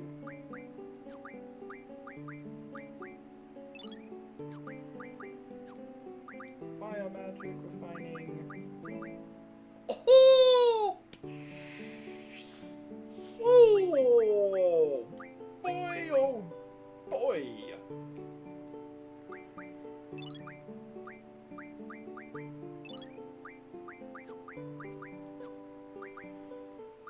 Oh, full lives and Kuragas. Okay, not bad at all. 20 lives, eh. Yeah, that's true. That's very true.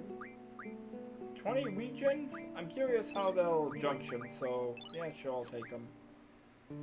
Saw blade? I'll refine 10 of them, because I also have Chef's Knife, which refine into 30 death spells. And by the way, death can be used as a status junction, so Squall can now inflict instant death with his normal attacks.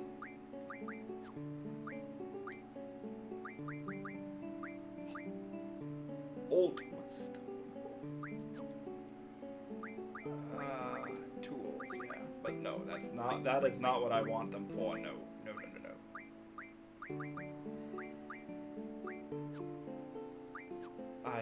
I can't remember which GF it is that learns it.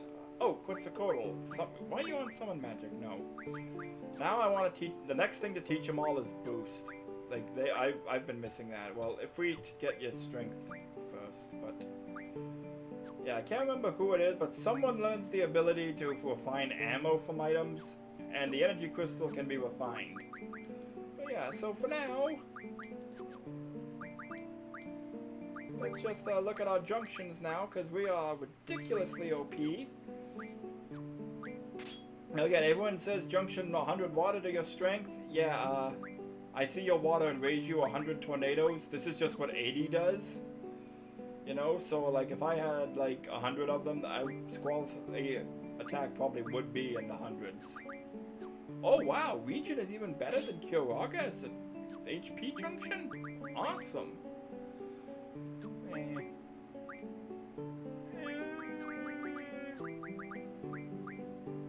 Oh wow, really good there. Although I could put it on status, but nah. Because Squall's HP is so through the roof already, he's gonna kill everything anyway.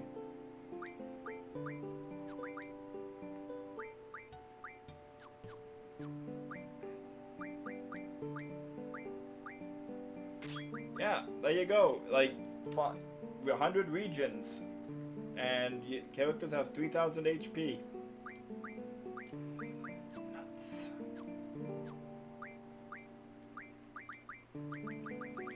See, in Spirit, Blizzawa. Yeah.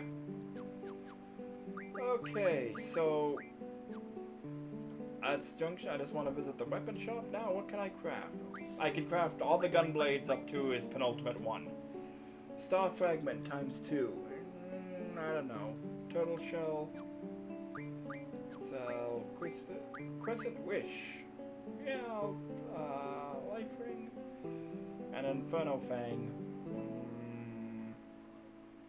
Realistically, 20 flares would not be that good for junctioning, and I would not be casting them, so why not? And the star fragment, I think you need the star fragments for other weapons, but I can't craft them yet, so. But I'm also debating crafting this because I have plans for Squall. I'm gonna, if I can, I'll take the Disc 1 Lionheart. We'll see. Anyway, so again, off stream, I will be just doing the seed test to max out my seed rank and just walking around to grind money and trying to get a 5th Abyss Worm card. Look, watch the first Triple Triad game after I end the stream, albeit. So, thank you everyone for tuning in. I hope my ramblings about Yu-Gi-Oh! And card games and existential nonsense was entertaining to some degree. I'll be streaming again next weekend about the same time, between 1 and 2. At which point we will take off for Timber, have the first Laguna sequence, and I'll have a lot of nitpicks about plot things to come. So, you have a great day.